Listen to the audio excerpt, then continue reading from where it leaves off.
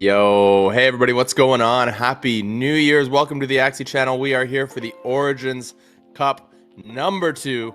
We have 64 of the top players in Lunasia, and they are ready to battle it out for a fat bag of AXS. What is going on, everybody? My co-host today is a little bit under the weather, still a little bit on the holidays. But we are here. We are ready to go. What's up, everybody? I see all the beautiful messages in the chat. I see Darbot, Forever Winter, One Side Meta, Monte Fal Axie, Gon Locke, Dinko, Captain Luffy, Resignation. What's going on? You guys saw there on the last screen, we got a bag of 1,000 AXS on the line for these players. And hopefully everybody's been having fun with the events that we've had so far this week. 2 events so far already in the books. I guess actually the creator event is wrapping up later today, but we had Origins Madness number 7 yesterday. 128 players were able to earn some AXS in that tournament. 6 players taking home Origin Axies, as well as an additional Origin Axie getting dished out.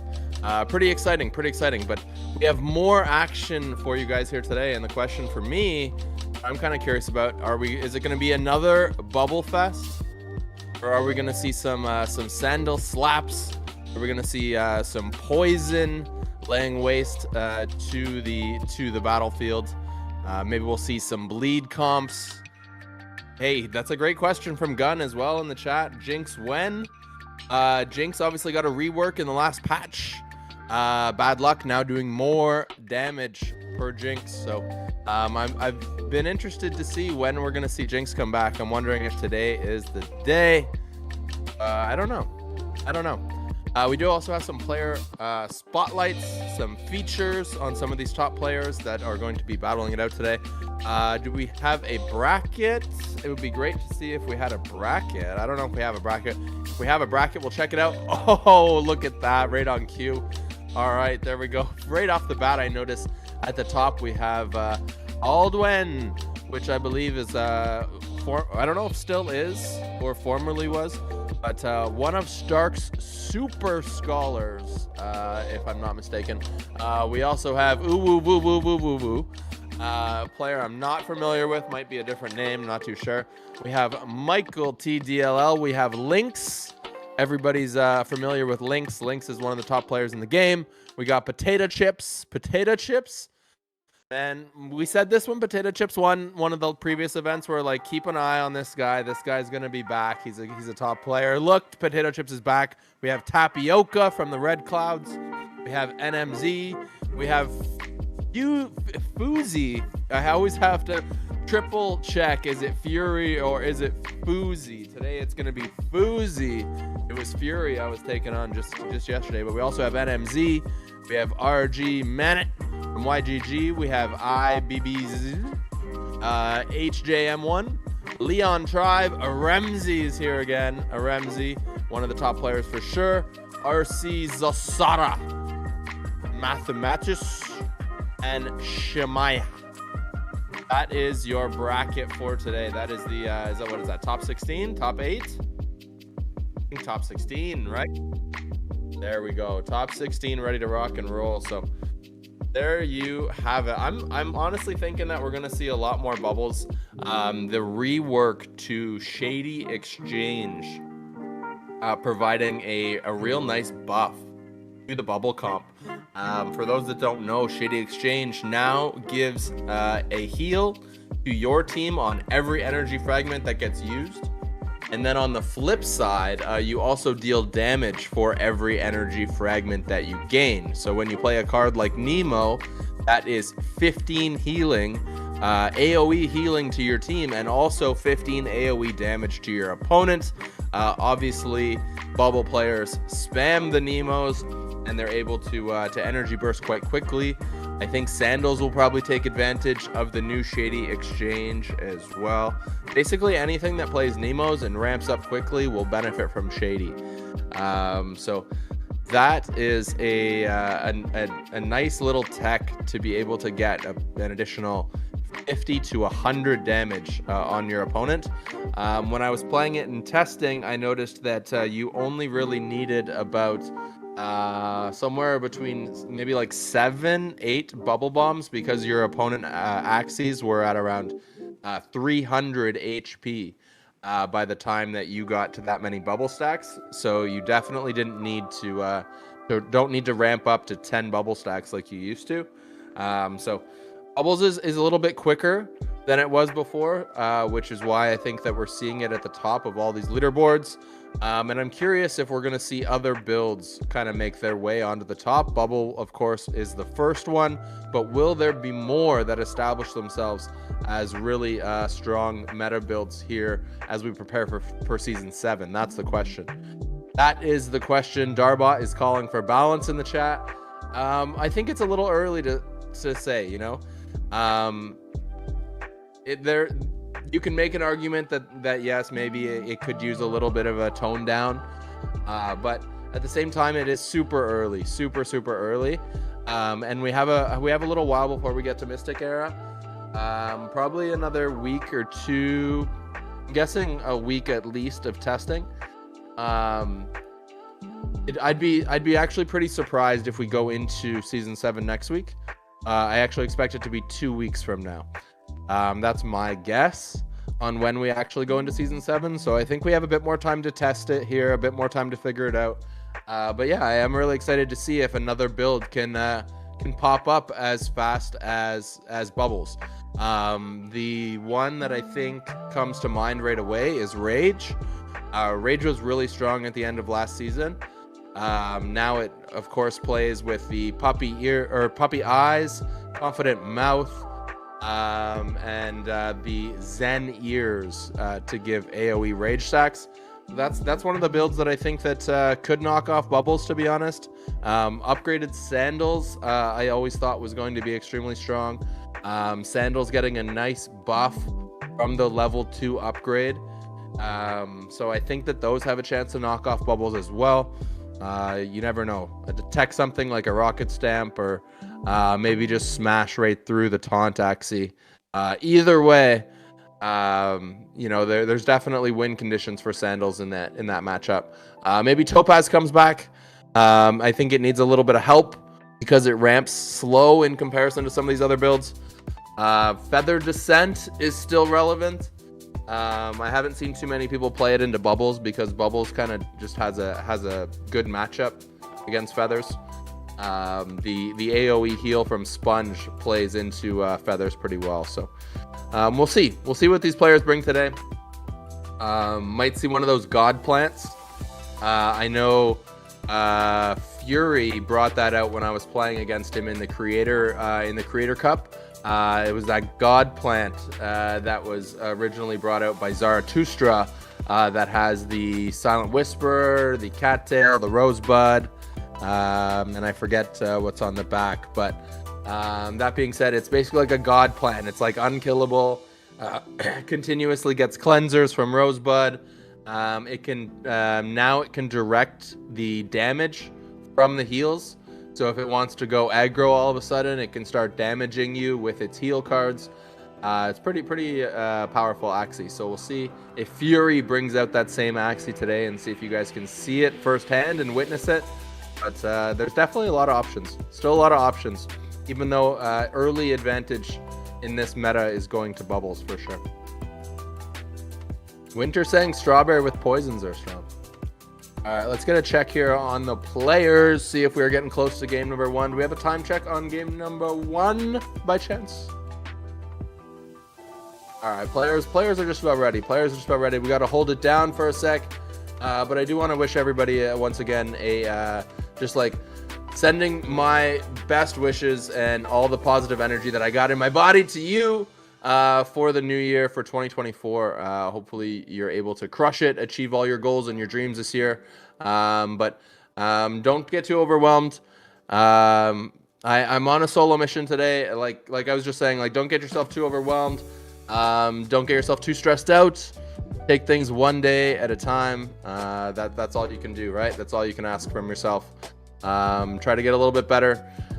For me personally, I've made like a little checklist. And I'm trying to go through my checklist on a day-to-day basis, and it's super simple. It's like, did I drink water? Did I work out? Tiny little things like that. That's how I'm staying on track to get started on the year. Just to make sure that I'm doing everything that I need to do, right? Did I eat healthy today, right? Did I have 3 meals? It seems like it's so simple, but for me personally, like I've got it all written down to make sure that I can crush it day after day and make sure that I can develop kind of a consistent routine. That's something for me that I'm working on. But whatever you need to do to keep yourself on track, I support you in doing that. Like I said, whether it's a checklist or whatever it is, go get it. It's a new year, new you. So, if you want it to be a new you anyways, it's whatever you want it to be. So anyways, sending my best to you, and I appreciate you being here for some amazing Axie action here on this beautiful Sunday. Whether it's morning for you like it is for me right now, it's 9:27 where I'm at, or it could be evening. I know for a lot of people it's 9:27 in the evening, or it's really late, but either way, I appreciate you being here. The players are just about ready to go. So we will get into game number 1 in just a minute. I am solo because my co-caster is unfortunately not feeling well today. That is the reason, but no worries at all. I'm sure most people have at some point seen my stream, and they're probably familiar. I can go off and hold it down. Not too poorly. I think I do an all right job. I don't know. You guys tell me. But it feels a little bit like a monologue. I'm not gonna lie. It's nice when you have someone else to like pass the mic back and forth with, make it more of a conversation. But hey, it is what it is. Like I said, we will lock it down. And if you guys have any questions from chat, by all means, let me know, because I will be definitely trying to chat with you guys as much as possible today.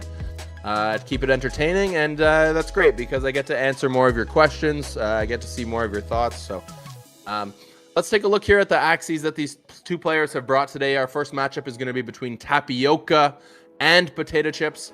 First thing that I noticed right off the bat, both players have a sponge comp. Tapioca decided to bring anemones.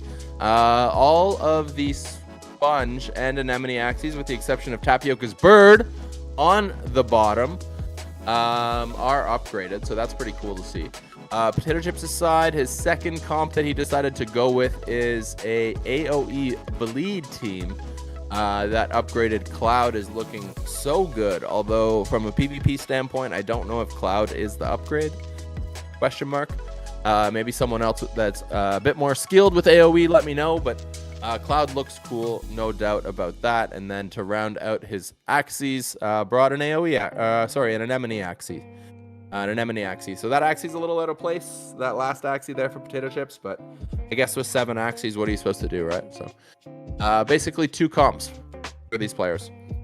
Bubbles and Anemone versus Bubbles and AoE. Will we see any builds other than the Bubbles, or will it just be Bubbles on Bubbles? We got upgraded Gecko on Tapioca's side. I see upgraded Shoal Star as well. The upgraded Shoal Star on the Bubble team is very nice. It allows you to insta-kill anything with less than 105 HP. So that buff to Shoal Star is definitely nice. Upgraded Sponge on the Bug. The upgraded Sponge gives you an additional 10 shield, so that's 10 shield to each Axie, so it does an AoE heal of 40. On the flip side, Potato Chips doesn't have any upgrades on his Bubble team. So advantage Tapioca. We'll see if that makes a difference. It'll be a couple HP difference for sure. How many? I'm not too sure, but let me take a sip of my cafefe. Cafefe is what that's what we call coffee here on we just refer to it like that on a regular basis now. So if you guys hear me say cafefe, we're talking about coffee. I'm going to take a quick little sip because the players are just about ready for game number 1.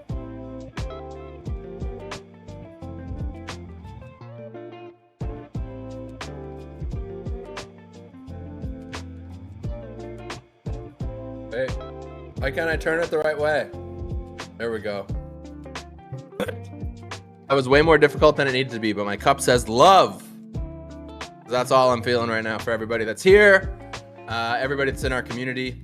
So I know 2024 is going to be a big year for us. I know for Ronan, for everyone that's here, I know we're going to do a lot of cool things. So I'm so excited for it. I can't wait. This is the year of Ron.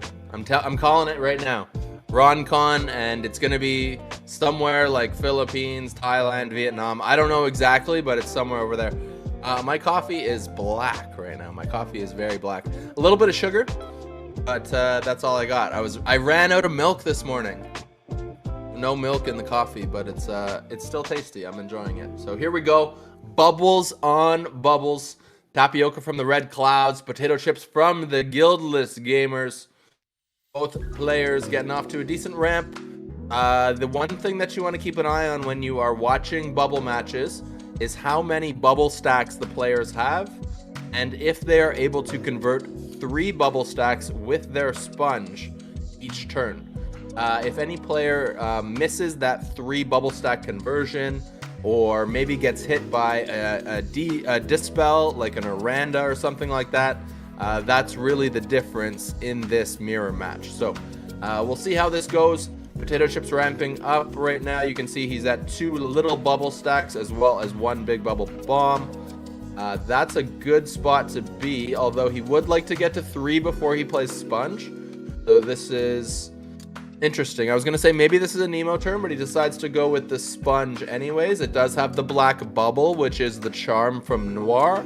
That is a must-play charm if you have it on bubble. It gives 2 bubbles to the Axie that you are using the card on, and it gives the number of bubbles depending on the number of energy spent. So with the black or with black bubble being used on sponge, it will give 2 bubbles to whichever Axie it is played on. So definitely a must play. You can see Tapioca there getting the taunt down with the gecko mask from his backliner. You can see he is running Shady. His Shady's in the back, whereas Potato Chips has Shady in the front.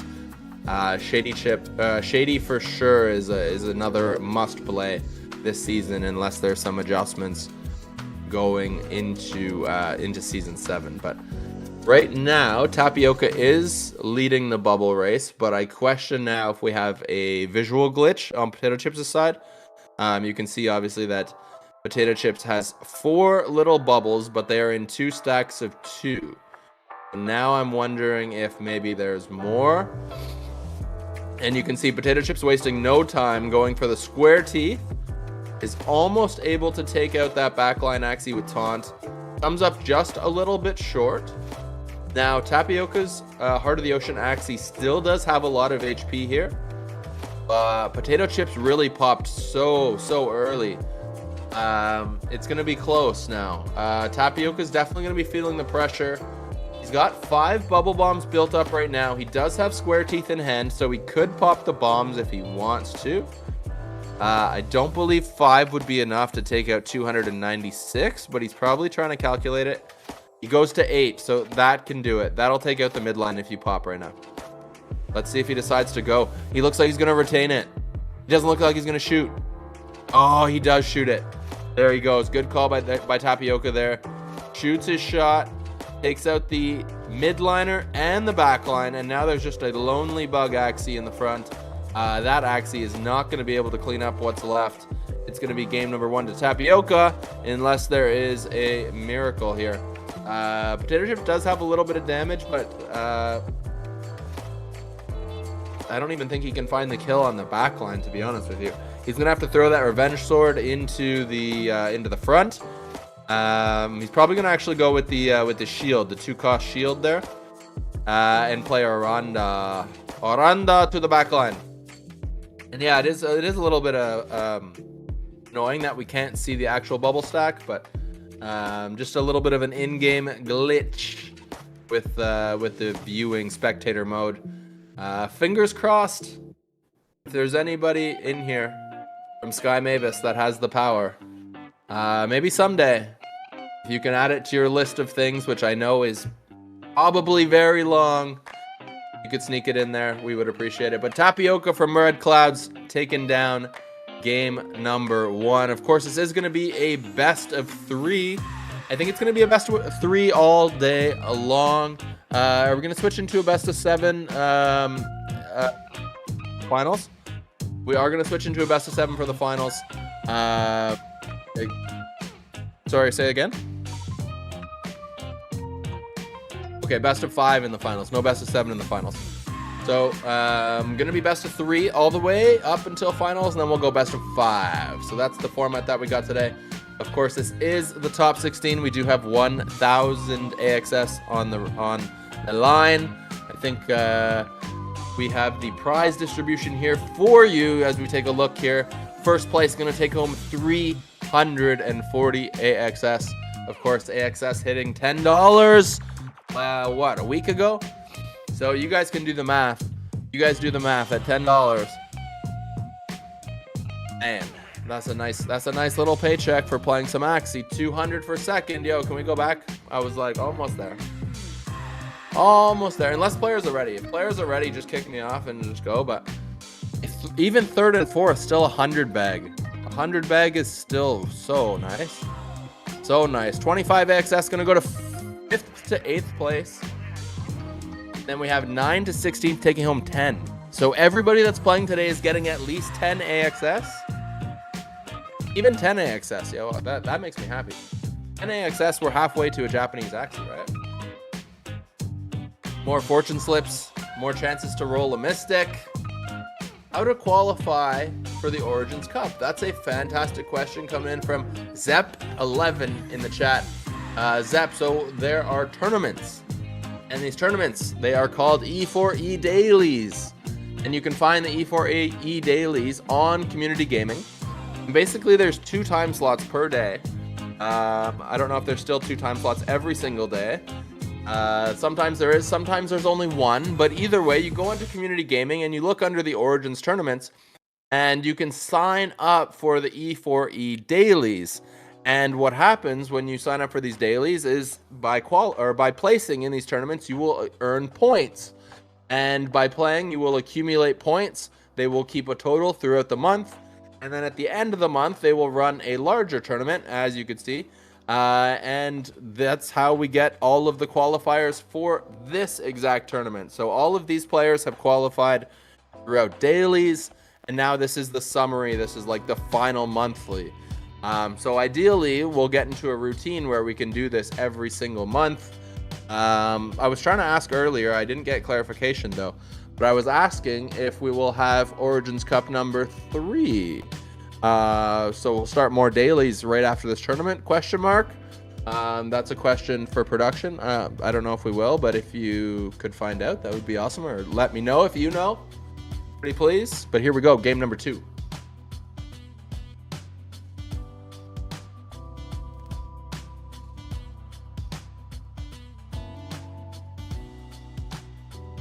Alright, where's my pop out? There we go. Alrighty, so Tapioca took down game number 1. He is going to be going second here in game number 2. Going second is still slightly advantageous. So Tapioca looks like he's in a pretty good spot. He's probably feeling confident after game 1. Only one little bubble at the moment. There's a second one. Oh, he goes to a bomb, actually. Okay, nice. We'll try to keep track of these bubble stacks in case we end up running into a visual glitch there. But of course, his Nemo there was teched out with a bubble charm? Question mark? Can't think of the word right now. Bubble paste. Don't know why that was slipping my mind. But we're back. Question from Darbot in the chat. Has the World Cup concluded? There is a day 2. The last I heard, it was not concluded. It was not concluded.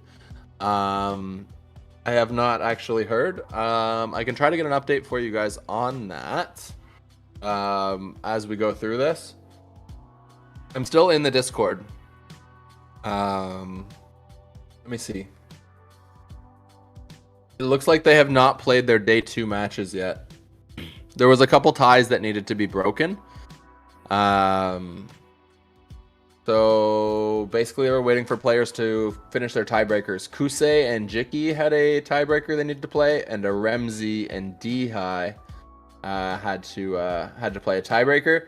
There was also one other match that needed to be played between Steam Debun and Seraph. So they were waiting for those to finish so that they could set up round 2. So I think that's still where they're at. But if there's any other news that comes out on that, I will let you guys know. If you guys see news on it, let me know, because while I'm casting, I'm not always able to stay right up to date on the latest and greatest news. But you guys can see here, Potato Chips up to 3 bubble bombs already. On Tapioca's side, he hasn't been able to convert the bubble bombs yet. So advantage Potato Chips, but Potato Chips did go first. So if Tapioca is able to convert those bubble stacks into bubble bombs, we are dead even. But right now, Potato Chips kind of like holding serve. Think of this like a tennis match. They're kind of just going back and forth. If Tapioca hits the sponge, it's returned, and it's basically still even. But we'll see. We'll see if they can keep up. Potato Chips is in a good spot as well with 2 little bubbles, so in a prime position to convert into another 3 bombs next turn, which is your best case scenario as the bubble player. Tapioca set himself up very well. He's still got 2 energy. Now what does he want to do? He's not able to dispel because there's the taunt in the back line. He could go ahead. Okay, maybe there is no taunt in the back line. Maybe another visual glitch there playing games with us, because he is able to throw the Oranda despite that taunt on the reptile that we see. So the Oranda goes into that midline Axie of Potato Chips, dispels his little bubbles. So now he has to find a way to build up more of the little bubbles so that he can kind of maximize his bubble bomb. He doesn't see a way to maximize the bubble bomb, so instead he just converts the 1 little bubble with 2 energy, and then follows that up with a second sponge to convert 1 bubble. So he's now at a total of 6 bubble bombs, but not where you want to be. He does have square teeth. He looks like he might actually be considering if he was going to pop there. At the end of the day, he decides to retain, doesn't pop the bubbles. That's the right call there. It would not have been enough damage. It would have been a little bit early. Now on the flip side, Tapioca converts. So it's still showing 3 and 3, but I believe we're at 6 now. And then he decides to fire. It might even be more than 6. That was a lot of damage to come out. That might have been a 9 bubble bomb stack, to be honest with you. Follows it up with a shoal star to clutch the kill, and then the square teeth. Tapioca takes it down. Beautiful Christmas border there. That is not the top one, though. That is not the border I thought it was going to be. I thought it was going to be the one from the top of the event. It's actually the second one. Either way, Tapioca takes the W. A quick 2-0 in our first series of the day. And today, I guess, is it's just not going to be Potato Chips' tournament. Potato Chips, last time we saw them on this stage, looked so dominant. Honestly, looked like wasn't going to drop a game. So for Tapioca to get that victory, that's a big win. Great start here for Tapioca. And Tapioca's got himself moving on to the top 8 of this tournament. Of course, Tapioca of the Red Clouds taking him down. So there you guys have it. Our first match of 2024 is in the books, ladies and gentlemen. But now we're going to have to see... Ooh, I don't know if we're going to be watching this, but we're going to have some Red Clouds friendly fire, because we're going to have Fuzi taking on Tapioca. But we also have Aldwin moving on to round number 2 of our tournament, which is the top 8, of course. We also have RG, a Manet moving on, and a Remzi is going to be moving on as well. Just waiting to see who is going to finalize the bottom of our bracket here as we move through this event. Just going to clarify with production. Are we going to watch one more top 16 match, or are we going to go straight into top 8 match?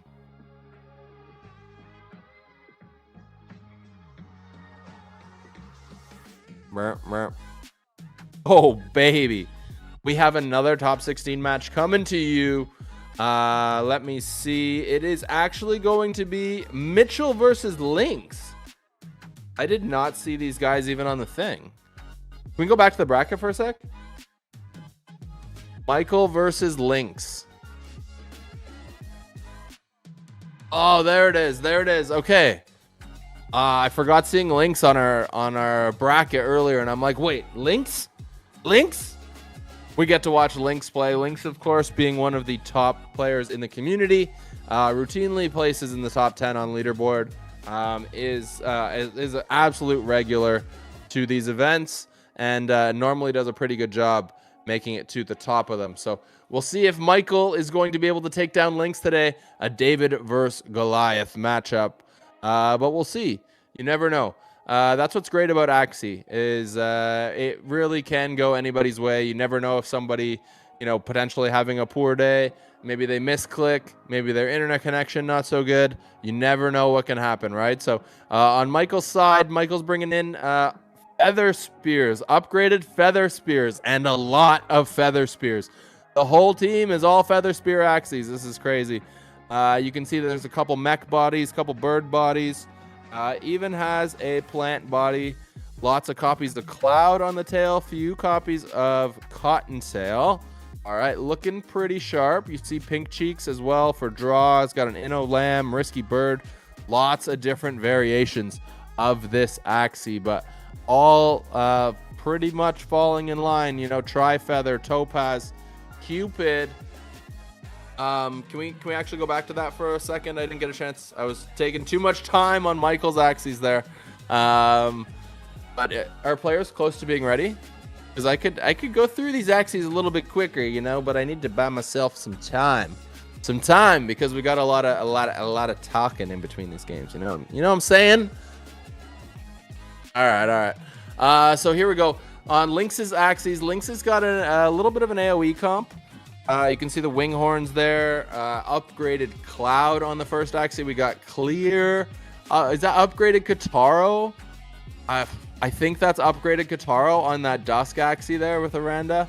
I can't say for sure. Chat, let me know. Top right Axie, is that upgraded Kataro? Question mark. It does look very mean with the Why So Serious. Gun coming in saying that thing is looking nasty. I definitely agree. Upgraded Clear as well. You can see the little markings on the Dawn Axie on the second row. So that's upgraded Clear. And then we actually have upgraded Tiny Fan, bottom right corner on the mech. So I would imagine that you roll those three Axies together, the Dusk, the Dawn, and the mech, and you have a nice Tiny Fan build. And one thing to call out, there are 0 bubbles on screen. So anybody who was thinking that we were only going to see bubbles today, well, I'm sorry to disappoint you, but we will not have bubbles this game. Nikki's saying upgraded Tricky. Chat coming in. Everyone's saying Tricky. Shout out to chat. Tricky, Robocop, Darbot, Nikki's, and Shady all saying that it's upgraded Tricky. Tricky, if I'm not mistaken, not one of those cards that's played very frequently, but it does have the ability to pull something back out of the discard, right? You could pull from your draw pile or from your discard, depending on if you play first. Gunlock says it is Tricky. Cinco, man, you guys, I did not think that's what Tricky was going to look like. I totally thought that was going to be upgraded Kataro. But players are almost ready here for our second series of the day. We are going to hop in there as soon as they are ready to go. But, man, those upgraded parts, they're looking fresh. All right, here we go. So Mitt, I guess, Mitt on the left side, that is Michael. And then we have Lynx on the right-hand side. Lynx has brought in the Tiny Fan build. And then on the flip side, we got Feather Spears, running Sacred Feather, Feather Descent, and Last Stand. Lynx there going with the Aranda to dispel the feathers right off the bat. Now, 2 feathers didn't dispel. Now, you can see the feather stacks on screen look duplicated, but I think that Mitt, aka Michael, is at 2 stacks right now. You can see the mech at 4 on the back. There's a Tri-Feather, puts it up to 5. So the one, if you're looking at the Feather Descent Axie on Mitt's side, The 2 stack is not actually there, but the 4 stack is, and the 6 stack on the mech is back, good to go. Lynx also choosing to run Shady Exchange. As you see a Nemo come out. What else is he gonna do here? He goes with the Nemo tail. Finds his 1 copy of Nemo Sticky Octopus, and he fires off Aranda again. So I guess realizing that Lynx, realizing of course that Mitt needs those feather stacks, decided to play a comp with, of course, with 3 copies of Aranda, just to completely deny these feathers from being able to do any damage. Of course, Feather Descent allowing you to hit for a second time when you play your feathers, allowing them to do huge damage.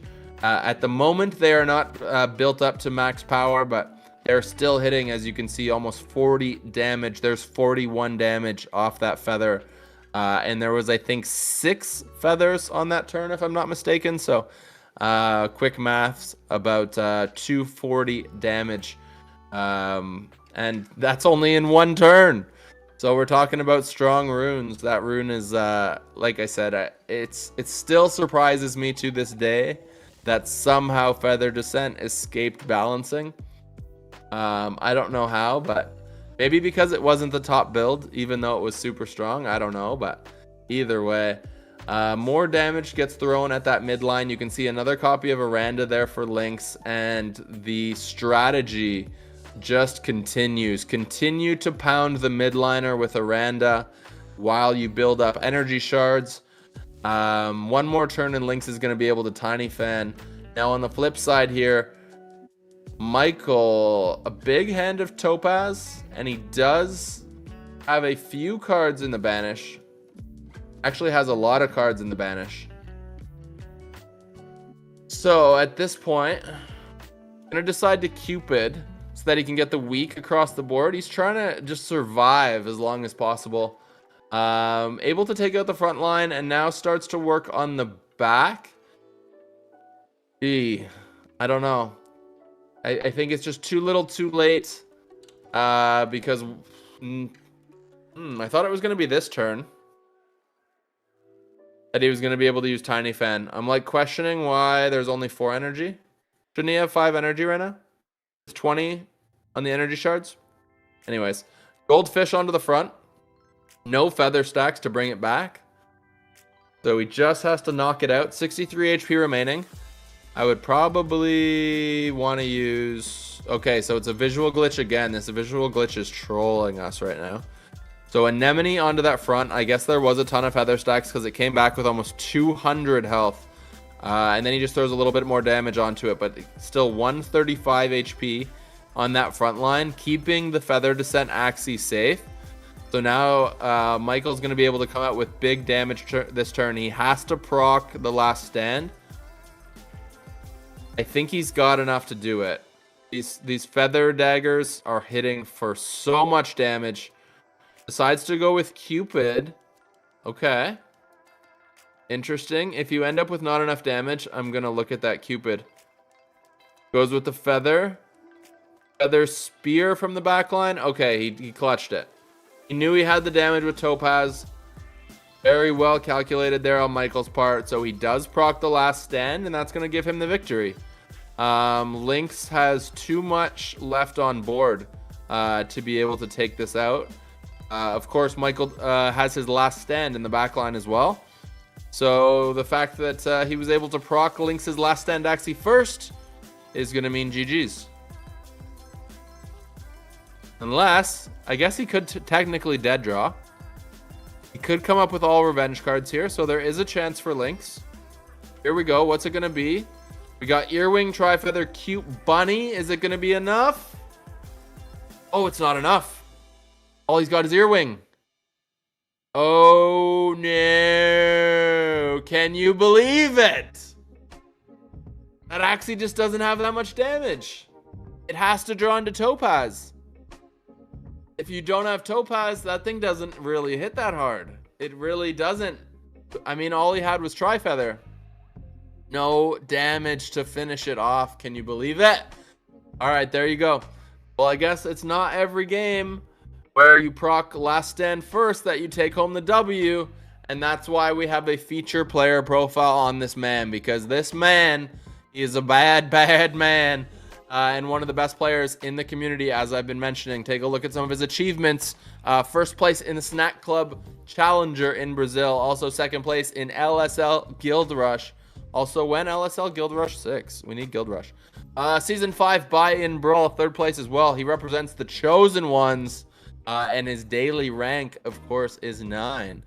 But Lynx, one of the top players. Like I said, I think his list of achievements is even longer, like way longer, I think, than what we just saw on screen there. So very tough situation for Mitchell there. He obviously didn't find his topaz on his mech. If he would have found his topaz, it would have been game over, but the cards just do not fall in his favor. He's not able to find the damage. He literally had to hit, like, I think it was like 180 or something like that, and he just couldn't do it. Lynx had also dispelled that backliner, so it didn't have a ton of feather stacks. So Tri-Feather didn't hit very hard. He had Cute Bunny as well. He also had Earwing, but Earwing had Mantis Dagger too, but there's no way to find that little bit of damage that he needed. Just came up short. And clutch W for Lynx. So we're gonna have game 2 here in just a sec. Baruki TV saying that Winghorn is really nice for last stand mech. It definitely is. Anything that hits extremely hard on last stand is an amazing tech. Javier, hello to you as well. Appreciate you for tuning in. Thank you for commenting in the chat as we get ready to go here. Game number 2, and the feathers are already starting. A little bit of a change up as well. We got a bleed Axie on the front line. We'll see if that makes a difference. Of course, with all those feathers that are coming from that midline Axie, if Lynx is able to put bleed and if he can put grievous wound, it's gonna make a massive difference. There's an Earwing. The Earwing does have Black Sage, so he does hit the dispel. Follows that up with the Tri-Feather and the Inno Lamb. Inno Lamb is used on Clear, so he's going to have a second copy of Clear in his deck.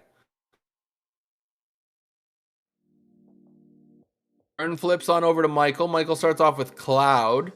Cloud does have the Bird Drink, so he does generate quite a few Feather Daggers there. Then he goes with the Earwing, follows it up with the Cupid. Cupid puts the Weak of cross board, which is very valuable. And then the Feather Daggers coming out, making it rain on that backliner. There's another dagger, so 7 daggers this turn from Michael. That backline Feather Descent down to 126. I just realized as well that Lynx has switched up the positioning of his Axies. He's tucked that mech into the midline. We'll see. We'll see how much of a difference that makes this game. I think Lynx might be feeling like the mech is slightly more valuable than the Feather Descent. So maybe that's the reason for the switch up. Bit more damage comes out from Lynx's side, follows that up with a Gerbil, and then he throws all of his Feather Daggers. Finishes the turn off with Cloud. One more dagger takes that mech in the backline down to 191. Looks like Michael still has slight advantage. I'm like looking at the health bars. I'm like, it's so close, but I don't know. Maybe Lynx slightly ahead, but Lynx has played one more turn here at this point in the match. These Axies look like we've been playing for a while, but this is, of course, only round number 3. Now, there is bleed on the Feather Descent Axie, but that Feather Descent Axie doesn't care. Goes through, finishes off the Feather Descent, plays the Topaz, finishes off the front line, and then Cute Bunny onto the mid. And down go 2 Axies, just like that. And Lynx is in a tough spot. Now the question is Lynx going to be able to battle out of this? I mean, he has a chance, realistically. Goes with the Winghorn, a couple Feather Daggers, but not going to be able to do it. And if that's a real stack of fears, no, that can't be a real stack of fears, right? It says he's got 18 fear right now. There's no way.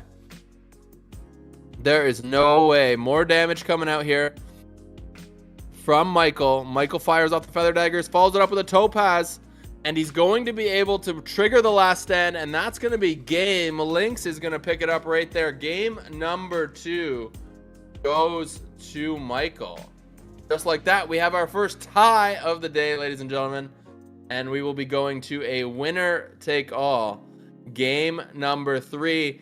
I see Muke has jumped into the chat. I think he might have also popped in somewhere else. I don't know. I guess we'll have to wait and see.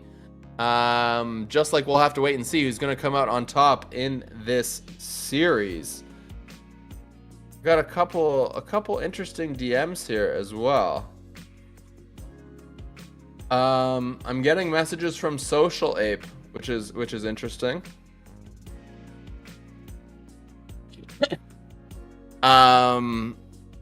Social Ape, if you're in the chat, I don't know what you would like me to do while I'm on stream.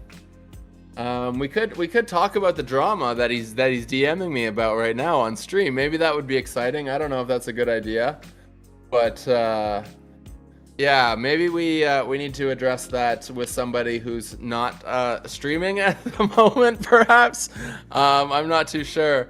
But yeah, if anybody knows Social Ape, maybe send him a DM for me, and maybe we should let somebody that's running the tournament like E4E know that information. It's definitely some juicy stuff. So like I said, if anyone knows Social Ape, go get in on some of that juice. Got me a little distracted right now, not gonna lie. I feel like Logic the other day on stream. If anyone was in Logic's stream, couple things started to go down in Discord, and he's just like, I can't right now. I can't right now. That's how I feel. I feel the same way. One side, you might be onto something. You might be onto something, bro. But no promises, no secrets coming out of me. Fang is saying he needs spear in that comp. I'm wondering if he's talking about the feather spears. The upgraded feather spears, by the way, look so good. One of the upgraded parts that I'm a big fan of, feather spears. Almost like goldfish. Goldfish looks so good. If you're in the chat right now, let me know what is your favorite upgraded part as we get into game number 3. What is, just by looks, by the way, not based on the effect, just based on looks. What is your favorite part? I already got mine. I don't know how I'm gonna remember until after this game, but I'll do my best. But the way my mind works, I'll probably forget it. I don't know. But we can see here, Lynx is running it back with the same comp, even though we just took the L with his team. So we'll see. We'll see who comes out on top. Here in game number 3. Both players running Feather Descent. Of course, one has the Brutal Claw. The one choosing to run Bleed, one choosing not to. We'll see if it makes a difference here. I definitely like Topaz. I'm a big Topaz fan as well. Michael's got 2 copies of Topaz. Michael's got the Feather Spears. Oh man, I can't get over it. It's like I said, it's one of my favorite parts for level 2 is Feather Spear. It's like one of the first upgrades I did as well. We're seeing lots of love in chat for Goda. It's so crazy how the community has shifted. It started off like Goda's ugly, like can't stand Goda is how it started. And then I would say like 5 to 10 people kind of came out publicly and were like, I love Goda, like it's ugly and I love it. And now it's just like we have Goda gang, we have Godas on t-shirts, we have everyone in chat loving Goda. Y'all are wild. That's all I gotta say. All I gotta say. My nose is super itchy, so I apologize. But yo, this Goda thing is wild. You guys are actually out of control. Out of control. Reminds you of Psyduck. Yo, Psyduck's pretty cool. Also one of the best shiny Pokemon in the game. My opinion, of course. Pretty cool. Turn 4, we're already seeing Michael's Axies chunk down at least a third. His backline mech is under half. So Link's putting in work already. The only Axie that's really taken damage on Link's side is the frontline Brutal Claw. So looks like Lynx is up to an early lead here. We'll see if he's going to be able to finish it off.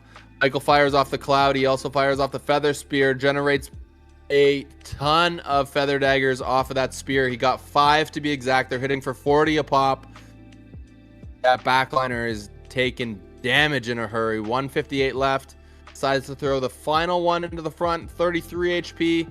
Generates an additional one off of Cloud and takes the kill on the Brutal Claw Beast. And there are only 2 Axies left on Lynx's side. Just like that. Front liner down. Now turn gets flipped over to Lynx. Lynx starts off with his daggers. He's putting in work on the front line Axie. That was interesting how the damage kind of... I don't know what card that was. That just went actually across board like that. That was interesting. It looked like it could have been a Tri-Feather. I'm a little thrown off though because of the taunt in the front line. I think that taunt's a visual thing because he just procced the backliner, so that taunt has to be visual. Does take the kill there on the front line, but he doesn't have enough energy left to finish off Feather Descent. So Michael's last chance here. Throwing daggers for about 48 a pop. He's also got Tri-Feather, he's got Axie Kiss, he's got Robin, but he's not going to be enough. 67 HP left. Robin, a couple long swords. There's the first long sword. Second long sword. Procs the last stand, but it's not enough. GG's. And Lynx takes down game number 3 to move on to the top 8. Congratulations to Lynx of the Chosen Ones on his W there. That's a massive, massive win. That series was super close. That's crazy. Michael puts up a valiant effort, but just isn't able to get the job done. So Lynx is going to be moving on to the next round. We got a comment in chat from Valhajo. Lynx the Immortal won. And now we take a look back at the bracket where our top 8 is finalized. So our top 8 is going to play out like this. It's going to be Aldwin taking on Lynx. And we're going to have Tapioca taking on Foozy. And we'll have RG Manet taking on HJM1. We'll have a Remzi taking on Matthias MTZ. So that's your top 8, ladies and gentlemen, battling it out for 1,000 AXS. If we could take a look at those prizes one more time to see what these top 8 players are going to be taking home. Now that we are in the top 8, you guys can see the minimum, literally the minimum, is 25 AXS. So if you wanted to get involved in this tournament and you were like, how can I get involved? E4E dailies on community gaming.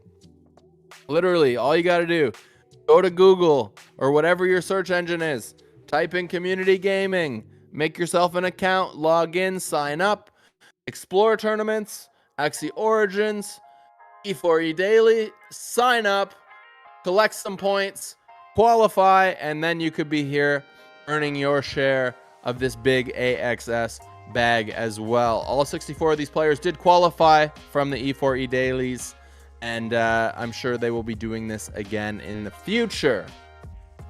I haven't gotten official word though, but I imagine we'll be doing Origins Cup number 3 once we conclude with this one. Don't quote me on it though, but I mean, kind of quote me on it because then we can make it happen. You know what I'm saying? Anyways, we are going to cut to a short break before we get into the top 8. Don't go anywhere. We'll be back in just a couple of short minutes. All right? Like I said, I'll see you soon. Be right back.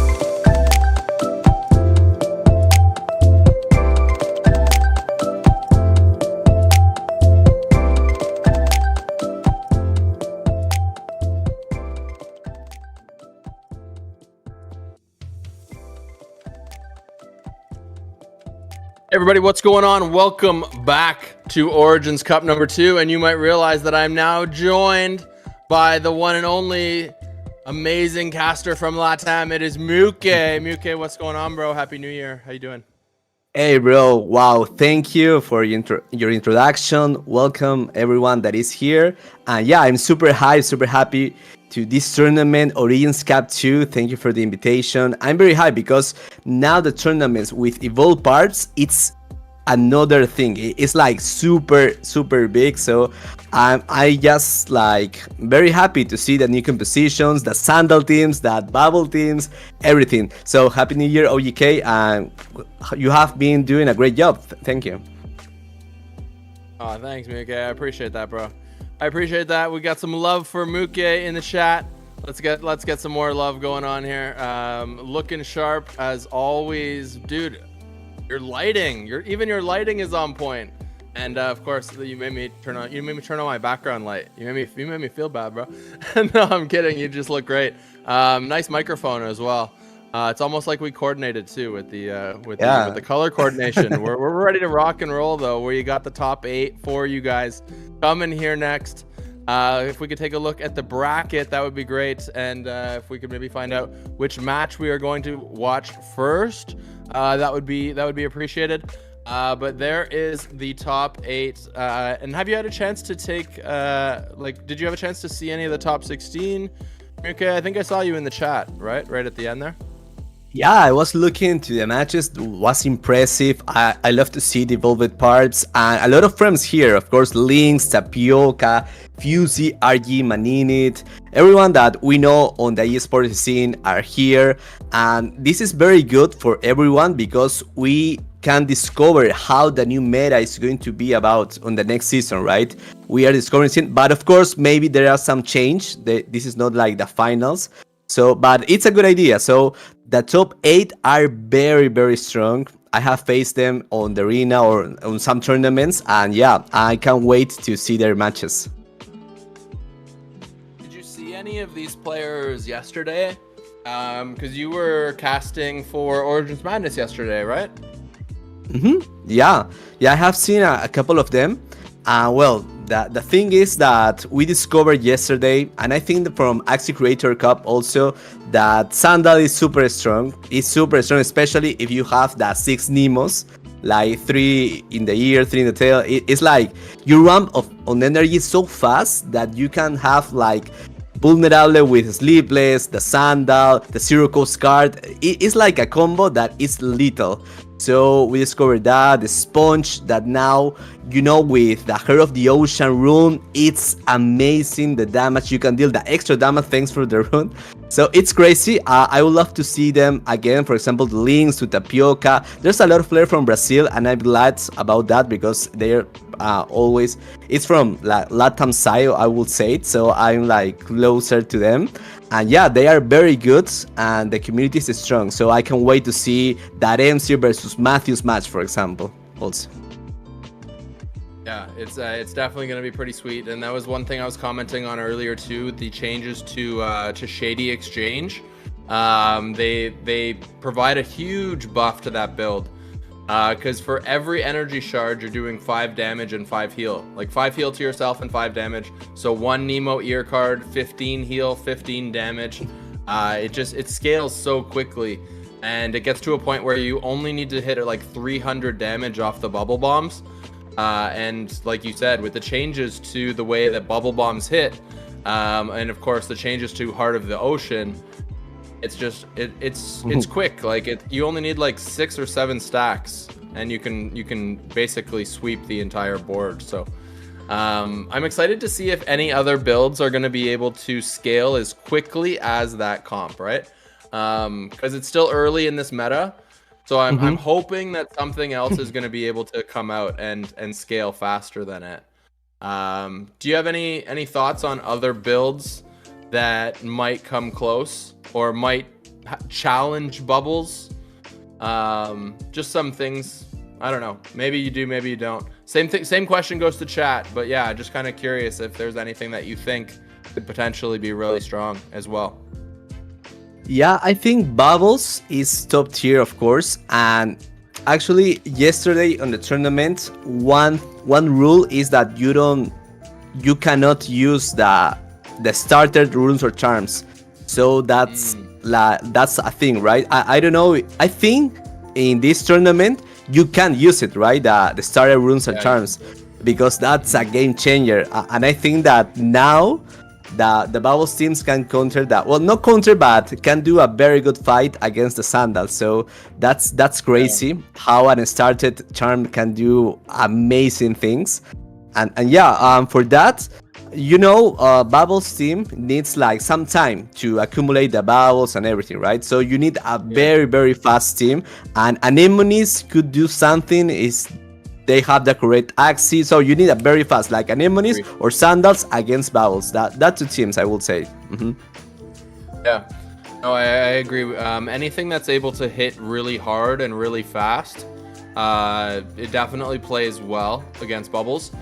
And I'm not sure if you've seen this, or people in chat probably have, but I have seen Sandals come through, and I was actually hit by one just last night when I was playing. 411 damage. Crazy. Right? That's actually wild. I couldn't believe it when I saw the number on screen. So it literally just turned 2, blew up my entire frontline Axie. So then my Heart of the Ocean was exposed, right? And that's really the way you want to beat Bubbles, is just anything that's able to ramp damage extremely fast. So like Muke said, Anemone is also a great counter to it. In Mystic era, the type of Anemone I would play would be the version that has Nemo ears. The only time I would consider playing the Sea Slug version of that build is in Rare era, where I expect to see a lot of poison. But with the changes to Shady once again, it just makes playing Nemos so powerful. So the other one I got my eye on is actually Feather Descent. I can't believe that they didn't balance Feather Descent. So I think that there's a build there.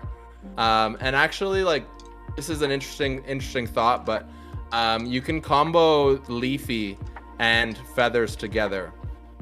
This is something that I've been trying to break on the back end, because you can combo the Bamboo Spears with the Feather Spear, and then they basically just stack together. So you could play the triple owl with Feather Descent with 2 Leafy Axies. And it's a nice little combination. So something for people to play around with. I think there's a build there. The question is, what era is it the strongest in? For the owls, you need Feather Descent, but Leafy really gets strong in Epic era. So it's like the Miracle Leaf and a couple of the other runes that come through. But looks like we're almost ready to get into this top 8 match.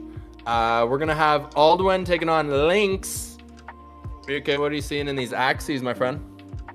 Yeah, for sure. Look at that. Lynx is using the same team that was using yesterday. That is like a bleed AOE. That's well, no. Sorry. It's using like a team with a Feather Descent, the rune that you were talking about, that is super strong. Feather Descent, it's great, and you have like evolved part, right? That the tail of the first Axie of Lynx, the cloud. Now you can grant another feather, so you can escalate quicker. So that's amazing. I love that Axie, and of course they are using the Nemo ears, Nemo tails on the right side. CS Lag actually is pretty good against the Sandal teams, because you put a lot of buff over there, and when they want to use like something like Vulnerable or something like that, you can counter that, right? So CS Lag, it's very good against Poison, as you said, and against Sandal's team also. So that's from League Science. What can you tell me about Altwindy? That's a great point. I love that you called that out, that the Sea Slugs providing the cleansers gives you a little bit of a benefit when you're playing into Sandals, of course, because then you now have the cleansers to basically counter those vulnerables or those death marks from blood packs or things like that. Logic has entered the chat. What up, Logic? Good morning. But taking a look at Alduin's Axies, he is running that Sandal comp that we were just talking about. A very underrated card on that build, I think, is Trump. Trump now hits 4 times, and that's a card that I've seen be able to hit about 160 damage for 1, depending on what buffs you have on your Axie. Like if you have, for example, bubble stacks, feather stacks, etc., etc. And then on the second build, he is looks like he has an upgraded Sponge comp, 2 upgraded copies of Sponge, 1 upgraded copy of Shoalstar. And as a Bubble player, I can tell you this version of Bubble is very, very optimized. You do want to run Aranda, but ideally you don't want to have it on your Heart of the Ocean Axie. That Axie you want to run with Shoalstar, as you can see that he has. So very, very nice setup. Looks like he has everything he needs here to give Lynx a tough run. But as you know, Muke, Lynx is one of the best in the game, so he's going to have his hands full for sure. Yeah, that's right. One card that it's very good to evolve, one of, like, if you have to choose, Shoalstar, it's crazy because, you know, you need to, without evolving, it's like 90 HP or less, but now Shoalstar Plus is 105. So it gives you more advantage because, you know, it's a retain card. You can have it in your hand. You can target any enemy. It doesn't matter if it's in the middle. So it's very good. So that's why he evolved that card. It's very crazy, and I will do it too with my. I'm going to use, because I love this composition. I'm going to use the. Oh, how do you say? The garbage team. I call it this way. The oh my god, what's the name? The Curse card team. I'm a user of Curse card team, so yeah, the Jinx. So I'm going to use the Jinx, and in the middle with Shoalstar, I know that a lot of times in a lot of matches, it's like the enemy was not 90, but 95, 96, 97, and I couldn't kill him. But with an evolved Shoalstar, that could be the play. So I want to say hi to the chat, to Kerub, to Logic, to Darbond, my friends, Gapiyu, of course, Kerub, Charsarus, Monsieur. Wow, a lot of friends here. Fosanu, Luani, everyone that is here, we appreciate your support. We're going to see amazing matches, evolved parts. That's crazy. Let's learn together for this upcoming new season. Yeah, very well said. Very well said. I love the upgrades to Shoalstar as well. That was one of the first ones that I went for, just on a visual basis. But then when I saw the effect changed on it, it just plays so well into so many comps. For example, when you're playing Bubbles, just like you were saying for your Jinx comp, as a Bubble player, I now have a less HP that I have to take away when I pop my Bubble Bombs, and more of a range that I can play my Shoalstar. And the one thing that I thought of as well is it also avoids taunts. So even if they have a taunt in the back line, you can throw down that Shoalstar on the mid line because that's technically a skill card. So it's so powerful. Yes. Love to see it. Love to see it. So here we go. Game number 1 between Lynx and Aldwin. We have the tiny fan build that Lynx used in the first game of the first series to actually went down when he used this. No, he pulled out a victory when he used this build. His dust clutched in the back line with like just a very few HP into Aldwin's bubble team. So Aldwin hasn't been able to convert any bubble stacks yet. Looks like he bottom decked his Nemo tails. So it's just a visual glitch. He's at 4 bombs. Okay, he's fine. He's fine. I got worried for him for a sec. Visual glitch. Yeah, you mentioned it early, but Black Bubble, this charm, it's crazy. You know that you gain a bubble for energy spent, so you can escalate quicker, right? So that is going to be the strategy of Altwindy that has that tag, the better Shoalstar. That is crazy. And of course, Lynx has some kind of counter with Oranda, so they can dispel the bubbles. Right now, Altwindy is a race. How can still survive with the mid axis, so he can, like, with this taunt, Oranda is going to the back Axie only, so they can still escalate in the mid Axie, in the Aqua Axie. They already have the Nemo, so he's going to use it on the right time. And look at that, already 4 energies on the Link side, because he has the Nemo very early on his draw. So we're going to see, right? This is like a visual back, as you were mentioned, right? It's like 7 bubbles, maybe has the Aqua Sponge. Yeah, it's at 7. I don't think you'll kill everything, but you'll get close enough that you can basically, it's just have to clean it up with like a revenge card, or like, use a cactus or an Oranda or something like that. But yeah, you can pop at that point. It's a little early, but you can do it. Okay, that's good. So look at that, already 5 energies on the League side. So the next turn he is going to do with a Tiny Fan Plus with this crazy damage. So maybe this is the last turn for Alwidmi. So he has a Sponge, he has, wow, but how could he explode? He doesn't have any attack card on the Aqua side, so he has only to protect himself a lot and pray for the good, because next turn Lynx is doing the nuclear bomb. OGK. Yeah, he's gonna drop that big Tiny Fan, and he has the exploding charm on it as well, so it's gonna do splash damage. The good news, I think, for Alduende is that he's not, I don't think his Heart of the Ocean Axie is gonna go down, because he was able to get the taunt onto his backline reptile that's going to draw the Tiny Fan. So the splash damage, I believe, only hits around the 200 range, which will give him an opportunity in the following turn to pop his bubble bombs. Lynx is realizing that right now, so I think he's trying to find a different way out of this, some way that he can get around this taunt and focus down the midliner. He can't find it, so he goes ahead and he fires that Tiny Fan, smashes the reptile, and takes 200 out of that midline Aqua, and even more out of the frontliner. Alduende now has the chance to pop the bubble bombs. Is it going to be enough? There's the Sleepless. Takes out the front line, takes out the back line. Last Stand procced. Oh, baby, here we go. It's all going to depend on what Lynx top decks here. What's Lynx going to draw? Yeah, that's right. So he only needs to protect himself, and that's it, because he is already proc the Last Stand rune. So Lynx, that's bad that he doesn't draw, of course, the main card here, but well, I don't think it's going to be enough. Oh, look at that, a Tiny Fan with 4 energies. Is this going to be enough? Oh my god, crazy, bro. Wow. Wow, that's such an amazing finish there.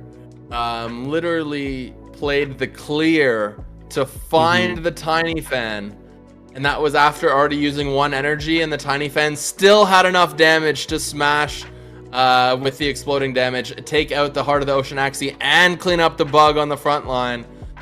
Dang, that was such a nice play. Wow, the clear was the key. That's amazing. I love how he used it on the right moment. He find a Tiny Fan, and boom, more than 500 damage. And of course, they actually doesn't have like Last Stand rune or something. So that's great. That's great. Very nice victory. Now it's Lynx 1, Alduende 0.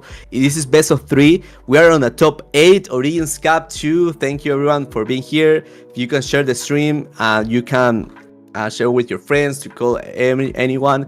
It's great. So OGK, what composition would you like to play if you could choose any type of composition for the next season?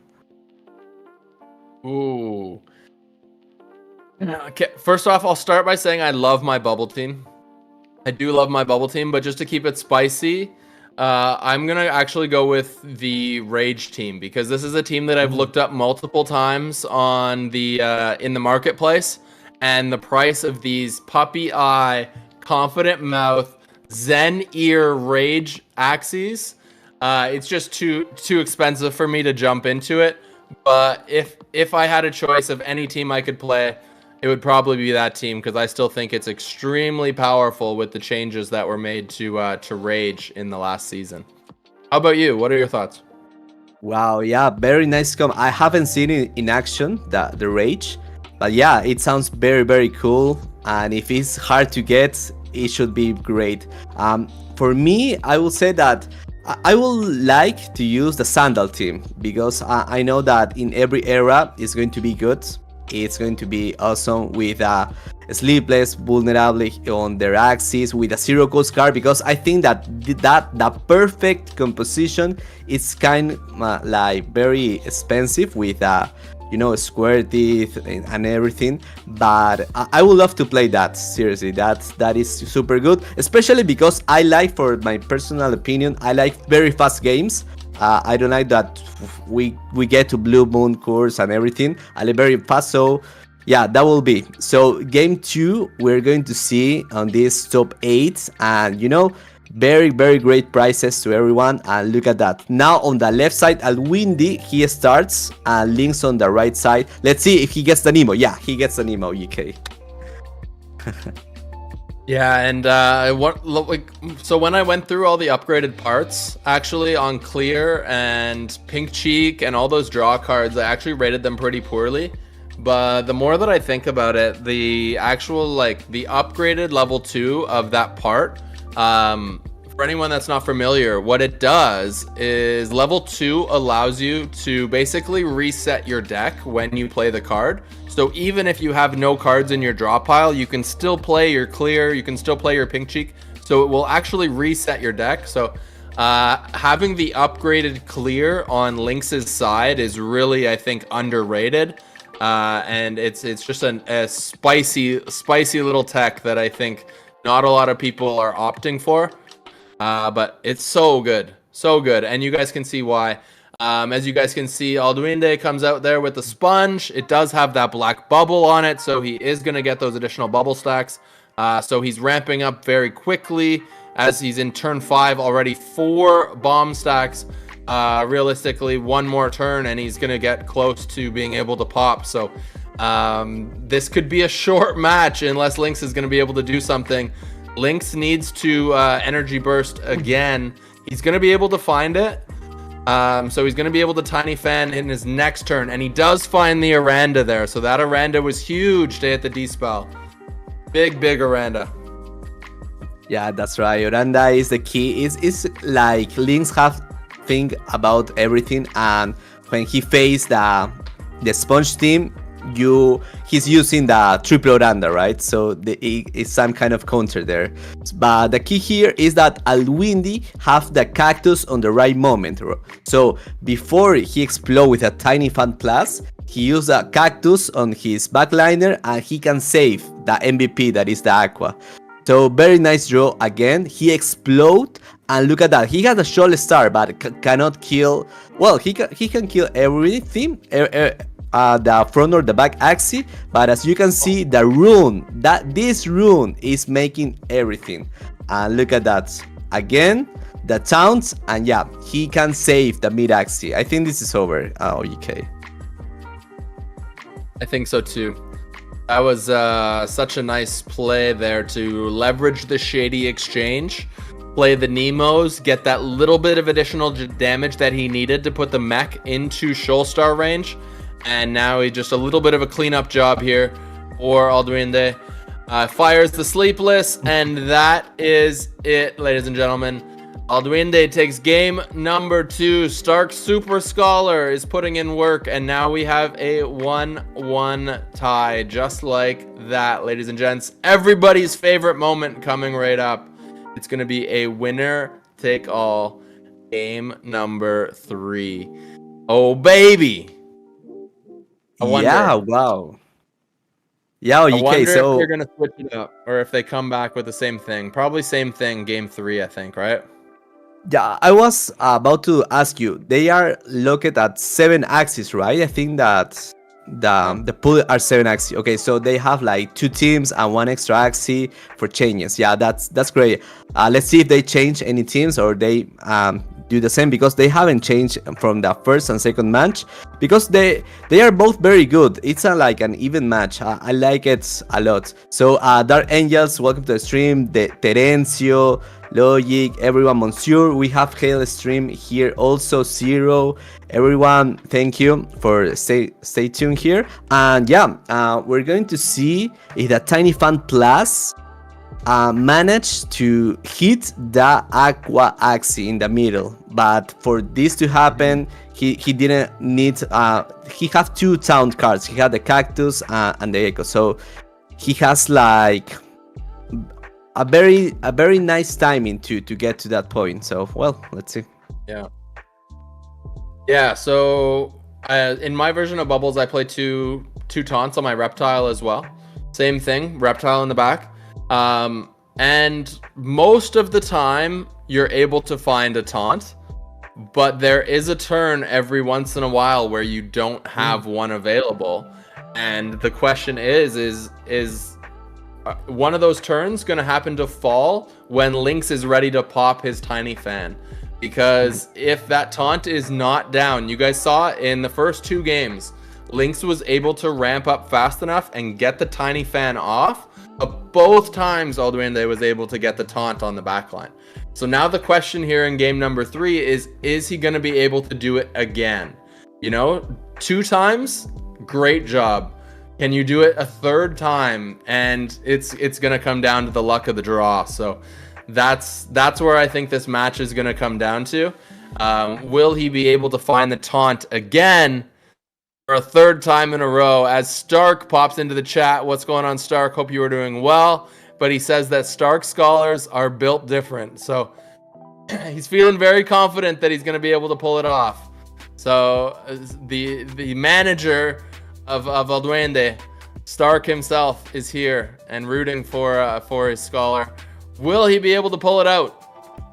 Or will Lynx move on to the top 4? Yeah, that's right. Alwindi starts very good because he gets the Nemo, but Lynx don't. So I think that this could be huge for the entire match. And you know, this rune, it's crazy how much value it has, the shard exchange. He's doing like heal every single turn, do AoE damage. It's crazy, and almost everyone on the tournament are using it. So right now, Lynx has the Nemo ear, so he can call the other Nemos also and escalate quicker. Because right now, Alwidmi already is in 4 energies. So Sponge Plus is in place. He has in his hand with a charm that gives extra bubble, and now Lynx got the Nemo ear, so he's protecting the mid Axie, of course. He's healing up. Wow, the Lynx now, I think it's a little bit in trouble because Alwini is going faster in this time. Yeah, he is. He definitely is. It's a little bit tough to try to figure out how many actual bubble stacks are on that midliner right now. My guess is that it's actually 5 bombs with 3 little bubbles. It's extremely hard to actually tell how many there are though. But on the flip side, it looks like Lynx is going to need at least 1 more turn before he's going to get to the point where he has the Tiny Fan. You can see right now no taunts being retained on Alduende's side. So as we keep an eye for those taunts, there's none right now. Is he going to be able to top deck into one? Because he's going to need it on the next turn. And he gets hit with Aranda as well. So big turn there from Lynx. We don't know how many bombs he was able to dispel, or bubbles he was able to dispel there, but he probably got a few. But the biggest thing in the game, the most important in my opinion, he finds the taunt. So he has the cactus on the backline. He also has the gecko, so he's going to be able to taunt for 2 turns. One thing though that I'm a little concerned about at this point is his HP is getting low. He's down to 284. That is scary because he's almost in range of getting killed by splash damage. Yeah, that's right. Yeah, even though he has the taunt on the back, as you said, the splash damage could do a very big damage here. So okay, Lynx has now the opportunity to do the Tiny Fan Plus. He did 500 damage to the back Axie. He didn't kill him, and he doesn't have any more energies to spend. So 2 HP, that's crazy how the Gecko helps there a lot with buff that he got. And yeah, Now is Windy's turn, and he is going to explode. Look how many bubbles has on the reptile. So I think that this is over. Look at that. He exploded first with a reptile. Now he has 4 more energies. He has Zero Coast Card, Square Teeth on the Aqua. This is a turn for him to explode. But first, more bubbles. So Sleepless, Vulnerable, and yeah, that's it. That's it. Now he procs the Mech Rune. And now he has to protect the Miraxi that has the most HP, and that's it. Yeah. On the flip side, Lynx did retain his damage cards. He did find the tiny fan there, but he doesn't use it. Looks like he calculated he wasn't going to be able to get the kill, so it looks like it's not going to be enough. I don't think there's going to be any way to do this for Lynx. He does have an Anemone in hand that does hit 100. With 3 energy, it's just not going to be enough. He's just going to come up short, and it's going to be Alduinde moving on to the top 4 of this tournament, eliminating Lynx. Absolutely massive. What a game there. The bubbles are just too strong, and Alduinde does it. Absolutely amazing there. Not Lynx's day, unfortunately. But Lynx, of course, will be back again. It's Alduinde moving on to the top 4 with that awesome bubble comp. And like I said earlier, it's so optimized. Good job on the breed Stark as we take a look at the bracket. Yeah, that's right. Wow, so optimized that compositions. Alwindi now goes to the semifinals. That's crazy how fast he gets here. Alwini also wins against Uwu. Do you know who is Uwu that was there, or is like a new player on the esports scene? New player on the esports scene, and I also got to say what up to Jiho. Jiho in the house. Can we welcome Jiho in the chat? Sorry, Muka. Yeah, of course, Jihos, welcome to the stream. Thank you for being here. We're going into the Origins Cup 2. There's a lot in place here, and yeah, we're seeing the new composition, Evolve Axie. That's the crazy part, the sponge, the sandals. We're having a lot of fun, OGK here. Oh, absolutely. And to go back to one of the questions earlier about favorite upgraded parts, I'm going to cast a vote for Scarab. I love the way that Scarab looks. The upgraded Scarab, it has like it's kind of like a teal into like an orange color on the background with a beautiful pattern on it. I think it just looks so good. And then the other one I'm gonna throw out there is Goldfish. I think Goldfish glow up looks like a damn Mystic part. It looks so good. Any other parts that kind of come to mind as really nice on the upgrades?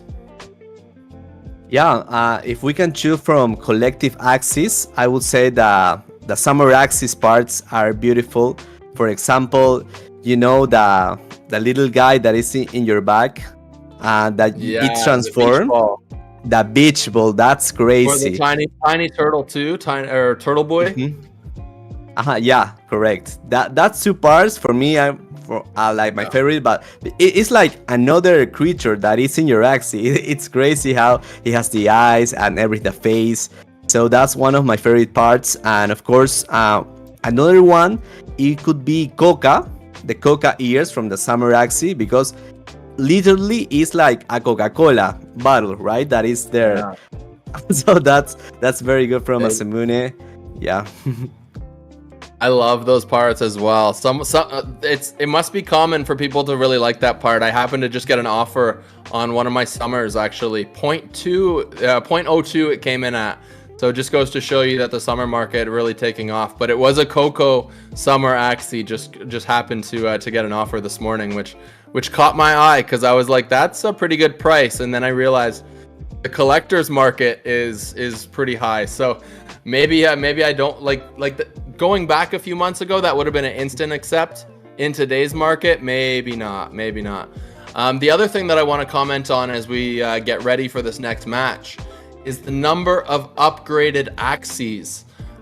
Because I want to remind everybody that the first 10,000 Axies that are upgraded, you do have an opportunity to potentially win Radiant Spirit Shells or even Origin Axies if you are in the first 10,000 Axies to be upgraded. And as of last night, there were about 6,000 Axies that were upgraded. Sorry, that was actually about 2 nights ago. I checked right before Origins Madness. So I'll take a quick check on that again to see the number. We're probably somewhere around...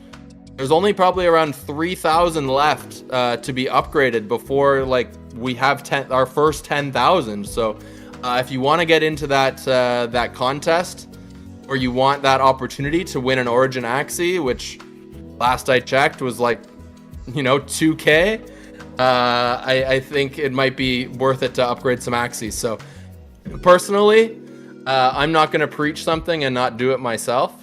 So I went in and I just upgraded like 10 Axies last night. I upgraded as many Axies as I possibly could, as many as my wallet could handle. So hopefully those are all done before. But what have you upgraded so far, Muke? Have you been able to upgrade any Axies so far? Yeah, I have upgraded my Jinx team Neo. Neo, it's a very good buff because now you can see one more card, and for Neo Jinx players, that's super important because you can discard the correct card, and it looks very cool. Neo upgraded, it's look very, very cool. So I'm that, but I have a issue there. It's like you need mementos, right? For mementos you have to release Axies, but I can't do it. OGK, I can release my own Axies. So the only thing that I can do is like buy the mementos on the marketplace, but I cannot release a single Axie from my wallet. It's like a lot of pain if I do it, right? So I definitely agree with you. I had a similar feeling. But I have good news for you. Very good news for you. The price of mementos right now, it's actually more beneficial to just buy the mementos you need than to release the Axie at the current moment. I do personally believe that there will be a point in time where the price of mementos increases once the supply gets used up that we currently have. And at that point, then it will make sense to release Axies. But at the moment, there's just there's a lot of mementos available. So based on all of my price calculations that I've run, it's actually better to just go buy the memento for now. But like I said, once that supply gets used up, price of memento will increase, and then it makes more sense to release Axies. There's a break point as well with the Axies that I want everyone to keep an eye on. It's 4 breeds at level 10. And you will basically get double the amount of mementos. And I love that they chose that as the breakpoint, because breeders typically stop breeding at the 3rd breed. So now there's this dilemma of, do I want the 4 breed for the extra memento, or do I want to leave it at 3 breed because I don't want to spend on that 4th breed, right? It's like this interesting mind game. So very well done by everybody. We should just about be ready for this next match here as we take a look at the Axies. It's going to be Tapioca taking on Fuzi from the Red Clouds. Wow, yeah, this is what I wanted to see. The evolved anemone, it's very, very good. I like the purple color. And of course, he has Meta Axies, Sleepless, has the Piranha, everything that you need. And Hungry Bird in the other side, it's interesting to see. Because, you can... your Axie pool was 7, so I guess he's using the Aqua, he's using the 3 that it has the evolved parts, right? But just in case, the other Axie. And Fusey, the upgrade, the upgrade Chubby, it's great because you put more bleeds to your enemy, so more turns. The Trump, that is key. I think that is super key when you play the triple sandal. And if you manage to upgrade the Trump, because yesterday the champions, what he did, he has 2 sandal upgraded, and on the 3rd Axie, the Trump upgraded. So that's why I think he won, because his other enemy on the finals was another sandal teams, and the other person that was using that composition has the 3 sandal evolved. So the key trump, as you mentioned early, it's very powerful in this type of a scenario or in a mirror match. It's crazy how much damage Trump Evolved can do. Yeah, that's a great point. One of the things that I was really impressed by a Sandal build is, and just something that I didn't realize as someone who doesn't play Sandals myself, is that it actually has enough cards that have the ambush effect that it can take out a backline Axie without even needing to hit it with a Sandal. It can honestly just Sleepless, Babylonia, Piranha, Trump, and that Axie's gone. Like it erases that Axie. So it just goes to show that even though Sandal is so powerful, there's enough ambush cards that it could snipe a backliner. So I'm very interested to see how this is going to play out. I think this is the first time I'm seeing upgraded Lucas in action, unless I'm mistaken on that part. But there was, I believe, upgraded Lucas on one of these teams. We don't get to see it here in game 1, but maybe we'll see it here if we see the feather build come out. It's actually going to be Bubbles against Sandal here in game number 1. So we'll see if Tapioca is able to ramp quickly enough to be able to pop the bubble bombs in time, or we'll see if Fuzi is going to be able to use Sandal to slap his way to victory. Her way to victory. Yeah, that's right. One thing that is super interesting is that Fusey is not using any evolved parts. As you can see, it doesn't have any evolved parts. But Tapioca, yes, he has on like Gecko that he's using right now. He has a Shoal Star and has the Sponge. So we are seeing 3 evolved Axies against not evolved Axies. Yeah, Mantis on Sandal always is a good option, so you can discard from your opponent's hands.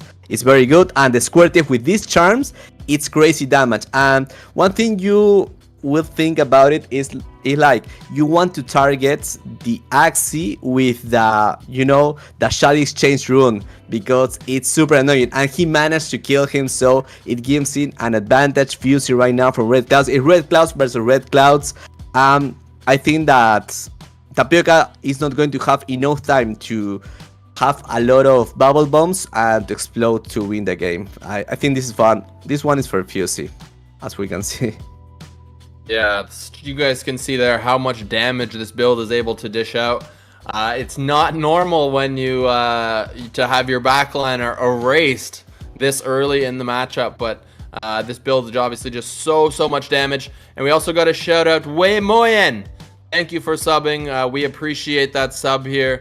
Thank you for your love and your support. Definitely appreciate you. But yeah, that backliner getting erased this early. Tapioca's in a very difficult position. We'll see if Fuzi is going to be able to nuke the front line here on this turn. Starts off Babylonia, puts the vulnerable down. You can see there's already Deathmark. Fires off Piranha, and just like that, there's the Sandal, takes the kill. And not only takes the kill, it's also teched with Mantis Dagger, so gets the discards. And that leaves Tapioca with absolutely nothing except revenge cards. And I think we know what happens next. Wow, what a bad draw. Only revenge cards. Yeah, he couldn't do anything. 3 Axies alive. Look at the power of Sandals, and they not even evolve. Imagine Sandal Plus or imagine Trump Plus, it will be super crazy. And by the way, do you know that I have seen a lot of Twitter that you need only like 2 days to level up an Axie from level 1 to level 10?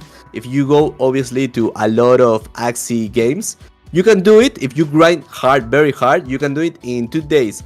I have heard that someone can do it in 1 day.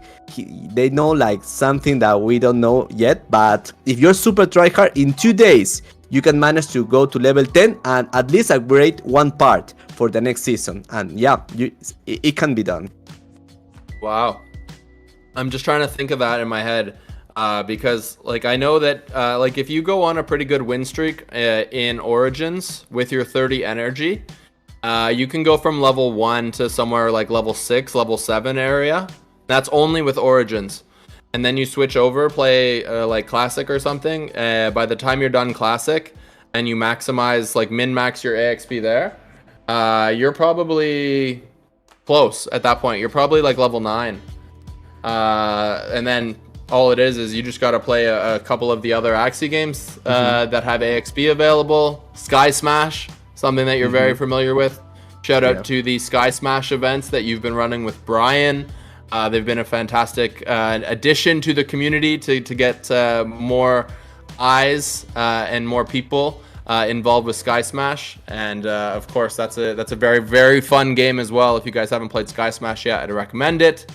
But yeah, I could see the way that you can get to level 10 just in one day, realistically. Yeah, the one content creator that puts like the thread was Growls, that he said that 2000 XP from Axie Quest, 8,000 XP from Axie Origins, more than 3,000 from Axie Ray Lights, Project T, and Sky Smash. So it's possible if you like super try hard in 2 days. We're saying this because it can be done that you have at least one evolved part for the next season. It can be done if you are super tryhard. I want to say hi to my friend here, Beun Yortis. Welcome to the stream. Micros North, Miniones, thank you for obviously all your support. Luani, Gunloke, Frank Furious, everyone that is here, Darbots, everyone. So yeah, so Growls did it in 2 days, but to reach level 20, yeah, that's way more, way more, because right now I'm leveling up my Origin Axie, and I have been like days, and I am still level 18. So I need like 1 more week, I guess. And I'm playing different games. So yeah, as we mentioned earlier, I wish I have the Sandal team, because Sandal, it's super OP, OEK. It's super OP. I don't know if it's going to be any changes, but from now, it's great. Oh, look at that. Anemone Evolve versus Sandal. This is going to be awesome. Yeah, this is Tapioca's kind of best option, because just ran the bubbles into Sandal and realized that that's not going to work. So now going to try to run his most aggressive comp in terms of damage that can scale quickly. And we'll see how these two builds go toe-to-toe. Upgraded Anemone versus Sandal. And it's interesting because I think there were some people that were expecting Sandal to get toned down slightly in between Season 6 and Season 7. I know there was a moment, it was around November, in between the seasons, where you could actually go and grab a perfect Sandal Axie for $12. But now, after the balance changes, people have realized that this is still going to be meta. I think it's around 25, 30, maybe even more now. That was one thing that was really surprising for me. The other thing that I found surprising is the Sandal Plus is actually quite a big buff. I thought maybe because Sandal already does a lot of damage, it might only receive a tiny buff. But it actually got I think it was 15 base damage. And then when you add that onto the effect of the card, it's like just like a 20 to 25 damage bonus base before you even get to the extra modifiers. That's like the modifiers from the rune, like Last Stand or whatever. So crazy damage. Definitely a good build to run. Any era, by the way. It'd be good in Mystic, it'd be good in Rare. Tapioca keeps calling out Nemo Infinity. There's so many builds that are running Nemo's. Tapioca's has a Sea Slug on one of his at least. So there's shout out to the one actually that doesn't have Nemo ears in this matchup. It looks like so far Tapioca's done a good job of kind of spreading the damage throughout all 3 of his Axies. In this matchup, I think taking the first kill is going to be super important. So we'll see if he can kill that backliner here. Only 2 energy. It's going to be close. He does have 2 anemones. He's probably trying to calculate it right now. Yeah, it takes some time to calculate the exact damage, so he can use, for example, first Piranha, Anemone to reset the damage. And yeah, the Sea Slug is going to do a very good game changer here, because if you don't have negative effects, the sandal is not going to work. So until this moment he haven't used it because he haven't draw it. Now Fusey takes the first kill, then puts another negative effect, and I think he doesn't proc the last stun rune. I think he didn't. Well, no, he did. He's dead. He's dead. So now all the damage that the mech is going to apply is going to be huge. And now we have anemone from the mech. So it could be it could kill the back Axie without problem. But he's thinking if he puts the Nemo shield in the back Axie, if he do more anemone with a mech, so he can apply a lot of damage before his Axie is dead, right? So first the anemone from the back, and then the anemone from the mech, and I guess that it's over. Look at the HP of Tapioca and Fusey, Zero Coast Scar. He has everything, Vulnerable, Sandal, everything. So GG. Exactly. He has everything, so GG's. That's exactly it right there. Sandal for 241, and Fusey takes the W just like that. Wow. What a showing. What a showing in that guild on guild battle. Fusey takes the quick 2-0 over Tapioca. Goes to show you, I saw messages earlier in chat about Bubble Infinity. Everyone's going to be playing Bubbles, blah, blah, blah. Tapioca just got smashed out with Bubbles. So earlier we were wondering if anything is going to be able to compete. Well, there's our answer, right? Looks like something with high damage that doesn't need much of a ramp like Sandal is going to be able to do more than compete. It's going to be able to smash Bubbles pretty convincingly. Yeah, that's right.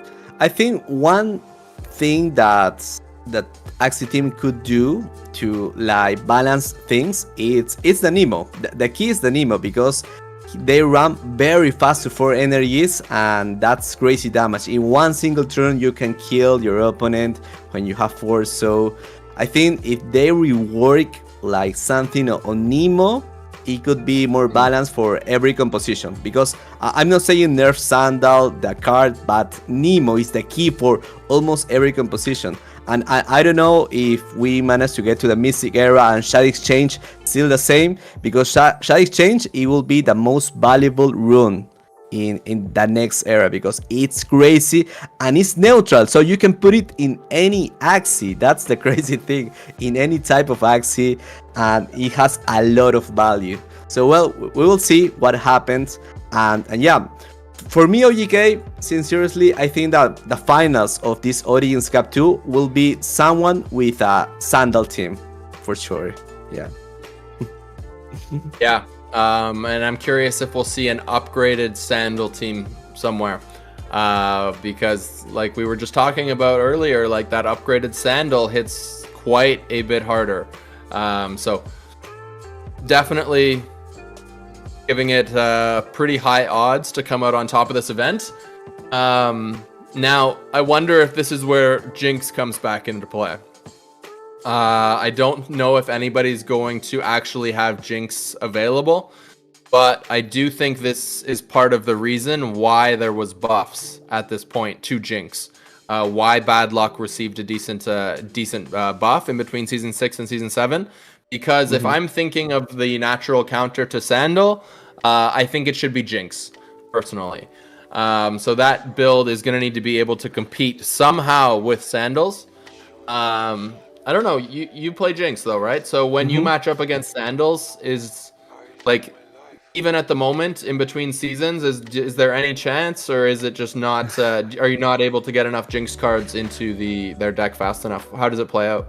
Yeah, the problem is that Sandal is 2 energy card. So that means that for Jinx players, it's like we want to put a lot of garbage into our opponent. So they lose energy like every single turn. Instead of having 5 good cards, they have like 3 bad cards and 2 good cards with 1 energy each cost. And so they lose 1 energy in their turns, right? But because Sandal is 2 energies and he has 3, it's like all the garbage that is we are putting on his draw pile is useless because they can actually do all the energy. So it's not effective, even though Jinx now on the Mystic era has a charm that is very powerful. Actually, I like it very, very much, this new charm. But it's not enough. It's not enough because you do like AoE damage if your opponent has 5 or more curse cards on his deck.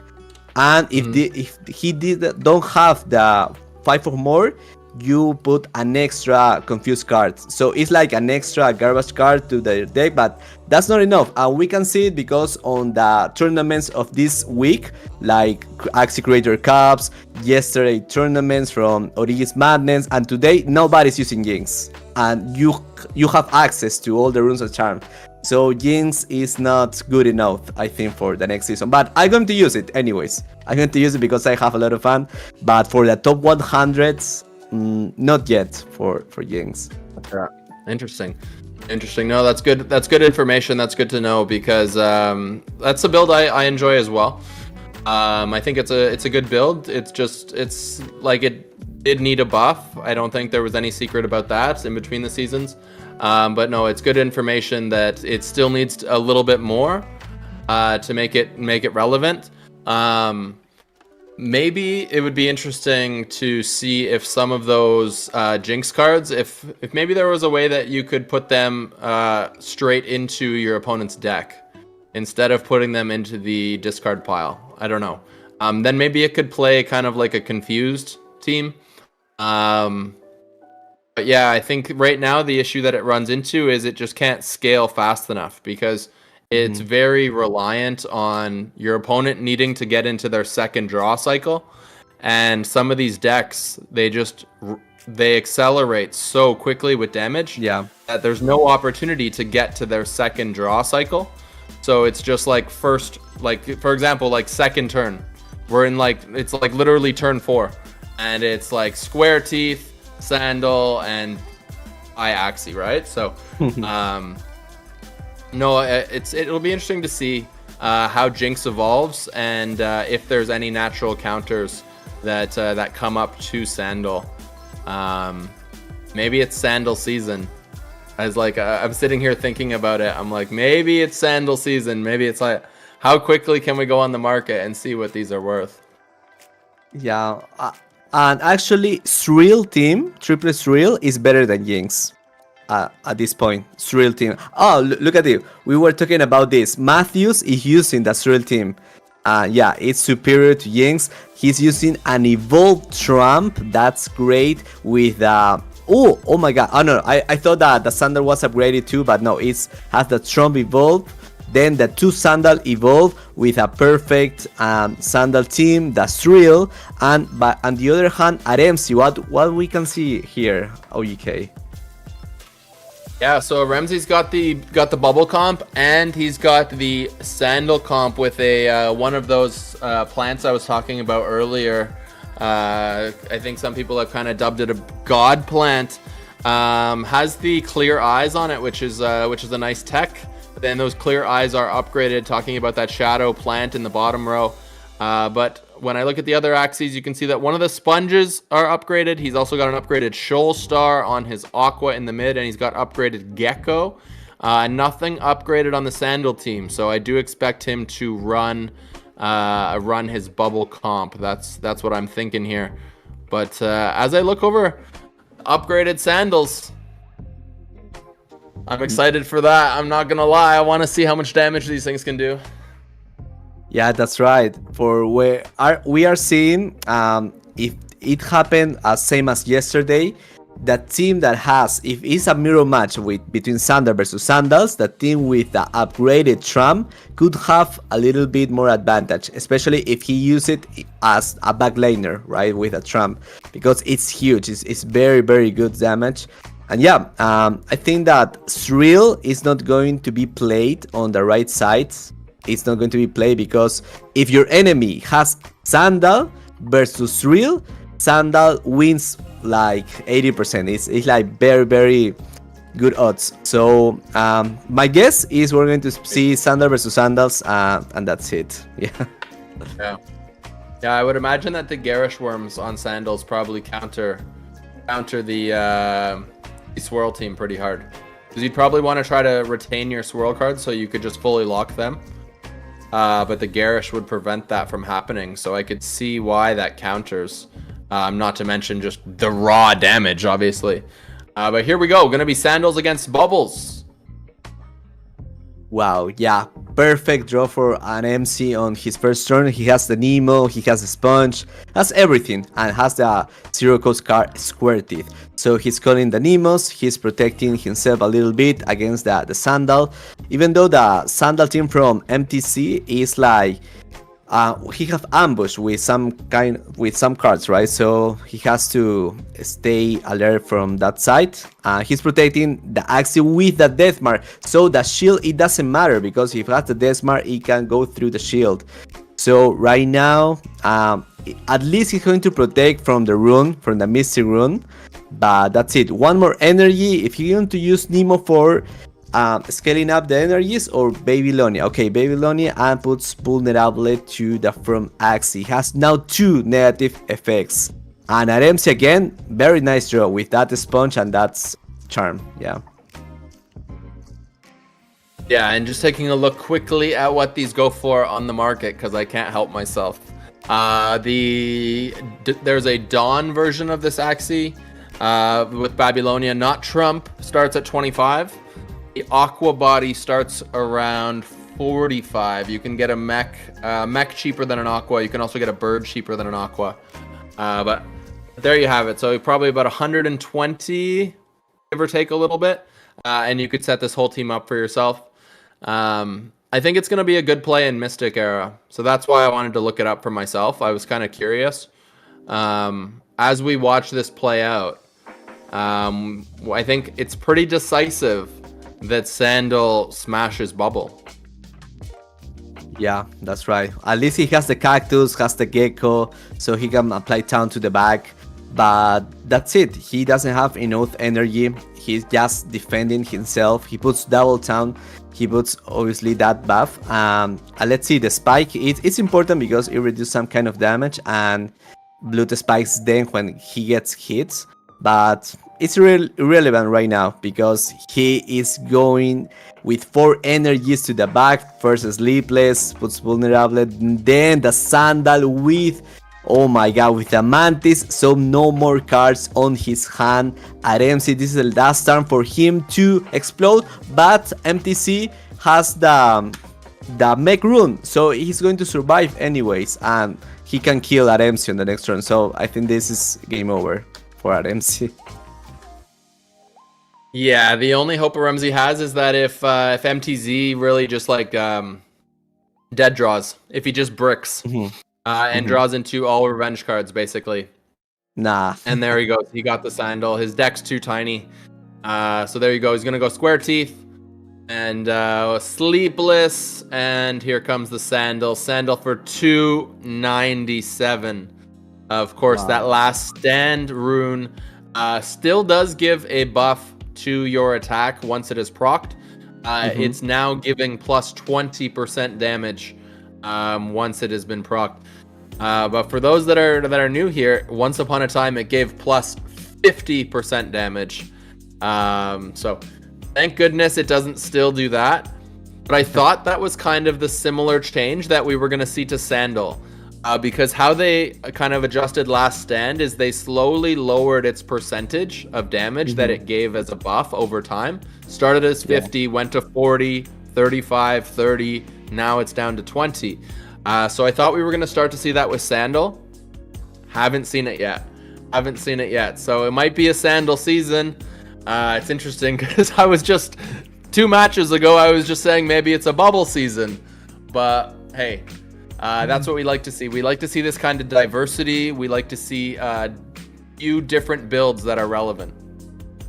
Yeah, that's right. For sure, Sandal and Sponge are top right now. Are very, very top. I want to say hi to Janlex, to Tita. Welcome, Kumaravel, Darbot again, Ice Bayum, everyone here. They are our friends, Lunatians, family. Thank you for your support.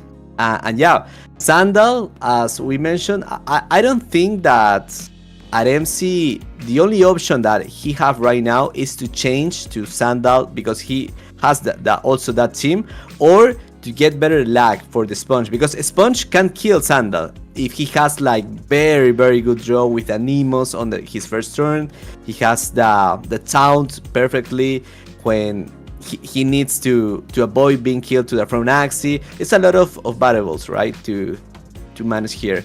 But yeah, for me, Arensi should change to Sandal because he also have an OP team. But it's just a matter of like who goes first, who goes seconds, the Nemos, and the zero cost cards that puts an important role here also.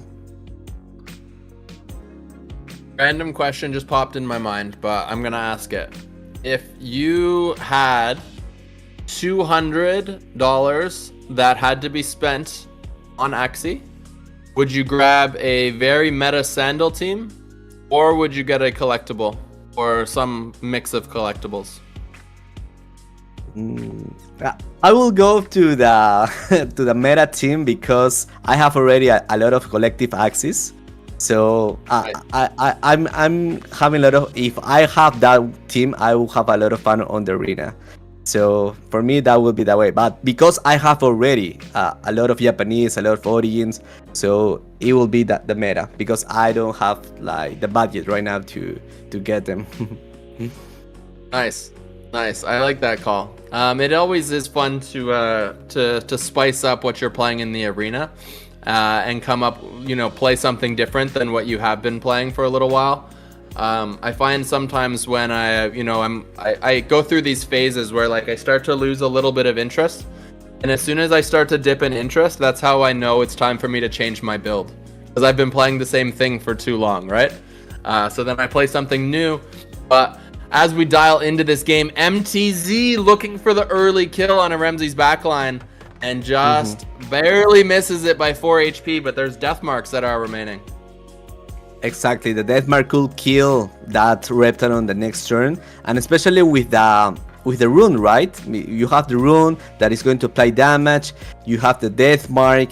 He has 29 now, 34 HP because he also had a Shadow Exchange. But look at now, 16 damage. So if he has the taunt, but he needs to do like the Nemo maybe, so he can proc the rune. But he needs to attack. The Squirtif. The Squirtif, he could be a play. He could kill him. So he's thinking about it. The Nemo, if he procs the rune and do AoE damage, if it's going to be an oath, okay, that's it. So he killed him. Now 3 more energies. He needs to apply some debuff to his enemy. Perfectly. Axie keys the vulnerable to the back. Okay, of course he used the Squirtif to the front because it doesn't have any form to attack the back. Axie, look at the evolved Trump doing massive damage. And now, with that kind of bubble bomb, is this going to be enough to kill MTC? Let's find out. Yeah, it's tough because he hasn't been able to proc the that last stand yet. One thing that I know, it looks like it barely even hurt. It looks like it barely hit for anything. Maybe he just wasn't able to build up those stacks, and he knows he's going down, so he just popped whatever he had. It was interesting there to see from MTZ as well, though, that he threw the Piranha into the backline, even though he didn't need to. That Deathmark damage was enough to kill. And he could have targeted the frontliner, I believe. I don't think there was a taunt there. So he could have went into the front and gave himself that extra damage. It doesn't look like he's going to need it here, because that mech is still very healthy and still has last stand. And I think he can end game here on this turn. So another decisive victory for Sandals.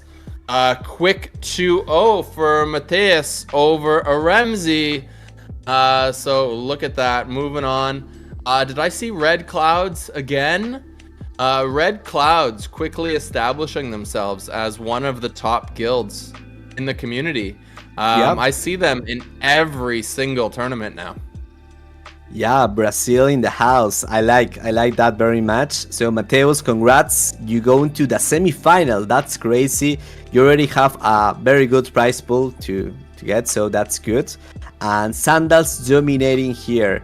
Arensi have a sandal team also, but he didn't want to use it. I think it was his best option right now because, as you mentioned that you're a sponge player, you need some time. You cannot rush the game. You need some time to gather the bubble bombs.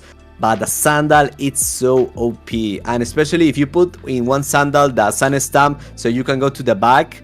You have like ambush cards. It's crazy that you can kill the MVP Axie of your opponent very, very fast. And not only the front, but the back. So you choose where path you go, right? So that's the power of sandals, my friends. It's very good. It's fun to play, and as I mentioned before, it's like for me, it's great because the matches are faster. I think that's the path that Axie audience wants to go. Faster games, like 3 minutes, maximum 4, and that's it. Next one, and I like it better. For personally, I like it better. Yeah.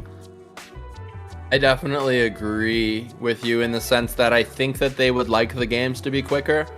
And I think that they've done a good job of making the games quicker in the last couple of patches and updates. I know personally for my 30 energy, it used to take up to 4 hours, if not longer, to play that 30 energy.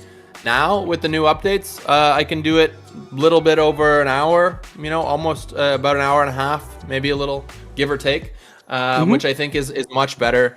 And now I think where they're at this point is I think they just have to bring the power of a few builds up to match the power of sandals and bubbles, because it's clear that those are quicker than some other builds. I would say Rage is in that category as well. Those builds are all extremely fast. So now it's just a matter of getting some of those other builds as fast or as optimized, really, because I'd be interested to see a very optimized spike team.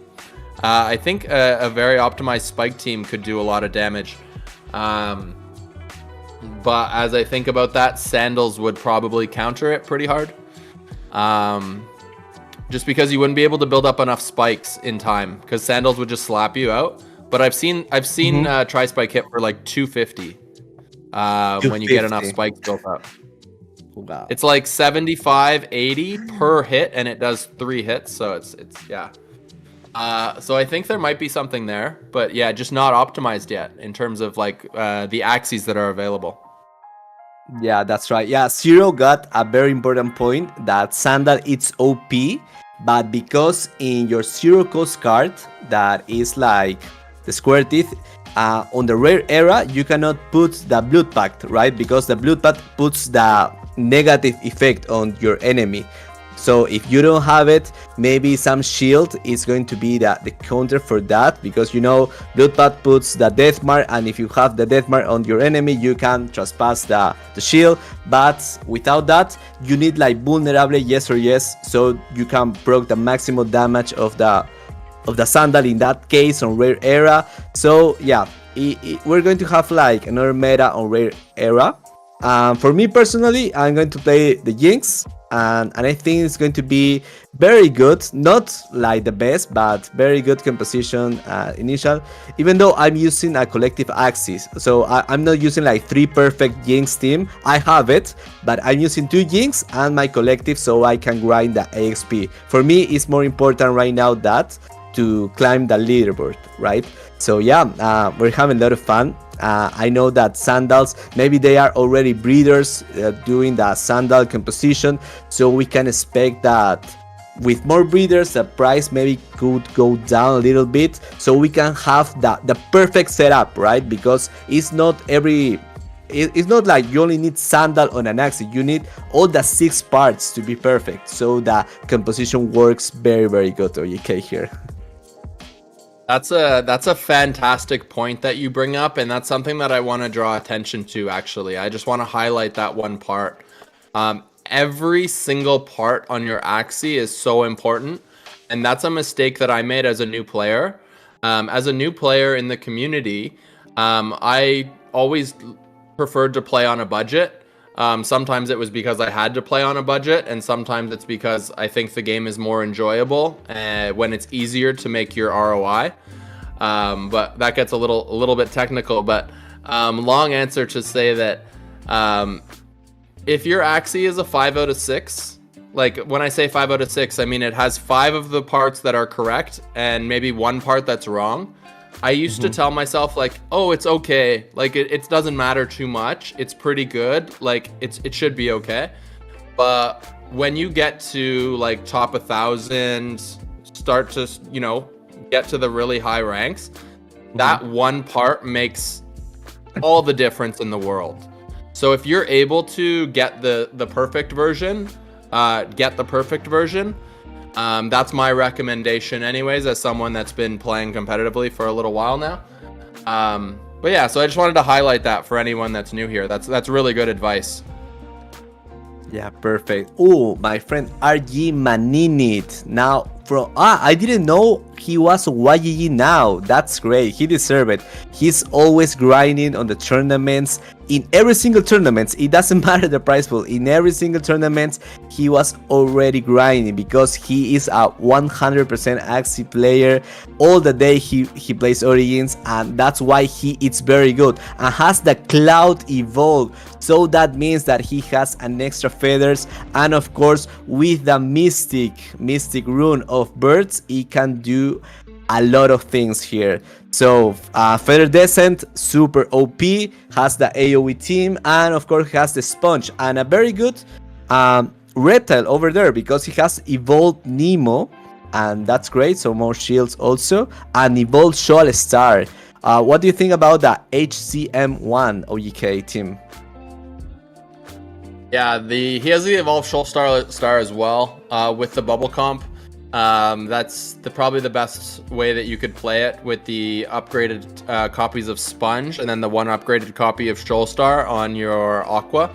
But he also has the upgraded Sandals and the upgraded Trump. So he has 2 different builds, both extremely powerful. So I think looking at the Axies, I think advantage goes to HJM1. Just because having access to that Sandal build, as we saw in the last series, is so important. But winner, of course, will be moving on to the top 4. Loser will be going home and will be eliminated from this tournament. So I do expect to see bubbles coming out from RG Meninit's side. But on the flip side, I think we'll see some Sandals from HJM1. That's my guess, if I had to predict it. Yeah, that's right. HJM1 has like the perfect sandal team with the 2 evolved sandals, 2 Axies, and the other Axie with the Trump. It's crazy. I would love to have that composition. It's very good. And against the AoE team that our friend RG Manini have, I don't know. I haven't seen that match, so I will be super curious, and I will hope that they will play that. So AoE versus the Sandal team, but it's hard, right? Because on one side you have like a lot of damage with Feather Descent, you have Evolved Cloud, so 1 more feather, you have Zero Cost Card that can apply a lot of damage to 1 Axie. So let's see if he used the Sponge, he used the Feather Descent, or his enemy doesn't use the Sandal and use the other team that also is a Sponge. As you can see, it's like everyone knows that Sponge was super OP, so they bring it in their 7 Axie pools, 1 Sponge team. Yeah, the most people have brought it. It's been established so far as like the best build, kind of like in the public view. And maybe it is one of the top builds, but I think we're seeing right now in this tournament that Sandals kind of outperforms Bubbles. And I think it's just a matter of time until we find a couple of other things in this meta that are able to scale with Bubbles and able to take it out. I do want to mention really quickly, for anyone that's been here for the entire stream, earlier I mentioned that there was a DM that I got that was concerning a player, and I was like, maybe we should direct this to the team, something like to that effect. I do want to mention that message was relevant to one of the players in this match. So if you hear something at a future point in this tournament about something happening, it might be involving one of these two. That's all I'm going to say. I'm going to leave the speculation in the air for now, and we'll clarify if we need to.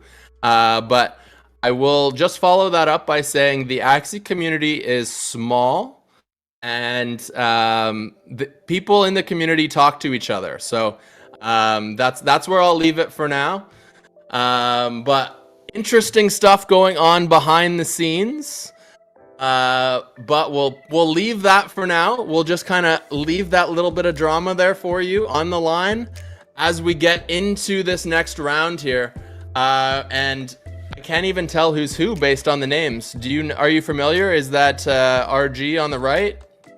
RG Maninit is from the left, and he already MBHD already killed the back Axie, and RG Maninit doesn't have like a lot of bubbles, so he is super on a danger position. Oh my god, it's super fast. And of course MBHD knew that RG Maninit have the sponge, so he brings, look at that, he brings a sandal back with Oranda so he can counter the bubble team. So very nice for him. He has a toolless bite on the back also with of course Shadow Exchange Mystic Room. That's a lot of value over there.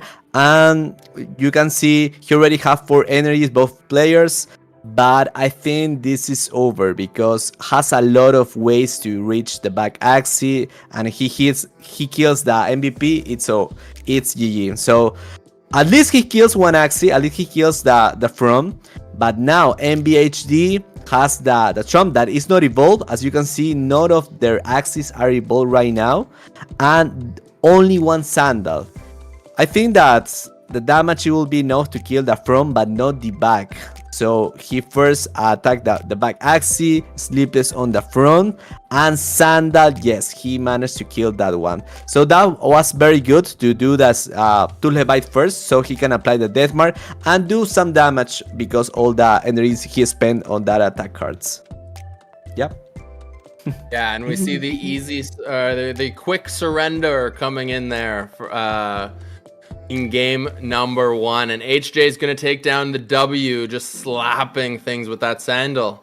And now I'm starting to question, and I'm starting to think to myself, I'm like, okay, how can you actually counter this build? What could potentially, compete with this, right? And sustain, I think, in my opinion, is eliminated because there's too many debuffs and there's too many death marks available. So sustain is not good. Like you said, Jinx doesn't scale with it fast enough. Rage is maybe the only answer. That's maybe, I don't know. That's where I'm at. That's what I'm trying to figure out right now. Anyways, what are your thoughts? Yeah, I think that they are right on the chat that RG Maninit should try the Feather Descent, the AoE team, because I haven't seen a match from AoE to Sandal teams, but I think that he doesn't have like a lot of shields on that composition, so he cannot escalate on energy so fast as Sandal, so it will be a GG. But it will be interesting to see, because if he uses Sponge again, he has an opportunity. If he has like the perfect draw, he has an opportunity to win. Sponge, I have seen a Sponge team wins against Sandals, but his enemy HG, he's using Oranda, so he can slow down a little bit to his opponent. But I would love to see the AoE team that RG Maninit have. It will be so great to see it. Yeah, I would love to see that as well.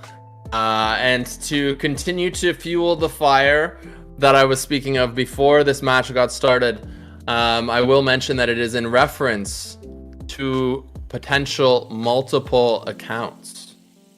Multiple accounts on CG, multiple Scholar accounts. I don't know if anybody's getting a little bit concerned right now, but I will remind people that multi-accounting is against terms of service. So you will not like to be somebody who would like to be caught with multi-accounts. So the speculation continues to swirl in the air as we see the damage coming out. The Trump gets thrown onto that frontliner with the death mark, taking it down to 280 HP. Now, of course, I will also highlight my previous message as this is still speculation and unconfirmed. So both players are innocent until proven guilty. But just wanted to make a mention of it because if there is any of that play going on in the community, we need to let everyone know that we do not stand for that. We do not support it. That's the only reason why I wanted to make a mention of it here on stream. So we will park that again and we will dial back into the series and we will see if Sandals can continue to slap all of the competition here or if Bubbles will be able to clutch this victory. Yeah, that's right. Okay, now HE has go to 4 energies. That's great. He has already the Sandal. He's retaining with energy fragments. Now RGG Maninin has the cactus. To go to the back. But if he can survive to the next attack, because he needs to put at least the, as you can see, he can use the Nemo to call the other Nemo ears. Maybe the Evolved Nemo. I haven't seen it yet. And he has the clear, so he has a better draw. That's the Nemo ear, so he can protect the back. But he didn't use initial the cactus, so he's going to stay with him the card a bit longer. And we are now seeing 2 Sleepless, 2 Sandals, has the Babylonia, everything that he needs. So going to the front or to the back Axie. He goes to the front, puts the Vulnerable, has 2 negative effects, the Death Mark, the Vulnerable, Piranha, now the Lurd, Sandal, 273 damage, that's insane. And he used the energy fragments to retain all the card because he's already 4 energies. Already 4 energies, and that just shows you the power of the Nemos and why they are played so commonly. Being able to ramp up so quickly and being able to hit that energy burst is a huge advantage, especially once you get to that 4 energy point. It really allows you to be able to nuke Axies in 1 turn. But you can see here, no access to Sponge. Now the question is how many bubble bombs were there? Not sure because of the visual glitch, but he does pop it with Sleepless. That Sleepless, that vulnerable bonus damage does take out the backline, but it's not enough to take out the mid or the front. He's trying to clean up right now, does throw Cactus into the front, hasn't procced that midliner, and is that another visual glitch, or is there no rune on that mech? Yeah, I was going to tell about it. I think it's a glitch, or he forgot to put the last star rune on that Axie, because if he did that, it was a huge mistake that he forgot.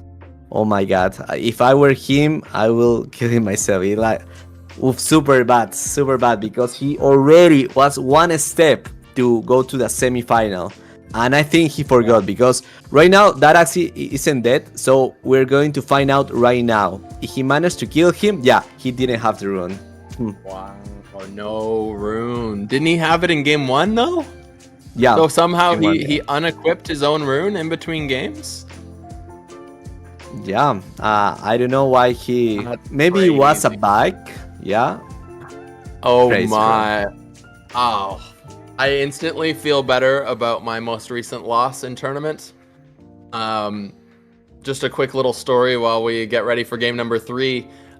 In my Origins madness, no excuse except that it was really early. So I'm going to say no excuse and then I'm going to make an excuse. It was 7 a.m. But as I'm playing, I'm in game 3 to move on.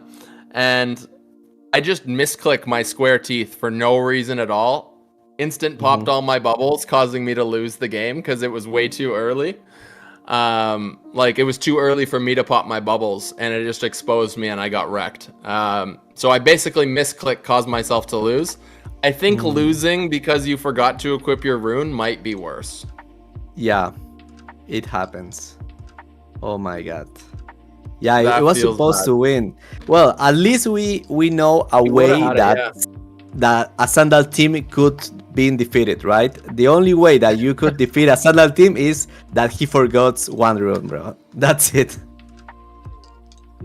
There we go. You guys heard it here. How to beat the Sandal team, just somehow convince your opponent to forget to equip their rune. Or just hack into their game and unequip it for them. One of the two. One of the two. Yeah, that's Imagine right. someday we hear about this in tournaments or like in a ladder. It's like, oh, my game got hacked or something like this, and somebody like D-ranked me. Yeah, I just but I thought about guess that when we were thinking about it. I want to think that's like a bug instead of he forgot. I think it could be a bug from the game. Because when I was playing a tournament yesterday, I equipped a rune, a 6.5 rune on the esports server. That was good. Yep. And then when I enter again to my team, it wasn't there. And it Yep. pop ups a message, it's not compatible with your Axie, but it was a back rune on a back, and it automatically like it wasn't there. I don't know why. So maybe it was that. It was that like a bug. I have seen that before as well, where you do equip your runes and stuff and they don't appear. So sometimes in that situation, people will let you reset and they won't force you to, like they won't give you a loss for it. It depends on your opponent though. But I mean, at this stage in the tournament, there's so much on the line that I think it would be very rare for somebody to let you basically remake the game or without taking a loss. But sometimes it is just visual. So it's like if you end up in that situation, definitely confirm that it's actually not equipped and not just a visual glitch, because that does happen. But yeah, it's a player discretion kind of situation.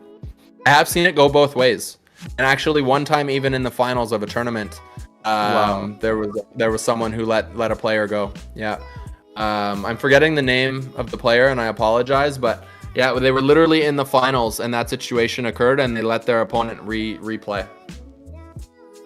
That's good. Yeah, the third place.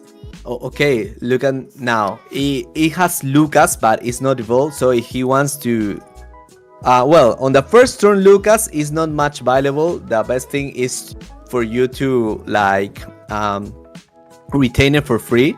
So he has to think about it. Irwin is going to not to do a lot of damage. So Hungry Bear, it will be the best place. This fight was the one that we wanted to see. The AoE team versus Sanda, who will win? Look at that hand of HJ. It's like a lot of Nemos, so he can protect himself. One Nemo to 2 axes, so that's great. That shield is great, so he's protecting the front and the back, the ones that are more in danger. Triplet Tri-Feather, okay, he gains, look at that, 3 feathers and daggers.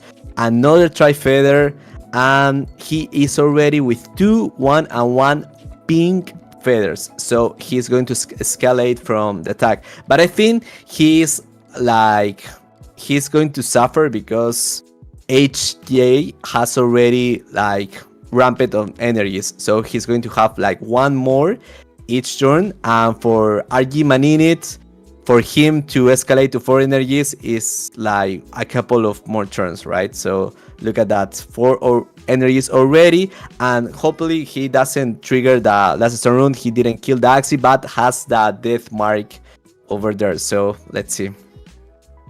Yeah, he's going to be able to clean that up without even attacking it, just because of that death mark, unless of course there is a cleanse, but I don't think there's any cleanses in RG's deck.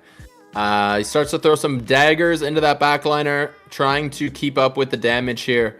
And we had a question in chat earlier about why no AoE, and my answer to that was just that it doesn't scale as quickly as the Sandals or the Bubble Team, and we'll get to see that here in this game if it plays out how I think it would. But of course, Axie doesn't always play out the way that you think that it will, so we'll see right now if AoE can compete with Sandals. HJ goes ahead there, throws the square teeth, gets the death mark down. Next card he plays, he's going to clutch that kill or proc that last stand, which he does there. So last stand is procced. Sandal doesn't take the kill, so now he's in an interesting spot. Interesting, yeah, it's really tough because you can Aranda here for 1, but now you obviously can't Sandal, and he's got 1 energy left over, can't do anything with it, so difficult spot for HJ, kind of a tough draw. Yeah, that's right. He didn't want to kill the From because of the rune, the secret, and now that RG Maninit has like proc the last stand rune, he doesn't have like a lot of attack cards, only the Toothless Bite that is going to apply a lot of damage and can kill the back, right? So first he's going to do the feathers, he's going to kill with 0 cost card, that's great. Then he can apply Toothless Bite that is going to do a lot of damage, 87 because of the rune effect. More feathers and the wing whore, but it only goes like 2 times to the back. And is he going to kill him? Yeah, he managed to kill him, but the last stand rune procs. Now he has massive damage. Look at that. Sandal with last stand rune, 20% more damage. I think that's it. Over. OGK. Yep. That death mark is going to allow HJ to actually hit right over the back if he wants. Ooh, but he's short 1 energy. He's short 1 energy to hit right over the back. So he might not be able to take the kill. He's not going to be able to find the kill this turn. So it might actually go in RG's favor, because that Sacred Feather just was able to basically sustain him through this turn. So now RG has the door wide open. Feather Descent Axie against just a lonely Aqua. He's got Winghorn, he's got Feather Daggers, and there you have it. Once again, I don't know what I am talking about, and AoE can take down Sandals. There you see it. Sacred Feather, Last Stand, Feather Descent, RG Maninit takes the victory there. 2-1, clutches. And we see Sandals go down. That's not what I was expecting, but AoE does it. Maybe AoE doesn't need buff. AoE is here, ladies and gentlemen. Yeah, that's so cool. Especially the RG Maninit, and congrats to him for going to the semifinals. It's like he have like the Cloud Evolve, but his enemy doesn't have like a lot of evolved parts. And Sacred Feather was a very nice choice, so he can survive like the Phoenix and put a lot of health because he has a lot of feathers. And in that way, their enemy has to spend more energies to kill that bird. And when already the last stand was proc, gives the other one the opportunity to do the things, all the 0 cost cards, thanks to the other bird charm that is Feather Descent. He managed to do a lot of damage, and the Winghorn to finalize this. So very nice game. I like very much to see the AoE beating the Sandals. That's great. And yeah, he's going to the semifinals. Okay, now we can have a little break until we get to the semifinals. So everyone stay tuned. We are having a lot of fun here. Yeah, a lot of surprises later. Okay, be right back.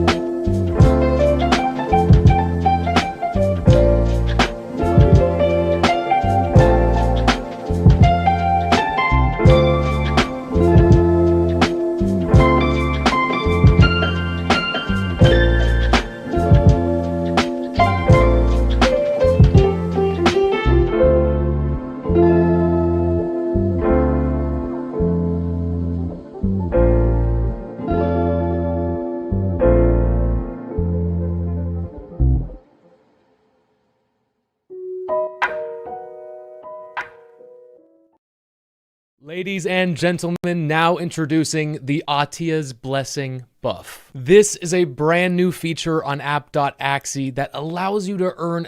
In this video, you are going to learn everything you need to know to start staking your RON effectively and begin earning passive rewards. What makes this possible is the Ronin Network's migration to DPoS, or Delegated Proof of Stake. This is a consensus mechanism where independent validator nodes work together to process transactions. These validator nodes are also where you will stake or delegate your RON to start earning rewards. But as a delegator, it is imperative to understand that not all validator nodes are the same.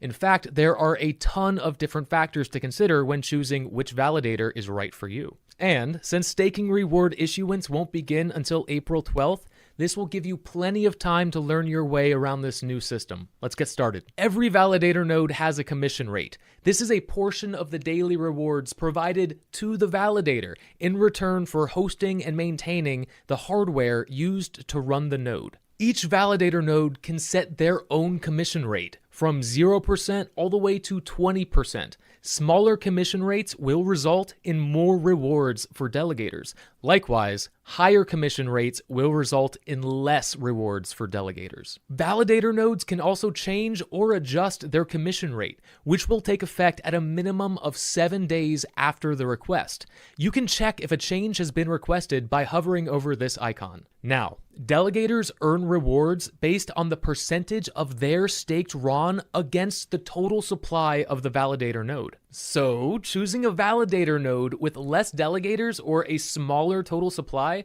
could yield you a greater percentage. Checking the APR is a great way to determine where you will earn the most rewards. Getting down to brass tacks, there are two main types of validator roles that you should be paying attention to. These are governing validators and validator candidates. Governing validators are considered partners, having been screened through a rigorous process of checks and balances, and with names that you might recognize, such as Quest, the Big Yak Axie Club, and Google. These validators are more or less permanent and are considered everyday validators. As long as they perform well and meet their requirements, they should be consistently earning daily rewards. If you see this green checkmark next to the validator node, that is your confirmation that this is a governing validator. Now, validator candidates can be launched by anyone in the ecosystem, as long as they meet the validator requirements. These nodes might offer better rewards in the form of smaller commission rates and a smaller total supply, although not all validator candidates are guaranteed to earn daily rewards. Let me explain. At the beginning of each day, or 00 UTC, only the top 10 validator candidates with the largest supply of staked RON will be activated and begin earning rewards for that day. This incentivizes validator candidates to provide better rewards, to attract more delegators and have a higher chance of being activated the following day. When a validator candidate becomes activated, they are considered a standard validator for that day. Between the governing validators and validator candidates, there should always be 22 active validators each day, unless one gets slashed. Last but not least is validator performance. Now this relates to the hardware and software used to run the node. If their computer drivers are up to date and they have a fast internet connection, transactions will be processed quickly, and this will be reflected in their uptime. A higher uptime means a better performance. But if their hardware or software has issues, or their internet connection just isn't fast enough,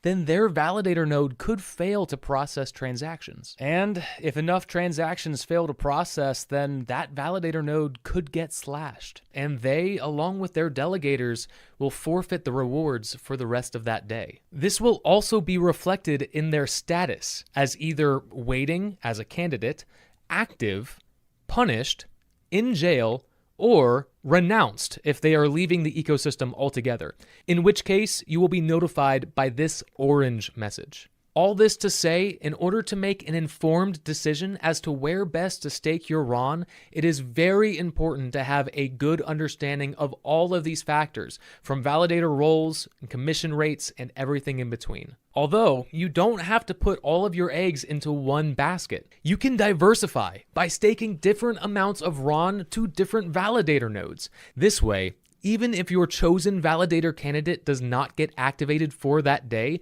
you will still be earning rewards from your other delegations. This is a great way to balance your staking. It's also important to check in regularly in case your validator node has a change of commission rate, starts losing uptime, or has a change in status. All right, now, when you are ready to stake, click the RON Staking tab. Find your desired validator node, press the Delegate button, and choose the amount you would like to stake.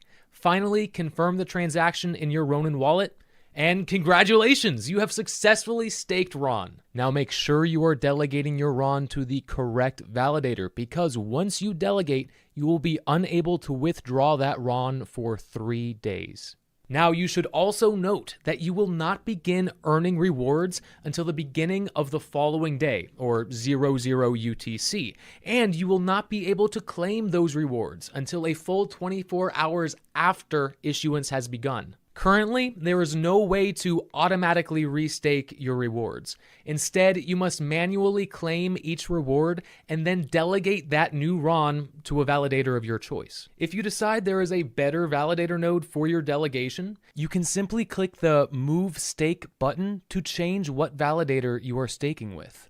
And of course, you can always withdraw your Ron back into your Ronin wallet while you decide which validator node is best for you. But remember, anytime you delegate more Ron to a validator node, you will have to wait the following day to begin earning rewards from that new sum of delegated Ron. If you have any other questions about Ron staking, make sure to check the FAQ page for more information. And with that, you should be fully prepared to start staking your Ron.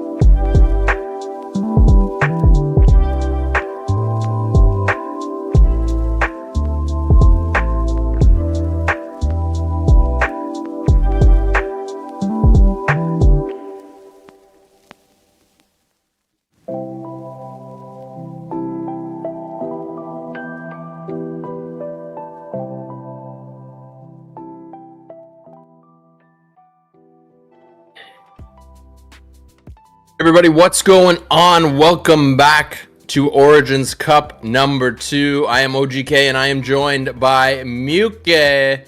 Muke, we are down to the final 4 in this event. Who we gonna watch next, my friend? Yeah, that's right. We're going to see the brackets, and as you can see, we have on the semifinals Aldwindy versus RCC Fusey, and on the other hand, RG Manini that surprised us with an AoE team that beats the Sandals against Mateus. So these fights are going to be epic. We're going to learn a lot, and of course, we're going to have a lot of fun. Absolutely. And now these players have secured quite a bit of AXS already at this point. I remember from top 8, they had already secured at least 25. I think this jumps up. Yeah, here we go. It jumps up to 100 AXS now. So all these players have secured at least 100 But if they can win this next series, they will get at least 200. So you can think of this as a 100 AXS match. So like this first match, it's going to be, I believe, Bubbles against Sandal, if I remember correctly. I think it was Alduinde playing the Bubble Comp and Fuzi playing Sandals. But Fuzi does have access to an AoE team as well. And Alduinde's side, he's got that Sandal comp in the bag. So lots of options here for both players. Muke, are you expecting them to continue with the same comps that they were using earlier today? Do you think there's any chance that they switch it up here? Yeah, for sure. It's like Alwindi. He wants to use his favorite team, that is Sponge. That's why he evolved those axes. And for Fusy's side, I think that AoE it's the key. If he has saw the previous match in some kind of way, knows that this AoE beats the Sandals, it could be a great option. Especially that he has an evolved part, right? He has Lucas, I think, is in the front, so he can get more another bird card when he wants, not necessarily initial. And the other thing is that he has the Evolved Cloud. I think Evolved Cloud, because of the Zero Coast card, it's super OP that you gain another feather. So these compositions, it will be great to see on the scene. And of course, Sandals, both of them, I am seeing that it's like Alwindi has the option to put like another Aqua Sandal that is with Giro and with Oranda. So in this way, he can counter, especially with Feathers comp that is using, or if he manages in other game to go against like a Sponge team, so he can dispel the bubbles, and in this case he can dispel the feathers. So he has to think about it, because all the Axie pulls is 7 axes, and yeah, all of them are beautiful evolved axes. Yeah, definitely nice. I'm loving the evolved axes, the evolved parts. Such a nice touch that we have access to now in the community. Of course, now that Axies are able to gain AXP and then of course evolve. It's been a long time coming for this, so we'll see if those evolved parts play a factor here in this top 4 matchup. Of course, it is still going to be a best of 3 with the winner going to the finals, the loser going home. And I just want to take one quick second to say thank you to our amazing sponsors that make this happen. So thank you to Axie Infinity. Thank you to Esports for Everyone. Without them, we would not be able to have these amazing events that we have. So thank you to both of those groups. And I can't wait to get this started. We only have 3 matches left today to find out who's going to be the Origins Cup 2 champion. Yeah, that's right. Thank you, Sky Mavis. Thank you, Esports for Everyone. Let's see who will win this one, because if you want to participate in the next one, don't forget you can enroll on community gaming for next matches. So let's see. Fusy is using Sandal, Alwindi is using a Sponge, yeah, from Better Core Star. And we are seeing that on the left side, he doesn't have any evolved parts. So Alwindi has like an opportunity. And yeah, he got the Nemo. So he can escalate quickly on energies, and that will be super great for him. Look at that. Has Oranda on the front Axie, but it's not going to be so much invaluable. But at least he managed to go the Nemo. So he has halfway to go to 4 energies, and has already the Sponge with this charm that is from a started Axie. Yeah, that starter Axie charm is definitely benefits Bubble in quite a big way. That is the Puffy charm. That one is huge. And then, like I mentioned earlier in the stream, the Black Bubble from Noir is the other one that helps out the Bubble team. Both those starter charms are very big. Now we'll see if Fuzi's Sandal team is going to be able to keep up with this Bubble comp. You can see that black bubble there. That was on the sponge that just got played. Alduinde follows that up with a gecko. That gecko does have the gecko mask, so the taunt does come down. A couple spikes as well onto that backliner. Gonna force that damage from Fuzi into the backline. And one of the things that's important here as the bubble player is to be able to juggle around the death mark. So that shield will actually gain a bit of value.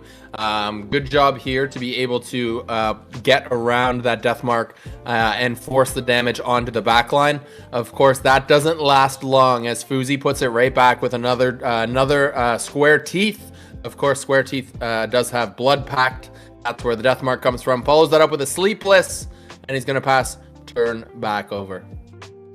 Yeah, that's great. So, okay, now he has the cactus, so he can proc again. But I don't know if it's going to be a good idea because he has already the death mark. So if he use the cactus, then a Nemo shield, it don't be viable. So he has the sponge. It could be a play, but he did the cactus. So now with the death mark, the shield goes to another Axie. Now the Nemo could play an interesting role, especially that he has that mystic rune, the Shadow Exchange, so he is healing up a little bit. He's applying AoE damage to his opponent, but remember that Fuzi has the Sandal with Mantis, so every card that he has a win, in this case a Short Star, is going to be discarded. So in this turn, it could be the one that he managed to kill the back Axie. He has the cards already vulnerable, already with the death mark. So yeah, it's just a matter of time with the Sandal with only one hit kills the back Axie. But as you can see, he didn't use the Sandal with the... Okay, now he used it, the Sandal with a Mantis. Of course, very good idea, because if he was retaining one card of the back, he will be discard that one and then will be dead. So it's better to use the Mantis after you kill one Axie on your enemy side. Yeah, taking that first kill is very important. That Heart of the Ocean is now exposed, but Alduinde is going to pop. There he goes, 320 across the board. It's going to clean everything. All that's left is the Last Stand mech. And will it be able to take the kill here? I don't think it's going to have enough. Between the HP that's remaining on the bug and the full HP on the Aqua, I don't think it's enough. No Sandal, so that's definitely enough. So Bubble takes out Sandal. So this RPS is kind of a thing, but like not really. Because here it's kind of proven that Sandal does not always beat Bubble. Bubble takes the victory there over Sandal. Alduinde goes up 1-0 here in this best of 3. Yeah, that's right. So GG's, we have the first match. Alduinde wins with a sponge against Sandal. But the thing is that Sandal is not evolved in that side. It's not evolved. The Trump or the Sandal himself is like a lack of damage that he could have, right? He could have more damage if he evolved it. For me, it's a little bit strange because they are pro players. They actually been super active on tournaments, and as we mentioned before, it takes like 2 days or 3 days to grind to level 10 to an Axie, so at least you could have like one part evolve, but he doesn't. I guess that when they registered the Axies was like very days before, so he cannot change it for new ones. I guess it was that. Yeah, maybe just not able to get the upgrade in time. Who knows what the reason is as to why those Axies aren't upgraded, but it's interesting because I wonder if those Axies are upgraded, does he take the win here, right? And actually, I was talking with Stark earlier, Stark being the manager of Alduinde, and he mentioned that he recently purchased the bug, and he said that the bug costed somewhere around 170, but the fact it was recently purchased might be the reason as to why there's no upgrade. Or sorry, no, the no upgrades on the other side. That bug is already upgraded, right? So it's Fuzi's side. It's Fuzi's side that is not upgrade the Axis. Yeah, not even one part, not even one Axis. So that's the thing, right? So Alduinde's already got his upgrade, so forget everything I just said. I don't know. Good point. But the upgraded Sandal would probably make a difference in that matchup. Yeah, that extra damage, it could be game changer. But yeah, I think that later on we're going to see that in the next tournaments, in 1 week, 2 weeks, every single Axie will have like at least one evolved parts, and a lot of Axies from pro players will have two evolved parts. I am seeing that, for example, the Anemone, we're going to see two Anemones evolved. We're going to see a Sponge and maybe the Nemo evolved in that case. Shoal Stars, that is one of the favorites to be evolved because 105 to kill an Axie. As you mentioned, like a skill card. So it doesn't matter if your enemy has taunt, you can target any Axie and gets the kill. So that's very interesting. So if we are ready, let's go to the second game between Alwindi versus RCC Fusey. Yeah, and just taking a quick look on the marketplace, I think we will cross 7,000 upgraded Axies before the end of the day here. 6,500 upgraded at the moment, so getting pretty close. Pretty close. Though that last, I think, bit between what we are at and 10,000, I think, is going to go quickly as people realize that they don't have much time to get in. But up and into this match, neither player elects to change their comp. They decide to come right back with the exact same teams, and we'll see if there's a different result here. Square Teeth comes out first, follows that up with a Sleepless debuffs on that front line. A little bit of damage. Alduinde counters with the Cactus, pulling the damage to the backline, gonna get away from the vulnerable that was just put down, which is good, and that death mark too. So the shield is actually going to be able to play a little bit of a benefit, but there's another Square Teeth. So many Square Teeth. Yeah, that's right. So 2 Square Teeth has a very good draw. Now that he has the town, he can start with that, with the Square Teeth. Then Vulnerable, Sleepless. Yeah, the only thing that he could do after that is the Nemo Shield. And he has to choose wisely to which Axie he wants to protect the front or which one, right? So first the Death Mark, so has a little bit of shield, so it doesn't like matter too much. And then he managed not to use the, oh yeah, he used the Sleepless, one Nemo, and the other Nemo that, as you can see, has the white Sage. It's super important, so you can get rid of the any as you can see, the blood that you have over there, and that's it. So Alwindi, now what he's going to do, has 2 Nemos, has the Gecko for the taunt, has the Sponge Plus with that charm that give him another bubble. I think he's in a very good position. Look at that. Without using an attack card, thanks to the rune, apply a lot of damage to his enemy. So he's protecting himself a lot. Has the town, 40 shields. Yep. Now triple sandals. OGK. Yeah, here comes the big damage from the sandals. You're going to see some of that power here on this turn. Going to take out that backline. We're going to start off with the Piranha. Down to 200, 222 off that sandal. See you later. 1 energy left to play. What's it going to be? Is it going to be the Babylonia? Is it going to be the Nemo? We will see, but that back Axie goes down quickly. It's going to be the Babylonia into the front line, putting it at 260 HP. 4 bubble bombs. Is it going to be enough? Needs a few more, I think. Yeah, for sure. Needs a little bit more, especially that, well, he exploded anyway. He used the Hair of the Ocean that is applying more damage. And look at that. The Shoal Star. Is that a ball Shoal Star? Now he can kill the Meg.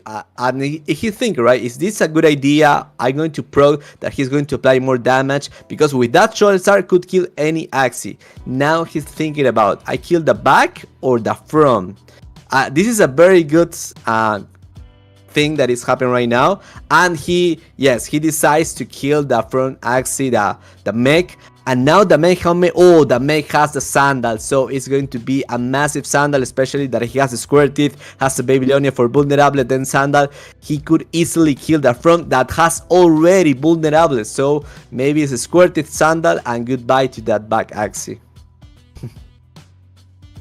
Yeah, that bug Axie is going to get erased. The question is will he be able to do enough damage onto that backliner or that mid? Because if he doesn't take it out on this turn, I keep saying he, my apologies.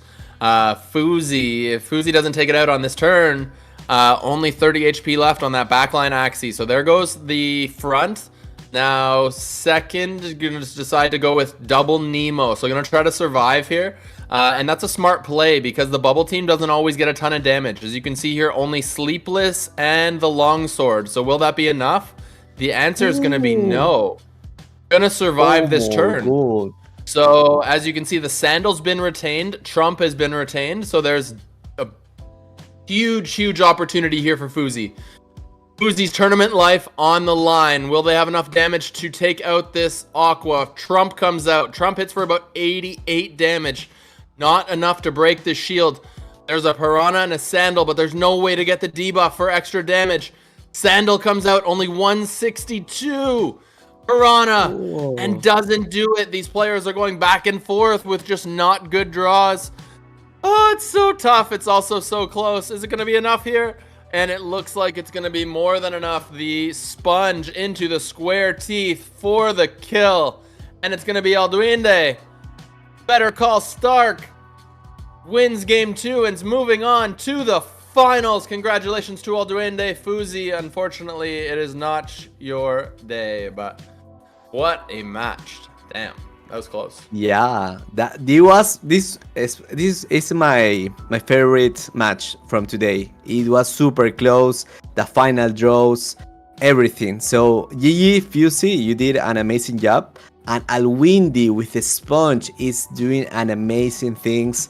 He was calculating every single attack, everything at the right time to explode. He was thinking, okay, I killed the mech, not to kill the mech, how much damage he could make with 20% more, everything. And it was very good. So congrats, you're going to the final. This is still best of 3. And now we are ready to see which Axie pulls or who is going to fight on that next semi-finals on this Origins Cup 2. Yeah, so we're going to have RG Maninit versus Mateus MTZ. I'm trying to remember what they played. I think we had... So one of them just clutched with AoE, right? AoE, and what was... Do you remember the other comp off the top of your head? Yeah, RGG Manini was AoE, and he was using a Sponge, if I'm not mistaken. Yeah, that two compositions. Was a Sponge, or those were both RG's teams? And Mateo's Sandals. I think he has one Sandal team. Yeah. Oh. Okay, so Sandals against AoE or potentially Bubbles. Could go either way. Fuzi, though. Fuzi, once again, good job in the tournament. Congratulations on your top 4. That's a very good finish. So should be happy with that. Okay, the second comp here that we were thinking, or that we couldn't remember, was the Curse deck, the Curse Lock with the Confused and the Pigeon Post and Garish Worm. That was the one that wasn't coming to mind. But yeah, you got it with the Bubbles and the AoE into the upgraded Sandals and the upgraded Trump. Upgraded Trump. That must hit so hard. Must be... Dang, it's got to be like 18, 20 damage times 4. Yeah, that's right. It's a lot of value for only one energy. So Mateo's axes are looking great. Especially that you have like a mech for last stand rune, so you can survive the Bubbles explosion. But I think that if RGG Manini used the AoE, maybe Mateos can use the Thrill to lock up his enemy. It could be a play. So we will find out, because we want to see that fight. The Thrill versus AoE. It could be super great. But yeah, of course, seeing the Sandal with that Evolved Trump doing massive damage, it's always a pleasure. So RGG Maninis, congrats, and Mateos also for being here. That semifinals, you managed to at least have 100 AXS for you guys, so congrats. And yeah, OGK, I'm ready for the match. I'm super ready for this one. Oh yeah, I'm ready to go. If we got the match ready, I'm good to hop into it as well. But yeah, I do expect to see the upgraded Sandal team coming out again. And how good does the upgraded Trump look? Like, the upgraded Trump, definitely one of the nicest looking parts in my opinion, when it comes to upgrades. So Let's go game number 1 between these two players, between RG and Matthias, to see who goes on to the finals, ladies and gentlemen. And it's going to be the curse deck. Okay, so we're going to get to see curses. The fourth player, I guess, in this meta is this deck. And this is a deck that I played against Uzi in the creator tournament, and it is very, very powerful. There's actually a different version of it that you can play with the God Plant in the backline that is also super powerful, but this deck can lock you down. So if you're looking for a deck that is a stall deck that counters, a kind of control deck, this is the deck for you. Yeah, that's right. So the Evolve Vampy also is super strong because instead of 8 shield, now it's grant 10 shield. So that's very good for the back. And now he is going to put a lot of curse cards into RGG Maninit's hand and draw pile. So he has to be very fast to kill his opponent because he doesn't have like a Cotton Tail to ramp up energies in some point. He doesn't have like Kotaro, Mouth, nothing, so he can go to more energy fragments, right? So look at that. Now has the Lucas, but that Lucas is not evolved. So if he wants to do the perfect set, he has to use it initial. So maybe he's going to retain it for be the first card to use on his next turn. And the Winghorn also does, I think it doesn't have like a Scotch or something like that. So he's retaining with energy fragments. Oh, look at that. 2 swirls OGK here. Yeah, 2 swirls for MTZ.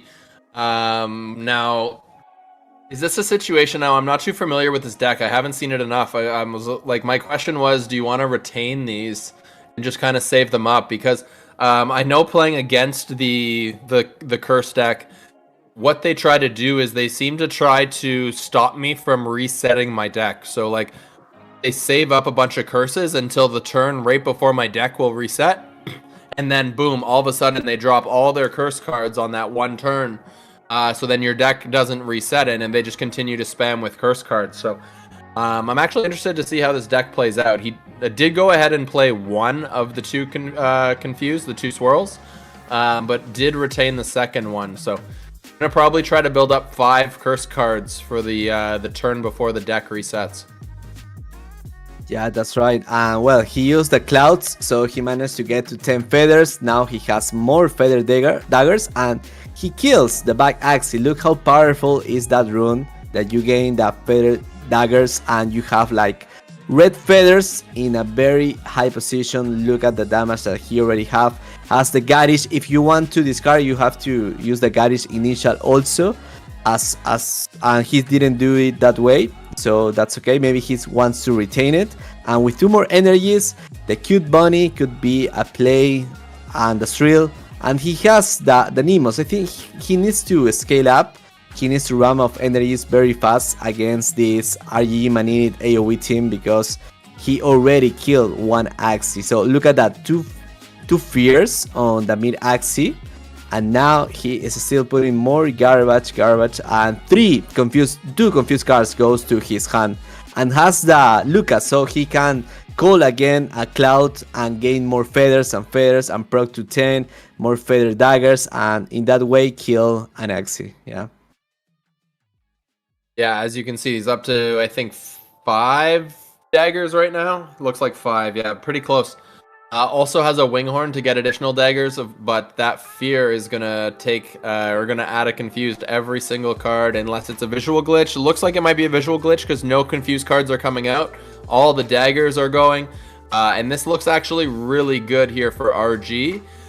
Once you break the lock by taking out an Axie, I pretty much feel like that's the hardest part of the battle done. So being able to have taken out 2 Axies in a commanding position here in this match, and now it's just a little bit of cleanup because there's not enough curse cards to be able to lock him down. Yeah, that's right. So yeah, it's in a very bad position. MTC, 3 confused cards, but it's not going to be enough because this is a GG with all the 3 Axies alive. RGG Manini gets the win against MTC, and the Thrill team that didn't have a chance to win this one. Wow, that team is super powerful. That team even wins against the Sandal. So RGG Manini knows how it's have to be done. Yeah, so this is where you kind of have a little bit of a rock, paper, scissors situation, because the bubble team does play well into the AoE team. So that's kind of the way that I see the meta shaping up. I was hoping that curse build was going to be able to be competitive and kind of be like a fourth really strong deck in Mystic era for this season, but it doesn't look like it's going to scale quick enough. Like I said, there is that other version though that plays 2 of those Axies and then the 1 God Plant, which is like Cattail, Silent Whisper, Rosebud, and it basically just tries to heal forever. And then with the way the new mechanics work, you can also apply the damage to your opponent if you upgrade those parts. So it's a pretty interesting thing. I've played against it, and I can tell you that it's pretty strong. So, but who knows? Maybe AoE is better than we gave it credit for, right? So yeah, I'm interested to see. I'm interested to see how this tournament kind of finishes up, and I'm interested to see if Matthias can battle back in this series. Win or go home. Right. It because the AoE teams that we have seen in the last few days was not like a double bird version. It was like the bleed version with a chubby evolve, right? But this AoE with a cloud evolve that grants you another feather and you can reach to 10 more quickly. This is the way. This is the way that we gain some momentum, because he doesn't have like any type of cards, so you can escalate on energy faster. But it doesn't matter because you have the Sacred Feather rune, you have triple cloud and evolve, and you have the little bottles, right? The bottles from the bird, so it grants you more feathers, and you can kill one Axie with 0 cost cards. It's crazy. You can kill it, you escalate on damage, and that's it. So RG Maninit, very nice team. The top team until this moment on the tournament. And Mateus, what he's going to do, is he going to change the team? I think with the Sandal team he has at least a chance with a Sandal team, and because with a Thrill, I guess OGK that it was like a huge difference in the battle, very huge. Right, and I think just too many feather daggers, and they just do too much damage too quickly. To be able to keep all 3 of your Axies alive, even with the little bit of healing that you get off those swirls. But yeah, I'm interested to see if anybody's going to be able to take out that AoE team. That AoE team is very powerful, and Feather Descent obviously puts it over the top. So very well set up team there. Last Stand is no joke. That always takes an extra turn regardless to be able to knock it out. So just being able to survive that 1 extra turn always is a massive benefit. So let's go into game number 2 here and see who comes out on top. Oh baby, here we go. Oh, runs it back with the curse team again. I was not expecting that. Yeah, I was not expecting also. It's like he wants to... He has a feeling that if he uses Sandal, he has no chance, because RG Manini knows how to counter the Sandal team. Especially that I think in some clouds he has like White Sage, so he can get rid of the debuff that he puts in. And look at this pink chick that he himself has put a confused card on his deck. But that's okay. Look at the Bumpy Plus. Again, I think this is going to be a difference.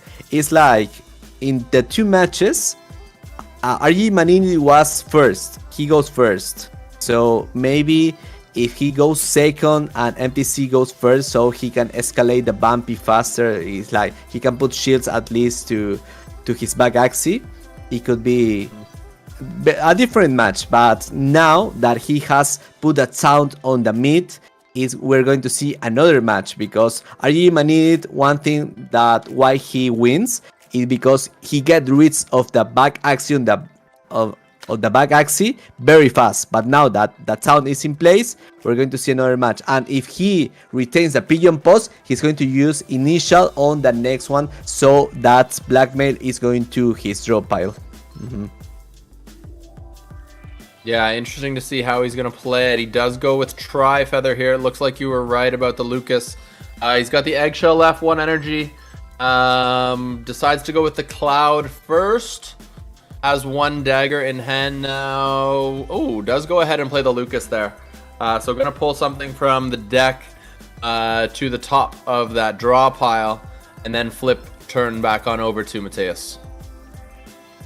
Wow, he has the Garish, so he has to use it initial, and if he managed to get rid of the Winghorn, it could be very good. Yeah, he did it. He managed to get rid of the Winghorn, then Oranda, no more feathers to that mid axis, so he cannot escalate to 10 as he was doing it. And look at that, 1 confused card, 1 cloud.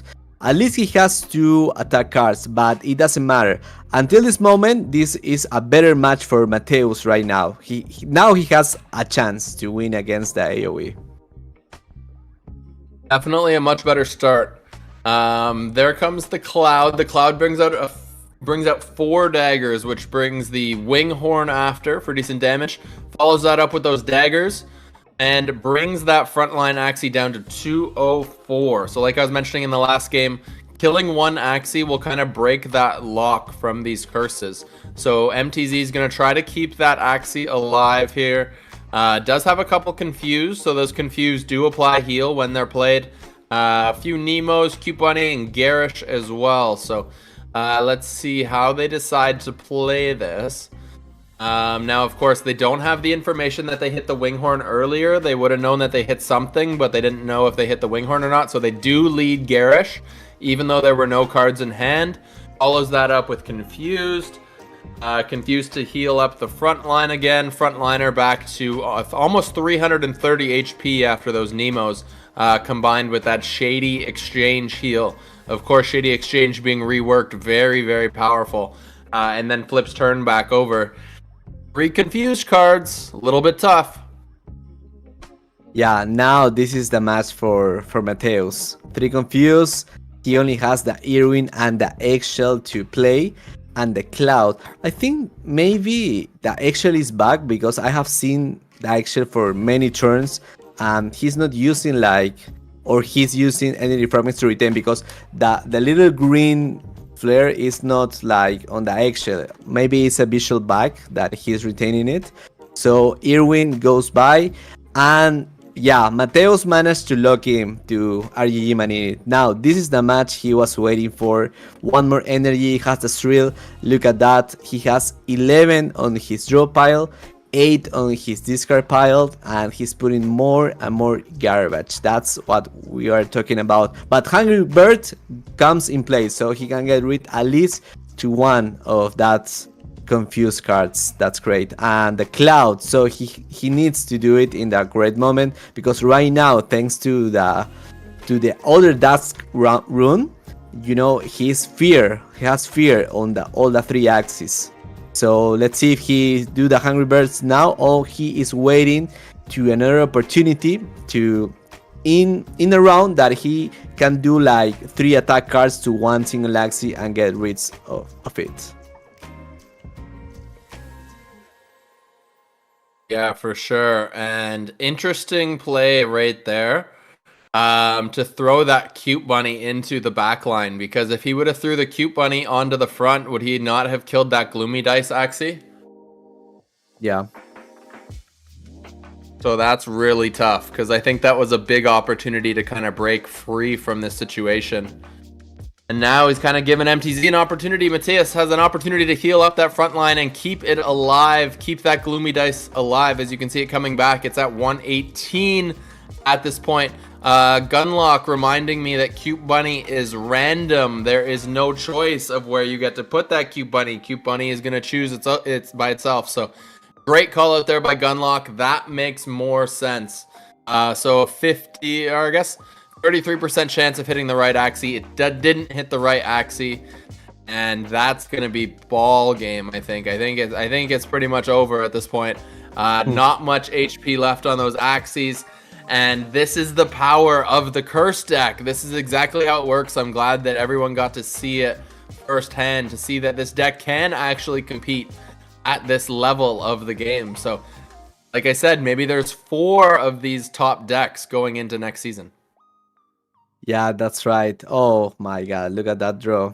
She only has 1 attack card from that Axie. It's not going to even enough. So Matthias wins the first match that we are seeing that a curse team wins in this tournament from Matthias. That's great. 1-1 then. Wow. I like this match a lot. It's just a matter of draw at the beginning that Matthias has so he can look to RGG Manini's composition. So yeah, very, very nice, Matthias. 1-1. This is best of 3. So next match. I expected to see the same team. What do you think from both players? Yeah, that's what I'm thinking as well. I think at this point they'll go with the same comps again. And it's really interesting to see 2 games and have 2 so very, very different outcomes. Same Axie, same everything except for the result in the game. So love to see that the curse team is able to compete. But it goes to show you how important the early game is and taking one of those kills quickly. Like RG was able to take a kill early in game number 1, which allowed him to secure the victory pretty easily. Now in game 2, not able to find that kill early and a completely different result. Bumpy being moved, the taunt being put into the midline, a couple factors there from Matthias. Small differences that they look like while like in the middle of the game, but then when you look back and you reflect on the game, those small differences, they make a big impact at the end. Yeah, that's right. The small difference, it's the make a huge impact. And yeah, I think Thrill has the opportunity here, and of course Gloomy Dice make his parts. Cute Bunny that targets random enemy, also very, very good.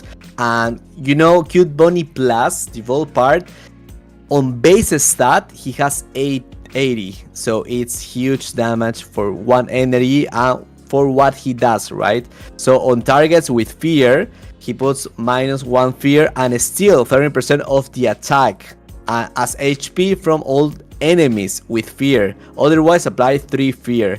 So very huge buff to Cute Bunny. We will see maybe more compositions around this card, like Thrill, that is doing an impressive job. Yeah, for the side for RG Manini, remember that he has another team, so maybe he's thinking about to change it so he can surprise his enemy. As you can see, he's using the sponge also, so it could be huge because he has evolved the Shoal Star at least, right? He has the Shoal Star evolved and the Nemo ears on the reptile and the Nemo ears on the other axis, so 3 evolved parts. And Mateus with a very nice sandal teams. So but for me, Mateus, at least I'm sure that he's going to repeat the thrills because he likes to use it. Right. Yeah, I agree. I do expect to see that. One thing that I will say is, as a bubble player playing into this curse team, I do feel pretty good about my matchup as the bubble player, and that's because realistically, like, you're just building up bubbles and putting Nemo shields on the front line to protect yourself from those confused cards and those ones that do damage to the front Axie. And then it gets to a point where you've used so many Nemos that you can draw 6 cards, so you can break yourself out of the confuse lock, and then all you need to do is just find one of your damage cards. And as soon as you find one of your damage cards and you can blow up all the bubbles, it puts you in a really good position. But of course, the Curse Lock team also plays Oranda, so they can dispel bubbles. So it's definitely not like an easy matchup by any means. But yeah, so there's options here for RG if what he wants to change his comp going into this next matchup. Yeah, that's right. So let's go to the match. Let's see what comes that they are choosing. And again, for the 3rd time, AoE Double Bird versus that Shrill, that mighty Shrill that has Orando in the front so he can get rid of some feathers. And he's retaining that earring. He has to retain always, like almost in every single turn, at least one card because of all the confuse that Matthias is putting in. And look at that, confuse, so he can heal up for a confused card, and the parasite he let it go. But the parasite, it's key here. It's key because Argimanid are retaining, and with parasite, this mantis can get rid of that card. So he used initial Lucas, so he can have again that bird card that is going to benefit him. I think right now in this moment OGK, Argimanid has an opportunity because he has a very good draw. So the Tri-Feather Hungry Bird, and the Hungry Bird is with a charm that gets rid of not one but two confused cards, and that's great for him. So he'll start applying a lot of damage to that mid Axie that has also Taunt, but he haven't used it yet. Let's see the cute bunny power, which Axie is going to get hit. Yeah, and that cute bunny does go to the mid line. The other thing I was thinking in that last turn is that taunt must have been on the that mid, even though there was no visual, like visually it wasn't there, because there would have been no other way for those daggers to hit into the mid. So there must have been the taunt. But now the question is will he be able to target that midliner again? I don't think he's going to be able to be honest. I think he's going to have to hit into the front or back now as we see Parasite come out with the Mantis to discard what RG was retaining there.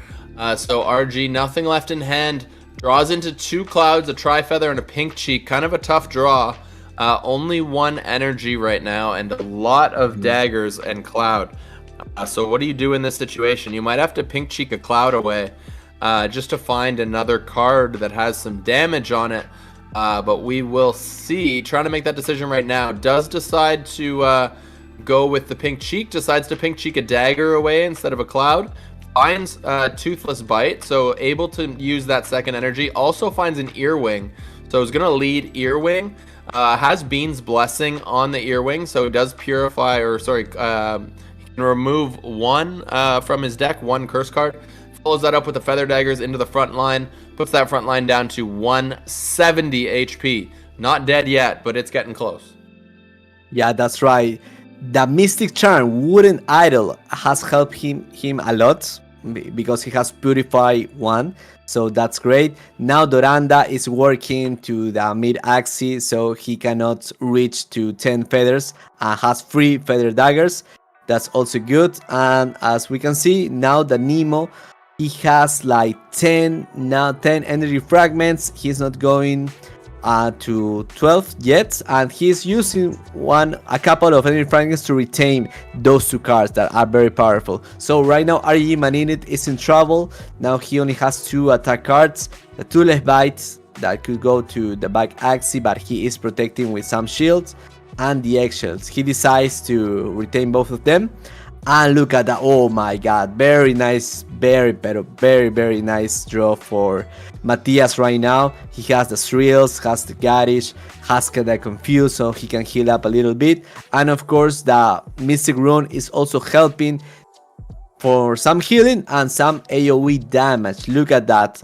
Now he's in a very bad position, Argimanid. The Shrill is like a cycle, rock, paper, scissors, right? The Shrills wins to the AoE team, and the AoE team wins the Sandal, and the Sandals wins the Shrill. So it's like a little triangle there. Yeah, exactly. I definitely agree with you. And then you add in Bubbles too, and then Bubbles just comes and plays an interesting role in that as well. So yeah, I think there's a couple good builds, and I can't wait to see which one comes out on top of this tournament.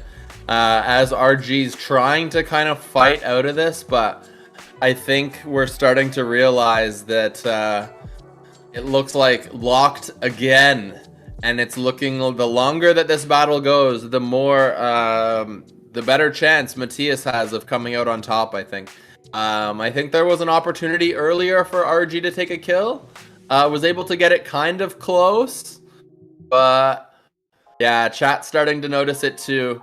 This is looking tough for RG the longer the battle goes on. Yeah, that's right. Look at that. Here retaining the most important cards from Matthias' side. He doesn't want to run to 5 energies. All the energy fragments that he's gaining, he's using to retain the correct cards. But now has a strike feather, but too many low feathers, so he cannot reach to 10 to 3 feather daggers. So at least he's going to be like 4 or 6. It's like a visual thing. 6, not to 10, has the feather daggers going to the front Axie, but it's not going to be enough. Not going to be enough. He's saving the Toothless Bite for the great moment, or maybe it's another Visor Bite because we are not seeing glowing that card. And that's a GG. That's a GG for Matthias from Red Clouds. The Axie is going to enter into, the last stand right now. He's going to apply more damage, but look at the health of the 3 Axies that Matthias has. It's a very big difference. Even though he has like the Wing Horn, has a Strike Feather, it's not going to be enough with 4 energies to kill that 3 Axies. Look at 4 Confused in top of that. GG. Yeah, it's over. It's over, and it's going to be Matthias moving on to the finals to take on Alduinde. And RG, fantastic run, top 4. Congratulations. Unfortunately, you are not moving on to the finals today, but still, top 4 is a fantastic finish. But it's going to be Matthias moving on after that win in the best of 3 with that amazing Curse team. What a match. Yeah, I like very much. So the Thrill is going to the finals against a Sandal team. So this is going to be very huge. I think that maybe we're going to be a Sandal team that is going to win all the tournaments, because Matthias had a Thrill and has a Sandal, and their opponent also has a Sandal but doesn't have like an AoE double bird composition. So maybe it's a Sandal versus Sandals on the finals. So for that, we're going to take a little break of a couple of minutes. So stay tuned, tell your friends, because the finals, it's going to be huge. It's going to be awesome. So stay tuned. Be right back in a few.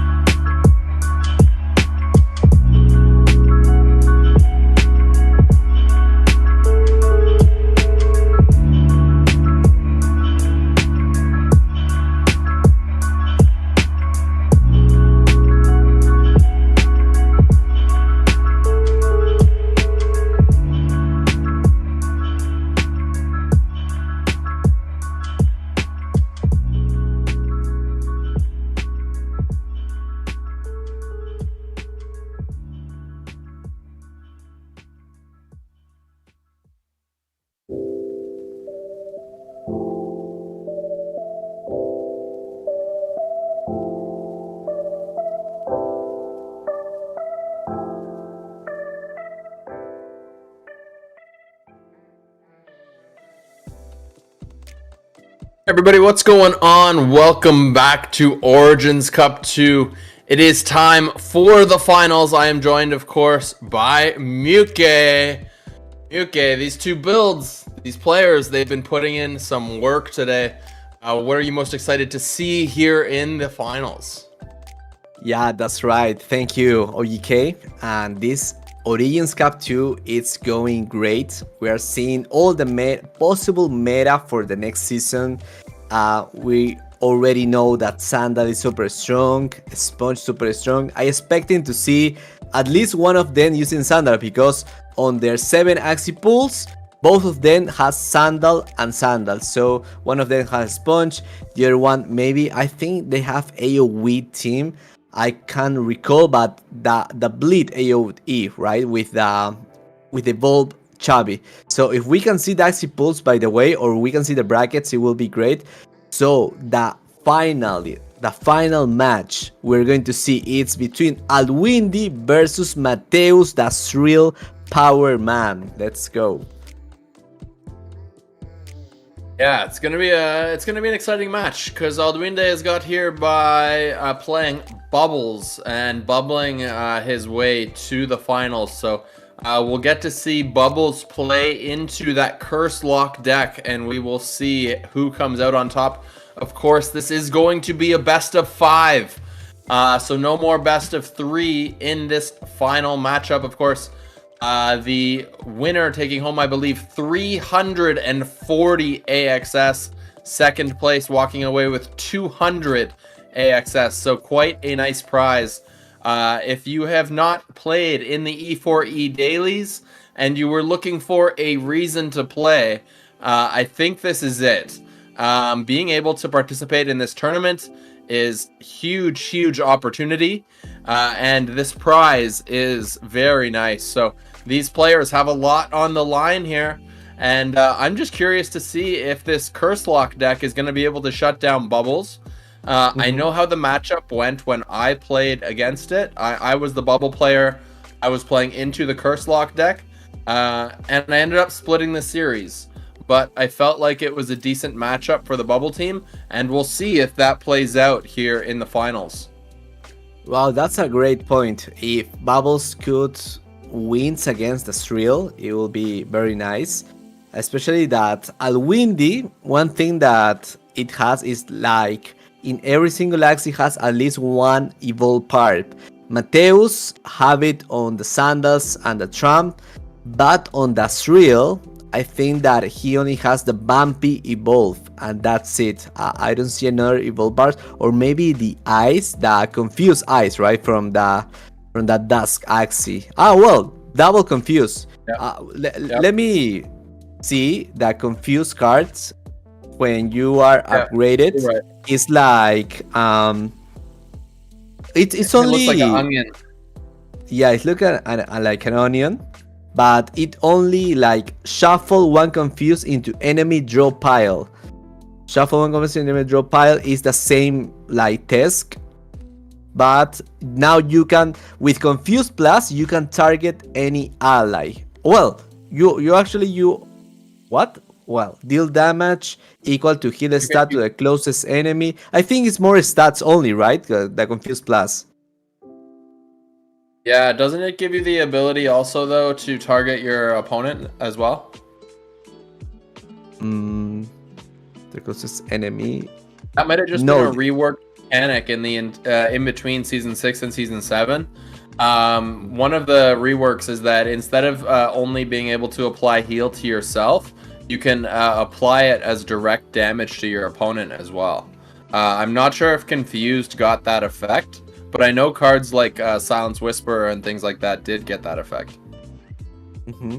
Yeah, it says for Confuse Plus, target any ally. It's the same like Confuse, normal Confuse.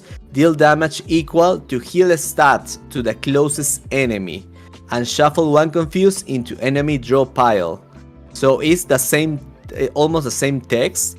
The only difference is like normal Confuse base stats 35 and Confuse Plus is 40. So more healing for you, that's great. And because it's more stats, you deal more damage also. So that's great for Confuse. Both of them are using evolved Axies. I can wait to see the next matches. I can wait to see again Sandals. I don't know if you believe me this, but I miss to see the Sandal in action. They are very fast, they are super strong, and yeah, I wish I have that team. Yeah, I love that build as well, definitely. But I don't know if we'll see it here in the finals. I'm interested, but I don't think we will. I do want to take a second to shout out Axe SCB in the chat. Axe, what's good, brother? I hope you're doing very well. Nice to see you in the chat. Also got Logic and my boy Flynn OG. Flynn clarifying that yes, you can do the reverse heal and damage opponents, but the damage does go into the front, so you can't target it. Are you sure about that? I thought you could target the damage too. We also have MTZ in the chat. So that is Matthias, I believe, in the chat, and we have Karub as well. So Karub wanting to see the gloomy dice in the finals. Well, let's not waste any time. Let's take a look and see if we do get to see that gloomy dice and see this curse lock deck and this bubble team. That's what I'm predicting. Is that what it's gonna be? Oh, Matthias says no. Matthias says we're gonna see Sandals, Muke's wish coming true, and we get to see Sandals again. Oh, I also got to say what up to Iju. Can't pass the mic back without saying what up to Iju Mock at Eduardo. Oh, he's got Eduardo Gore. I expected that to say something else, but Eduardo Gore 8 Iju Mock. What's good, bro? 0 in the chat too. Yeah, shout out to all of them. Thanks for being here. Look at that. Matthias starts very good. He has the Nemos. Now he's ramping energies. In the next turn, he is going to an extra energy. And as you can see, he has the Sandal already. He is thinking if using an energy to retain. I think he is going to do it. He is the play. It's only 1 energy fragment. And he's away only 2 more energy fragments to reach that next one. So he didn't retain it. He prefers to conserve the energies. He said it was too early for doing that Sandal, so that's okay because their enemy doesn't have any negative status. Now the Cactus comes in place at the same time as the Gecko. Maybe he is going to use at least the Gecko on this turn and retain the Cactus, right? For just like the damage, so you can go damage to the front, to the back, and gain some time. So the bubbles, so is using the Gecko and retaining. No, he's not retaining the Cactus. Okay. Yeah, make sure to get does make sure to get the taunt on the back line, and he could have went back-to-back turns with the taunt. But this is a situation that I was kind of mentioning earlier where you kind of want to juggle around the death mark.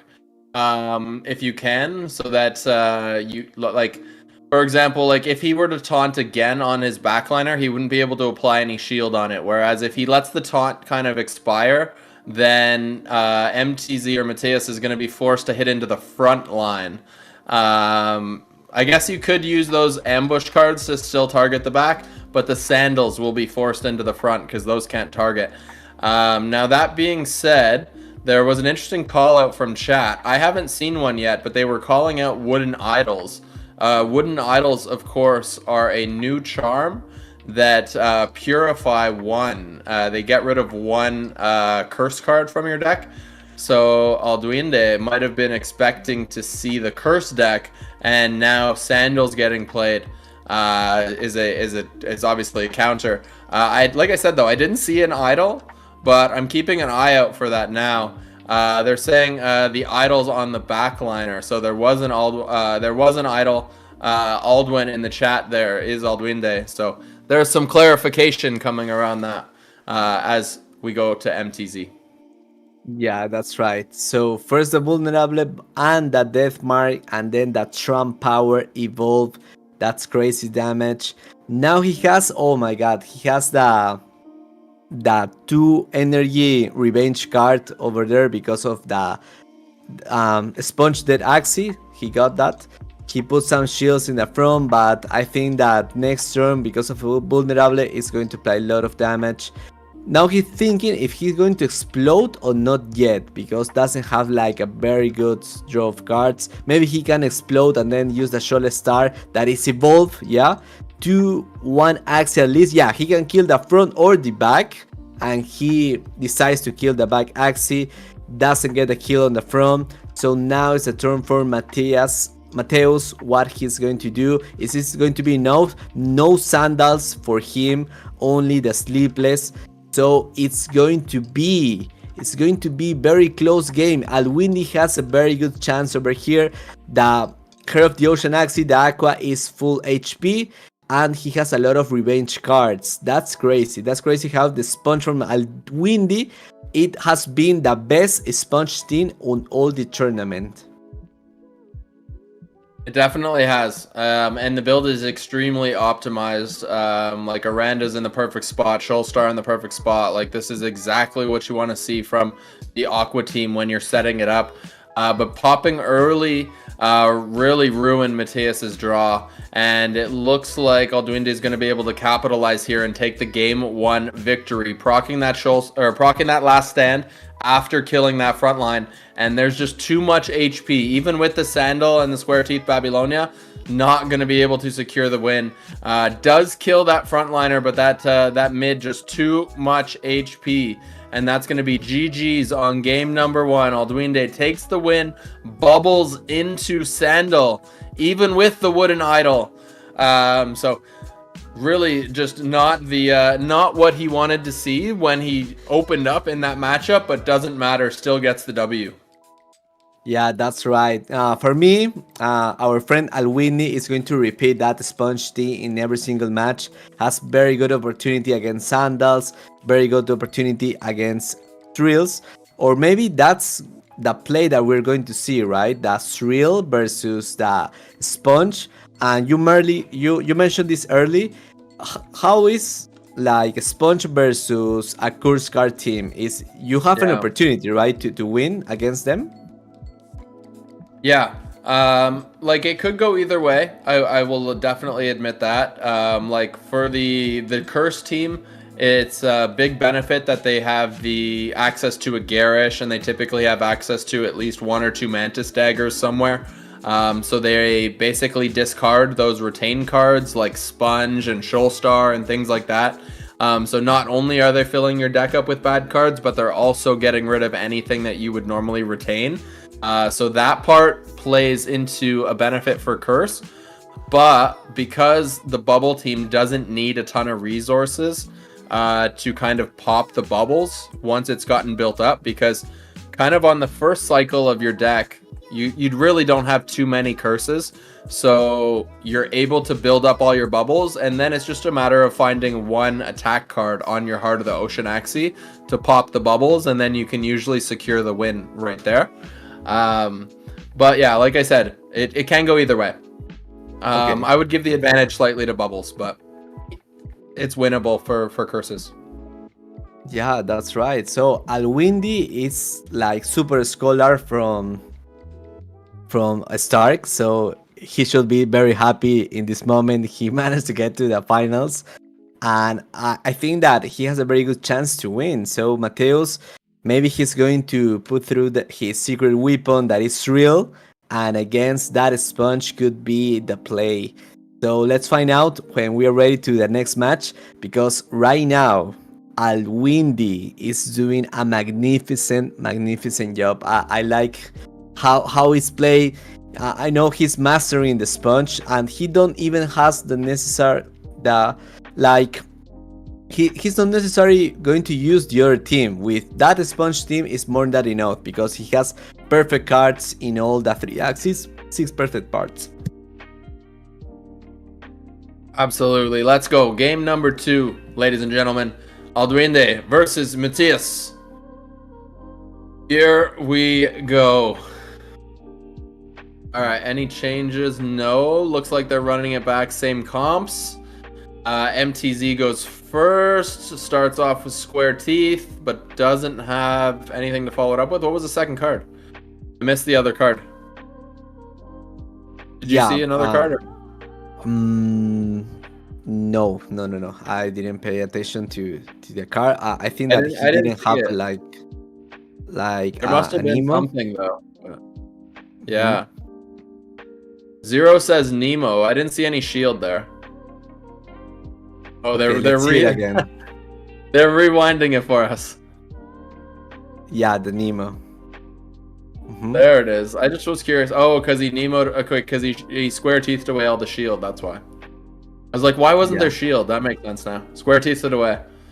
So it puts the death mark and a little bit of damage on the front line. There you go. Yeah, for extra damage from the shield. That's nice. Yeah. Good draw for Matthias right now. He has a better chance now. And from Alwindi, look at that. Has already the sponge, evolved sponge on his hand. Has 2 energies. Has all the Nemos that he could ever wish. And now Nemos calling Nemos, ramping out of energies, and this is going to be very good for him. Now he has an extra energies, and look at that with the Mystic Charm over there. And now he has Vulnerable, has the Sandal, has the Mantis. So if he use the Sandal right now without the Vulnerable, he could get rid of the sponge and it could be game changer right now. But he doesn't know this, right? That he has the sponge on his hand. So he used the Vulnerable always first, and then the Sandal. So that will be. So Cactus now has that town to the back in the perfect timing because his front Axie was with all the negative effects. Very nice from Aldiwi. And look at that. Now he has to put an other again negative status first to the back Axie. Has the Vulnerable. Doesn't have the Zero Coast card for the Death Mark. And then a Sandal. And that will be it. There you go, and you see it 279 damage as well. It has that Mantis Dagger, so it hits the discard as well. Question in the chat from League. League's wondering, why would you play the Trump over the Babylonia? The reason is because it just hits for so much damage. It has Ambush. It multi-hits for 4. You can see that its base is 27. So it'll be like 120 to 140, if not even more damage. That Axie, the Dawn Axie, I'll say used to, but I'll just say sometimes chooses to play Celestial Might, which also gives a big damage buff, plus 35% damage buff. So when you combo all the things together, the Trump can just hit for a lot of damage. Now we see Alduinde trying to throw some damage out while building up bubbles. He's up to 6 bubbles. He's going to go ahead and he's going to pop. He does throw that. It might have been a little bit early. He doesn't find any kills. But on the other hand, with the amount of damage that he did, it's hard to say it was a bad decision. Yeah, he needs if he had like one more bubble bomb, it could be like game changer, and he already have a huge advantage. Look at that, the Trump damage, it's super huge that he managed to kill the back Axie. Now with 3 energies, he can put Vulnerable, he can put the Sandal, and this is going to be so awesome because he used the Zero Coast card to the front Axie. It's not going to be no more energies. So now is the chance for Alwidi. It all depends what is his draw. He kills the front. Now he have to kill the back Axie, and look at the mech. The mech is still alive. So Catfish is not going to be enough. Remember that the Mystic Rune is in place. So for every energy that he's going to spend, he's going to do AoE damage and also AoE healing to all his allies. Look at that. He ramped to 5 energies. Now Alwindi's own next turn is going to be huge. And yeah, he managed to kill with that Orada to both axes. And this is the last chance for Mateus. But it's not going to be enough, I guess. Because even though he has 20% more damage, he has 4 energies. So he has to choose very wise which card he's going to use, because he needs to kill him with 1 energy. Square Teeth, I think it's not going to be enough to kill the front, so he has to use the Babylonia to kill that Axie. Yeah, that's his only chance. He's got to go Babylonia. Oh, he's not. He can't see what we can see, but he needed to Babylonia on the front line, and then he had to Square Teeth No, he wouldn't have been able to still. Yeah, he would have had to Babylonia the front line, so then that would have been gone. So then he would have been able to square teeth, sandal, and then hopefully take the kill with the long sword. Of course, he didn't realize that there was that much shield. He tried to skip over and use the death mark to secure the kill. Wasn't able to do it. But even if he would have played it the other way, I still don't think he would have had enough damage, to be honest. Yeah, that's right. Yeah, he couldn't see the shields, of course, that we were seeing. But yeah, very nice place. It's like the common thing in all compositions, we already know what it is. And it's this mystic rune that is everyone is talking about. Mystic rune, Shadow Exchange. That that you gain fragments and heal allies for 5 HP and then 5 damage to all enemy when you gain fragments. So that's crazy damage and crazy healing if you see in a long term, because it's in every single turn and it's a neutral.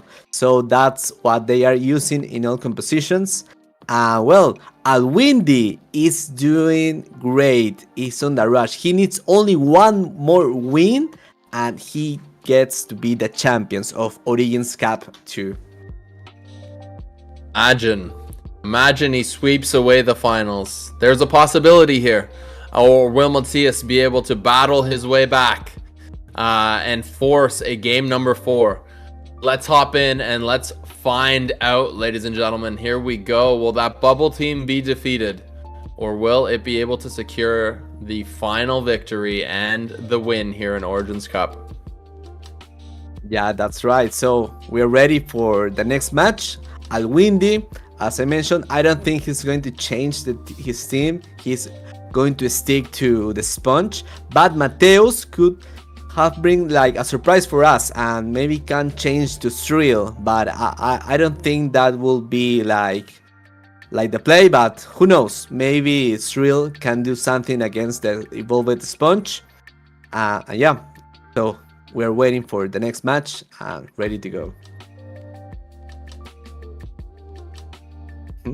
So OGK, do you think that Mateus got a chance here to have a reverse sweep, or think Alwindi has already the probability to win? I definitely think there's a chance. I think there's been a few times where Matthias has been able to kind of scare Alduinde in the sense of forcing him to pop the bubbles early. But the popping the bubbles early has kind of worked out to Alduinde's benefit. But like there's a few times where like as the bubble player, I think you would prefer to build up a couple more bubble stacks. But he knows that he has to pop early to be able to proc the last stand, because if he gets into a situation where he only has his Aqua Axie left and that last stand hasn't been procced, I mean, you need at least 2 turns to win that match, and it's really just a tough spot to be in. So I think he's done a good job of avoiding that situation, but I think if Matthias is going to be able to come back, he has to be able to secure that kill on that backliner a little bit quicker to be able to expose that Heart of the Ocean Axie. Yeah, Heart of the Ocean is also super strong in this situation. It's very, very good. You do additional damage for the percentage of the HP of your target, so it's crazy. And yeah, it's good to see the new charms is taking place, how it works, so we can learn. And before we get to that era, we know what is working and what is not. So very nice over here. And Shrill, I wish I could see Shrill one more time before we end the stream, because Shrill is also a very, very nice composition. I kind of wish we could see it again as well, to be honest with you. Because like it's not something that we've seen a lot of. So I think it would be cool to have that build shown a little bit more. Because I think there's this kind of idea in the community that the bubble team is like super OP. And I think the people that are here in the chat today are realizing that yes, it's very strong, but there are some builds that are competitive with that team. And I just kind of hope that the curse team kind of gets a bit more publicity or kind of gets talked about a little bit more in the community, along with Sandals and along with AoE. Because yes, bubbles are strong, but there's other good builds out there. Yeah, that's right. That's right. So maybe we can see again the Sandals, so we can say goodbye with that team. It will be impressive. Or maybe Alwindi change to Sandal, who knows? And give a surprise to his opponent. So Sandal versus Sandal, who will get the Nemos first, who will ramp up energies faster, and this is going to be what we were expecting. So very nice, very nice. Origins Cup, very good players. If you want to take part for the next one, remember to enroll on Community Gaming for eSport for Everyone tournaments. You gain some points, and in this situation, you manage to get to the top 64 players that gains the most points and be in these big, huge tournaments with huge prize pool. So it's sitting based on your daily leaderboard rank. Yeah. Exactly. So here we go. Game number 3. Alduinde versus Matthias. Oh, baby. Any changes? No. Sandals into bubbles. Here we go. Third game, same teams. Are we going to see a different outcome? Yep, that's right. So Matthias has the Nemo, so that's a good sign. He's going to ramp up energies, calling all the Nemos, putting some bubbles, and that will maximize his damage against his opponent. And of course, with 2 energies, he's thinking about it. He's using the Nemo or the Sleepless, because Sandals, no, because your enemy doesn't have like a negative effect. So the Nemo in the mid Axie, he wants to protect him, and then a Sleepless, he has to choose to the front or to the back, because he knows that the back Axie has already the cactus and the gecko for the taunt. So I think it's well, he didn't use it. I think he lose that energy, but at least he has the energy fragments for that. Okay, that's it. Yeah, and just taking a look quickly, doing a quick little shop on the market, that Aqua is going for a just a little bit, $71 for the Giro Eye version, $87 for the Sleepless Eye version of that Heart of the Ocean Axie in the midliner. Those Sandal Axies go for somewhere around 40. Just for anybody that's in the chat trying to figure out what these teams go for, there's an idea for you. As we see some damage getting thrown onto that backliner, it's down to 241. We see the Square Teeth come out, followed up by the Piranha, down to 92 HP remaining. Not enough to find that kill, though. That's good for Alduinde. Now we'll see, is he going to be able to build up enough bubble stacks here on this turn? Looks like he's already at 3. He's got a bunch of Nemos in hand. He's also got Sponge. He's going to lead Nemo Ears. That does cause an energy burst. 1 energy left. It goes with Nemo Tails. There was an Aqua Drink on there. He finds his other Nemos, which has an Aqua Drink. So can't see exactly how many bubbles he's at right now. But I assume that he's built up to at least 4 or 5 by this point. He definitely gained a full bubble on this turn with all the drinks that he played. But yeah, it's hard to tell with that visual bug as he flips turn back on over to Matthias. Yeah, that's right. So he has a Babylonia for the Vulnerable and then the Sandal, so it could be a game over. But no, he prefers to attack the front Axie because he knew that he have put some shield to one Axie, and look at this. He can kill the front with a Babylonia, and that's it. He get rid of that annoying Mystic Rune, and then is the Sponge that is taking place. So Cactus at the beginning, so he can play the taunt to the back Axie. Maybe is a play because it's the visual bag that he has already. The taunt it's like a visual bag. He didn't use initial the Cactus, so we're expecting to maybe he could explode in this turn. He has a Sponge, he has a Square Teeth, he can do it. He's thinking about it, he's calculating the damage, or maybe put some shield to that Axie. And yeah, he explodes, he kills the front Axie, kills the back, and procs the last stand and the Gecko. Oh my god, Alwindi is very close to get the W. OGK. Yeah, turn 7. He pops the bubble bomb, and I think that's going to be more than enough damage here. As you can see, the Sandal comes out to kill the backline, but it's not enough to take out that Aqua. All he had left over was one energy, and it's a Babylonia, and it's going to be Alduinde, the Super Stark Scholar, taking home the W. Congratulations on winning the tournament and 340 AXS. What an amazing job. Matthias, congratulations to you as well. Second place, 200 AXS is no joke, my friend. Congrats to you as well. What a fantastic tournament.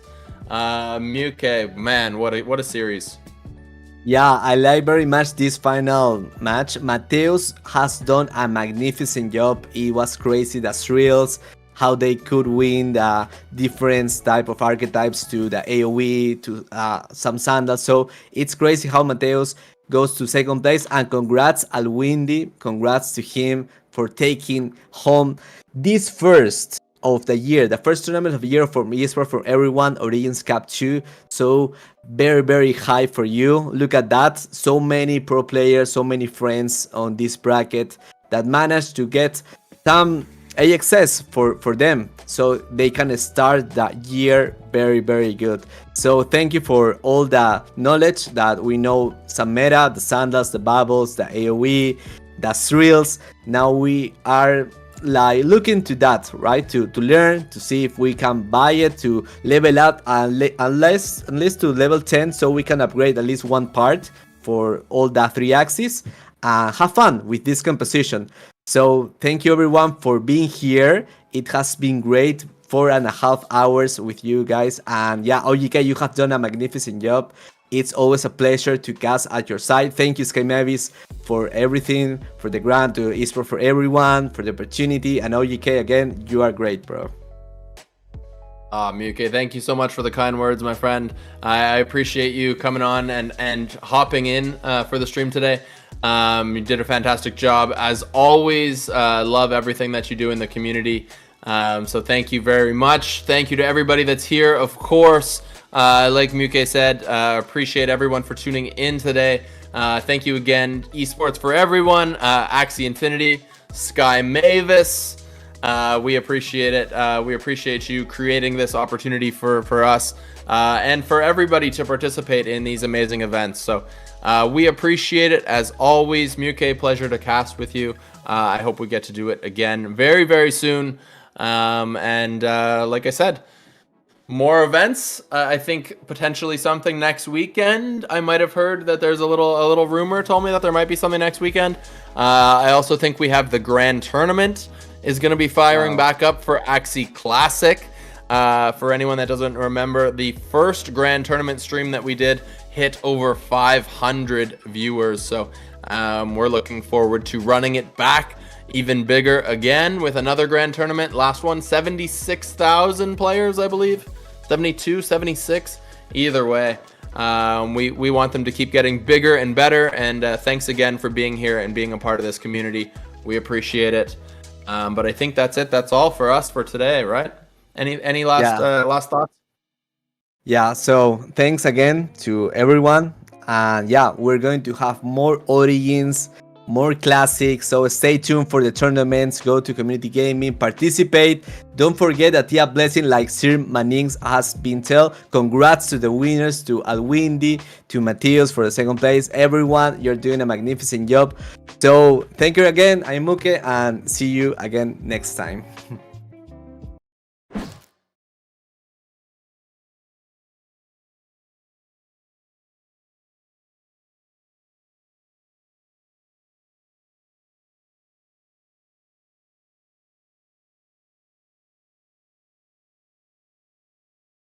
Work together to process transactions. These validator nodes are also where you will stake or delegate your RON to start earning rewards. But as a delegator, it is imperative to understand that not all validator nodes are the same. In fact, there are a ton of different factors to consider when choosing which validator is right for you. And since staking reward issuance won't begin until April 12th, This will give you plenty of time to learn your way around this new system. Let's get started. Every validator node has a commission rate. This is a portion of the daily rewards provided to the validator in return for hosting and maintaining the hardware used to run the node. Each validator node can set their own commission rate, from 0% all the way to 20%. Smaller commission rates will result in more rewards for delegators. Likewise, higher commission rates will result in less rewards for delegators. Validator nodes can also change or adjust their commission rate, which will take effect at a minimum of 7 days after the request. You can check if a change has been requested by hovering over this icon. Now, delegators earn rewards based on the percentage of their staked RON against the total supply of the validator node. So, choosing a validator node with less delegators or a smaller total supply could yield you a greater percentage. Checking the APR is a great way to determine where you will earn the most rewards. Getting down to brass tacks, there are two main types of validator roles that you should be paying attention to. These are governing validators and validator candidates. Governing validators are considered partners, having been screened through a rigorous process of checks and balances, and with names that you might recognize, such as Quest, the Big Yak Axie Club, and Google. These validators are more or less permanent and are considered everyday validators. As long as they perform well and meet their requirements, they should be consistently earning daily rewards. If you see this green checkmark next to the validator node, that is your confirmation that this is a governing validator. Now, validator candidates can be launched by anyone in the ecosystem as long as they meet the validator requirements. These nodes might offer better rewards in the form of smaller commission rates and a smaller total supply, although not all validator candidates are guaranteed to earn daily rewards.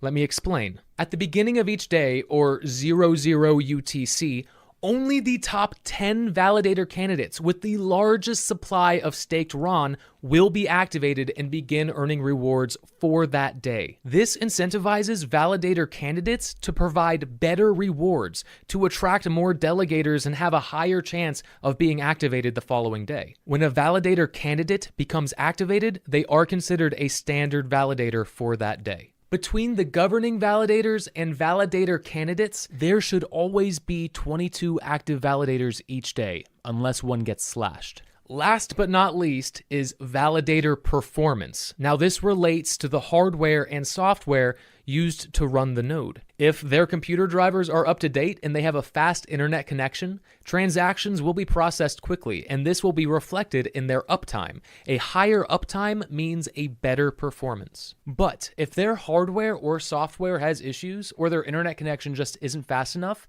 then their validator node could fail to process transactions. And if enough transactions fail to process, then that validator node could get slashed. And they, along with their delegators, will forfeit the rewards for the rest of that day. This will also be reflected in their status as either waiting as a candidate, active, punished, in jail, or renounced if they are leaving the ecosystem altogether, in which case you will be notified by this orange message. All this to say, in order to make an informed decision as to where best to stake your RON, it is very important to have a good understanding of all of these factors, from validator roles and commission rates and everything in between. Although, you don't have to put all of your eggs into one basket. You can diversify by staking different amounts of RON to different validator nodes. This way, even if your chosen validator candidate does not get activated for that day, you will still be earning rewards from your other delegations. This is a great way to balance your staking. It's also important to check in regularly in case your validator node has a change of commission rate, starts losing uptime, or has a change in status. All right, now, when you are ready to stake, click the RON Staking tab. Find your desired validator node, press the Delegate button, and choose the amount you would like to stake. Finally, confirm the transaction in your Ronin wallet, and congratulations, you have successfully staked RON. Now make sure you are delegating your RON to the correct validator, because once you delegate, you will be unable to withdraw that RON for 3 days. Now, you should also note that you will not begin earning rewards until the beginning of the following day, or 00 UTC, and you will not be able to claim those rewards until a full 24 hours after issuance has begun. Currently, there is no way to automatically restake your rewards. Instead, you must manually claim each reward and then delegate that new RON to a validator of your choice. If you decide there is a better validator node for your delegation, you can simply click the Move Stake button to change what validator you are staking with. And of course, you can always withdraw your RON back into your Ronin wallet while you decide which validator node is best for you. But remember, anytime you delegate more RON to a validator node, you will have to wait the following day to begin earning rewards from that new sum of delegated RON. If you have any other questions about RON staking, make sure to check the FAQ page for more information. And with that, you should be fully prepared to start staking your RON. Good luck and happy delegating.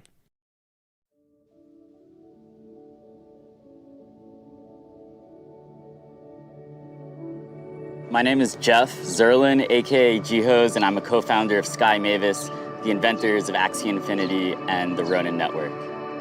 We've been saying that 2023 will be a year for building, and today we're showing that's what we've been doing. We are delivering on RON staking, the transition to DPoS, to deliver property rights to all users of the internet, starting with gamers. Today's announcement shows that Ronin is about so much more than Axie. We're welcoming new IPs, new teams, new types of experiences onto Ronin, while also reinforcing the core foundation of Axie Infinity. The transition to DPoS is part of our plan to decentralize the Ronin network over time. It's something that is super important to the integrity and the health and safety of the ecosystem. We saw back in 2021 with the launch of Ronin how Axie and Ronin can be super synergistic with each other. So more games on Ronin, more activity on Ronin, I think this is going to benefit the entire Axie community and the ecosystem as a whole. We envision Ronin as the best place to launch and grow Web3 games. So way back in 2018 when we were building Axie, we realized that there was still so much infrastructure that needed to be built. Gas fees were really high on Ethereum. It was slow, right? So building on Ethereum was a lot like training in the hyperbolic chamber from Dragon Ball Z. With Ronin, we're solving all the problems and building all the tools that we wish we had when we started our journey. So a Ronin is a samurai without a master. And with Ronin, we took the destiny of our own products into our own hands. And simultaneously, we see this as an opportunity for Web3 game developers to also take the destiny and the direction of their products. These ecosystems, due to how they combine economics, community, and leisure, are becoming known as digital nations.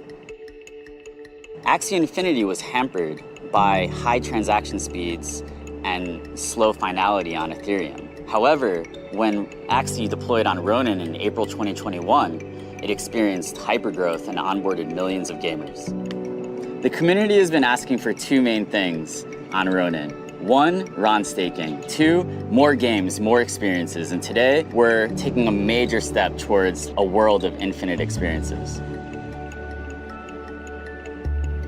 Web3 games are a new type of game. Games that are more empowering to the community, to the users that play them. Today's migration to DPoS is about you. Over the last few years, it's become really clear how digital ownership and property rights can transform the lives of gamers all over the world. Today's migration to DPoS for Ronin will allow us to double down on this and expand it to more gamers.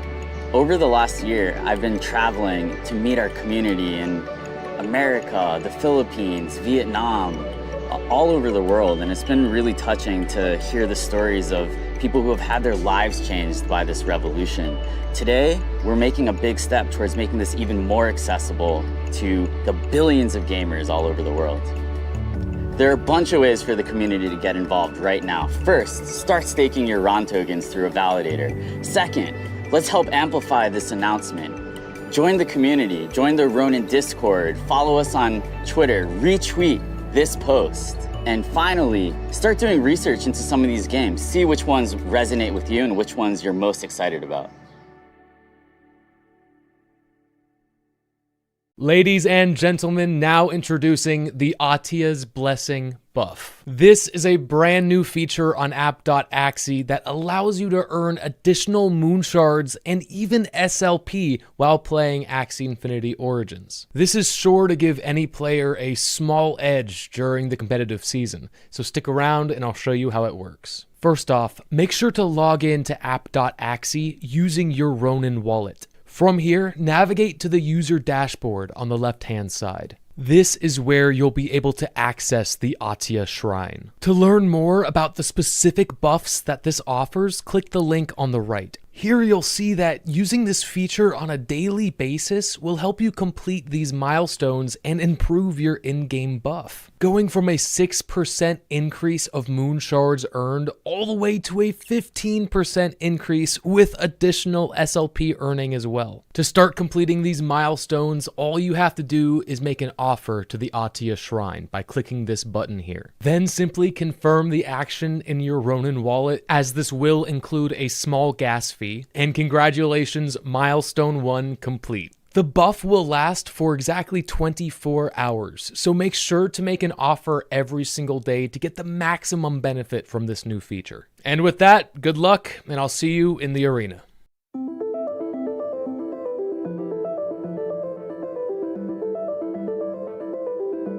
Our team has been working on this product for over 3 years. This is their love. There's a lot of people who put a lot of hours and just love into this product, and they really care about the game itself and the choices that we make as a company by trying to make sure we're doing the best choices for their work. So when we first wanted to look for a partner, we really wanted to make sure that the team can trust us and that we're putting this in the good hands with the right partner. Second, we really wanted to find a partner that understood actually how to make games. There's a lot of partners out there that have never made a game before, and they don't really stand the challenges that a studio faces in terms of development, community growth, user acquisition, all the things you need to do to make a game successful. So we started looking, and we really kind of saw Sky Mavis had a lot of potential to kind of fill these boxes that we thought were really important for us. And the good news is when we started talking to Sky Mavis, it was even better than we thought. As we started talking to them, we really saw that the questions they even asked us was really community focused and product focused and quality focused, and it's fun. And so they were actually questioning us, making sure the things that we cared about too. And that really let us kind of see that we were very aligned in terms of what we saw mattered for our product.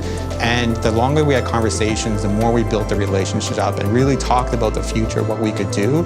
It was very clear that this was the best partner for Directive Games and the best partner for Machines Arena. Why we're making Machines Arena is even more important than the game itself or the genre. And the story behind it is pretty fun. We were kind of having a break in our schedule in 2020. We had a 2-week little gap in our schedule, and we did what game developers do. You don't take a break. You talk about all the other games you like to make. Why is it fun? What would you want to do? And so we just gave a vision to the team and say, hey, you got 2 weeks, let's see it. And the team worked on a small team. They put together a prototype, and then we did a company-wide playtest. And what we saw is everyone was laughing. They were trash talking each other. They were having fun. They wanted to play at lunch. Even though all these aspects of the game were just placeholder, people enjoyed it. And that gave us a lot of conviction. And those kind of core things that were important to us there is still shown in the game today. Those values from 3 years ago. And this is why I said this product is very important to the company, because it's a pure passion project of the team who wanted this and came together for it. We definitely fell in love with Axie when we looked at the community. And I think that's a really critical thing that people don't really realize. Your community is your reflection of your own values. And what we saw from, Axie's giant birth and growth through issues and troubles, but always coming out of it stronger and their community sticking with them, really showed the underlying values of Sky Mavis and Ronin. And that really inspired us. That really saw wow, this is a company that really stuck with this community. They really proved to them hey, believe in us. And as we had those conversations with Sky Mavis and we really saw those values come through in their talks with us, this really wanted us to be a part of it. We really wanted to be part of this Axie community. And we're so excited to be starting to show the Machines Arena to the community, get them a chance, start playing with us, just have fun, and see that we kind of share those similar values that Sky Mavis has. In this video, you are going to learn everything you need to know to start staking your RON effectively and begin earning passive rewards. What makes this possible is the Ronin Network's migration to DPoS, or Delegated Proof of Stake. This is a consensus mechanism where independent validator nodes work together to process transactions. These validator nodes are also where you will stake or delegate your RON to start earning rewards. But as a delegator, it is imperative to understand that not all validator nodes are the same. In fact, there are a ton of different factors to consider when choosing which validator is right for you. And since staking reward issuance won't begin until April 12th, this will give you plenty of time to learn your way around this new system. Let's get started. Every validator node has a commission rate. This is a portion of the daily rewards provided to the validator in return for hosting and maintaining the hardware used to run the node. Each validator node can set their own commission rate, from 0% all the way to 20%. Smaller commission rates will result in more rewards for delegators. Likewise, higher commission rates will result in less rewards for delegators. Validator nodes can also change or adjust their commission rate, which will take effect at a minimum of 7 days after the request. You can check if a change has been requested by hovering over this icon. Now, delegators earn rewards based on the percentage of their staked RON against the total supply of the validator node. So, choosing a validator node with less delegators or a smaller total supply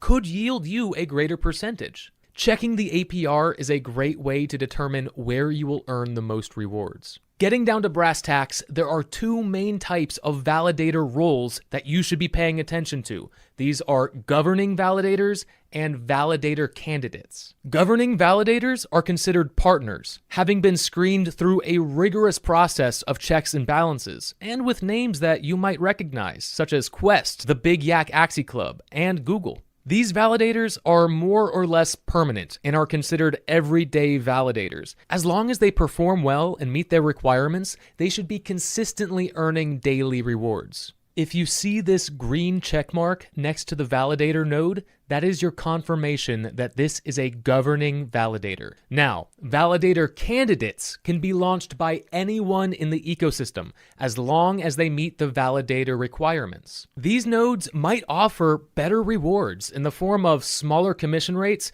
and a smaller total supply, although not all validator candidates are guaranteed to earn daily rewards.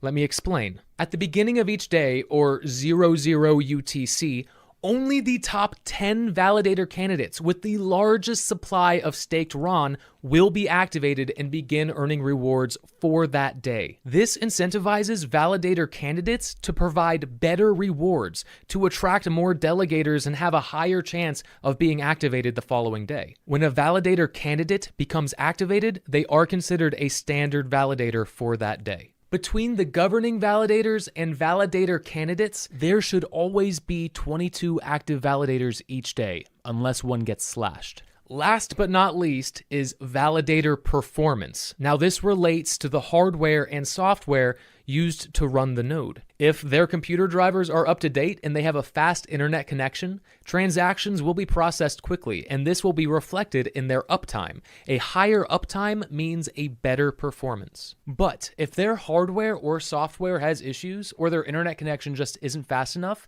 then their validator node could fail to process transactions. And if enough transactions fail to process, then that validator node could get slashed. And they, along with their delegators, will forfeit the rewards for the rest of that day. This will also be reflected in their status as either waiting as a candidate, active, punished, in jail, or renounced if they are leaving the ecosystem altogether, in which case you will be notified by this orange message. All this to say, in order to make an informed decision as to where best to stake your RON, it is very important to have a good understanding of all of these factors, from validator roles, and commission rates, and everything in between. Although, you don't have to put all of your eggs into one basket. You can diversify by staking different amounts of RON to different validator nodes. This way, even if your chosen validator candidate does not get activated for that day, you will still be earning rewards from your other delegations. This is a great way to balance your staking. It's also important to check in regularly in case your validator node has a change of commission rate, starts losing uptime, or has a change in status. All right, now, when you are ready to stake, click the RON staking tab. Find your desired validator node, press the delegate button, and choose the amount you would like to stake. Finally, confirm the transaction in your Ronin wallet, and congratulations, you have successfully staked RON. Now make sure you are delegating your RON to the correct validator, because once you delegate, you will be unable to withdraw that RON for 3 days. Now, you should also note that you will not begin earning rewards until the beginning of the following day, or 00 UTC, and you will not be able to claim those rewards until a full 24 hours after issuance has begun. Currently, there is no way to automatically restake your rewards. Instead, you must manually claim each reward and then delegate that new RON to a validator of your choice. If you decide there is a better validator node for your delegation, you can simply click the Move Stake button to change what validator you are staking with.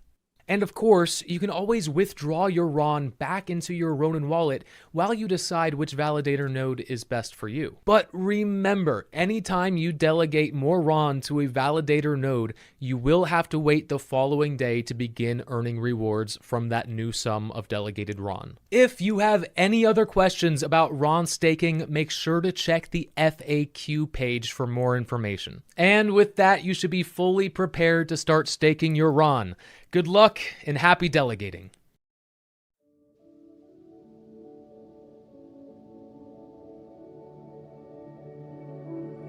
My name is Jeff Zerlin, aka G-Hose, and I'm a co-founder of Sky Mavis, the inventors of Axie Infinity and the Ronin Network. We've been saying that 2023 will be a year for building, and today we're showing that's what we've been doing. We are delivering on RON staking, the transition to DPoS, to deliver property rights to all users of the internet, starting with gamers. Today's announcement shows that Ronin is about so much more than Axie. We're welcoming new IPs, new teams, new types of experiences onto Ronin, while also reinforcing the core foundation of Axie Infinity. The transition to DPoS is part of our plan to decentralize the Ronin network over time. It's something that is super important to the integrity and the health and safety of the ecosystem. We saw back in 2021 with the launch of Ronin how Axie and Ronin can be super synergistic with each other. So more games on Ronin, more activity on Ronin, I think this is going to benefit the entire Axie community and the ecosystem as a whole. We envision Ronin as the best place to launch and grow Web3 games. So way back in 2018 when we were building Axie, we realized that there was still so much infrastructure that needed to be built. Gas fees were really high on Ethereum. It was slow, right? So building on Ethereum was a lot like training in the hyperbolic chamber from Dragon Ball Z. With Ronin, we're solving all the problems and building all the tools that we wish we had when we started our journey. So a Ronin is a samurai without a master. And with Ronin, we took the destiny of our own products into our own hands. And simultaneously, we see this as an opportunity for Web3 game developers to also take the destiny and the direction of their products. These ecosystems, due to how they combine economics, community, and leisure, are becoming known as digital nations.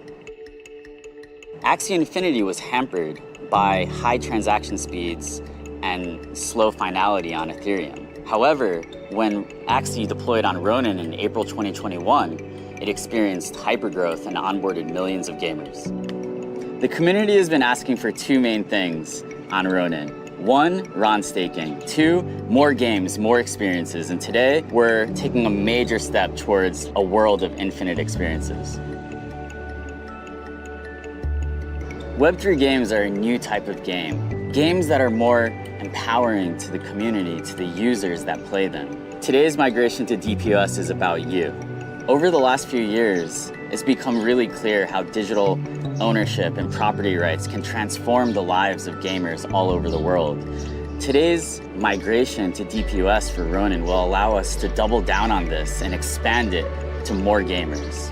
Over the last year, I've been traveling to meet our community in America, the Philippines, Vietnam, all over the world, and it's been really touching to hear the stories of people who have had their lives changed by this revolution. Today, we're making a big step towards making this even more accessible to the billions of gamers all over the world. There are a bunch of ways for the community to get involved right now. First, start staking your RON tokens through a validator. Second, let's help amplify this announcement. Join the community, join the Ronin Discord, follow us on Twitter, retweet this post. And finally, start doing research into some of these games. See which ones resonate with you and which ones you're most excited about. Ladies and gentlemen, now introducing the Atiya's Blessing buff. This is a brand new feature on app.axie that allows you to earn additional moon shards and even SLP while playing Axie Infinity Origins. This is sure to give any player a small edge during the competitive season, so stick around and I'll show you how it works. First off, make sure to log in to app.axie using your Ronin wallet. From here, navigate to the user dashboard on the left-hand side. This is where you'll be able to access the Atiya Shrine. To learn more about the specific buffs that this offers, click the link on the right. Here you'll see that using this feature on a daily basis will help you complete these milestones and improve your in-game buff. Going from a 6% increase of moon shards earned all the way to a 15% increase with additional SLP earning as well. To start completing these milestones, all you have to do is make an offer to the Atiya Shrine by clicking this button here. Then simply confirm the action in your Ronin wallet, as this will include a small gas fee. And congratulations, milestone 1 complete. The buff will last for exactly 24 hours, so make sure to make an offer every single day to get the maximum benefit from this new feature. And with that, good luck, and I'll see you in the arena.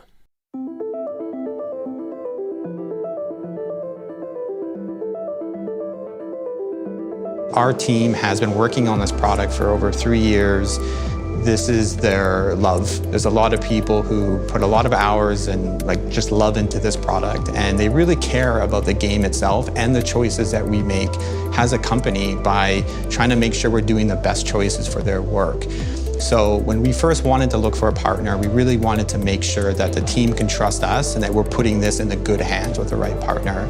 Second, we really wanted to find a partner that understood actually how to make games. There's a lot of partners out there that have never made a game before, and they don't understand the challenges that a studio faces in terms of development, community growth, user acquisition, all the things you need to do to make a game successful.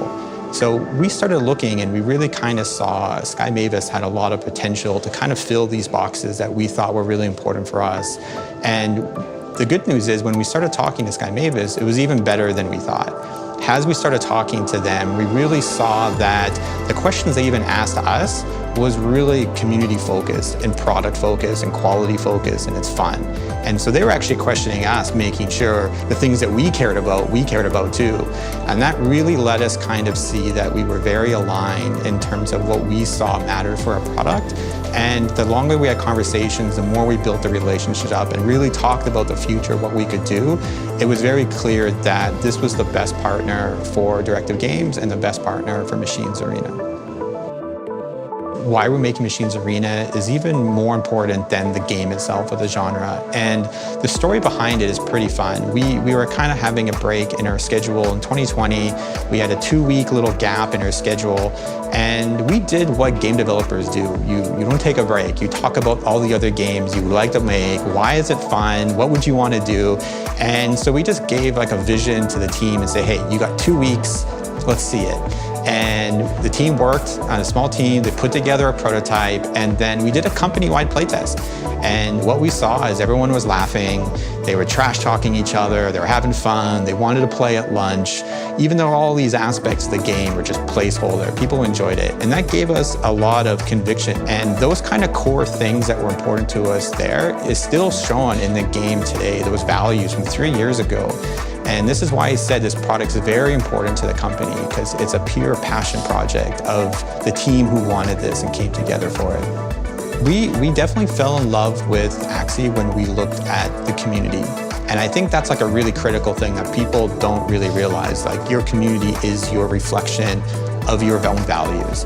And what we saw from, Axie's giant birth and growth through issues and troubles, but always coming out of it stronger and their community sticking with them, really showed the underlying values of Sky Mavis and Ronin. And that really inspired us. That really saw like, wow, this is a company that really stuck with this community, really proved to them like, hey, believe in us. And as we had those conversations with Sky Mavis and we really saw those values come through in their talks with us, this really wanted us to be a part of it. We really wanted to be part of this Axie community. And we're so excited to be starting to show the Machines Arena to the community, get them a chance, start playing with us, just have fun, and see that we kind of share those similar values that Sky Mavis has. In this video, you are going to learn everything you need to know to start staking your RON effectively and begin earning passive rewards. What makes this possible is the Ronin Network's migration to DPoS, or Delegated Proof of Stake. This is a consensus mechanism where independent validator nodes work together to process transactions. These validator nodes are also where you will stake or delegate your RON to start earning rewards. But as a delegator, it is imperative to understand that not all validator nodes are the same. In fact, there are a ton of different factors to consider when choosing which validator is right for you. And since staking reward issuance won't begin until April 12th, this will give you plenty of time to learn your way around this new system. Let's get started. Every validator node has a commission rate. This is a portion of the daily rewards provided to the validator in return for hosting and maintaining the hardware used to run the node. Each validator node can set their own commission rate, from 0% all the way to 20%. Smaller commission rates will result in more rewards for delegators. Likewise, higher commission rates will result in less rewards for delegators. Validator nodes can also change or adjust their commission rate, which will take effect at a minimum of 7 days after the request. You can check if a change has been requested by hovering over this icon. Now, delegators earn rewards based on the percentage of their staked RON against the total supply of the validator node. So, choosing a validator node with less delegators or a smaller total supply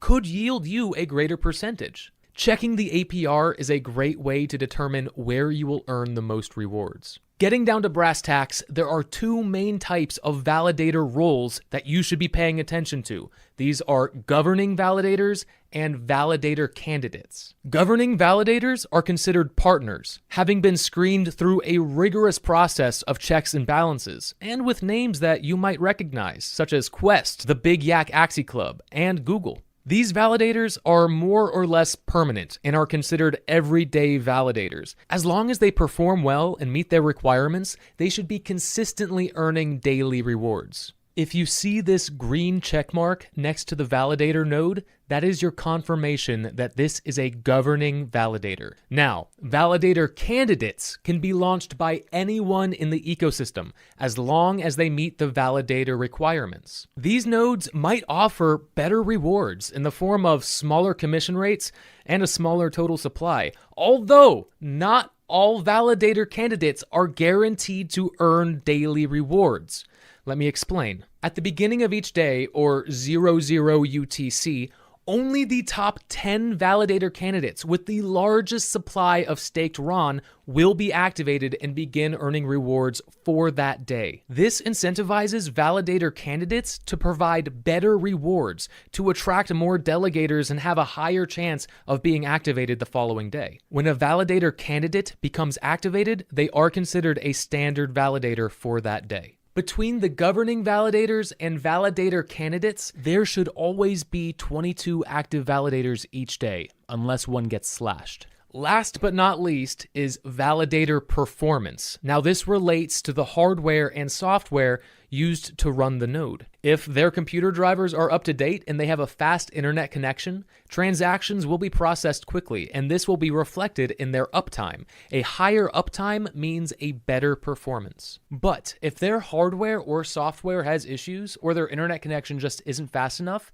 then their validator node could fail to process transactions. And if enough transactions fail to process, then that validator node could get slashed. And they, along with their delegators, will forfeit the rewards for the rest of that day. This will also be reflected in their status as either waiting as a candidate, active, punished, in jail, or renounced if they are leaving the ecosystem altogether, in which case you will be notified by this orange message. All this to say, in order to make an informed decision as to where best to stake your RON, it is very important to have a good understanding of all of these factors, from validator roles, and commission rates, and everything in between. Although, you don't have to put all of your eggs into one basket. You can diversify by staking different amounts of RON to different validator nodes. This way, even if your chosen validator candidate does not get activated for that day,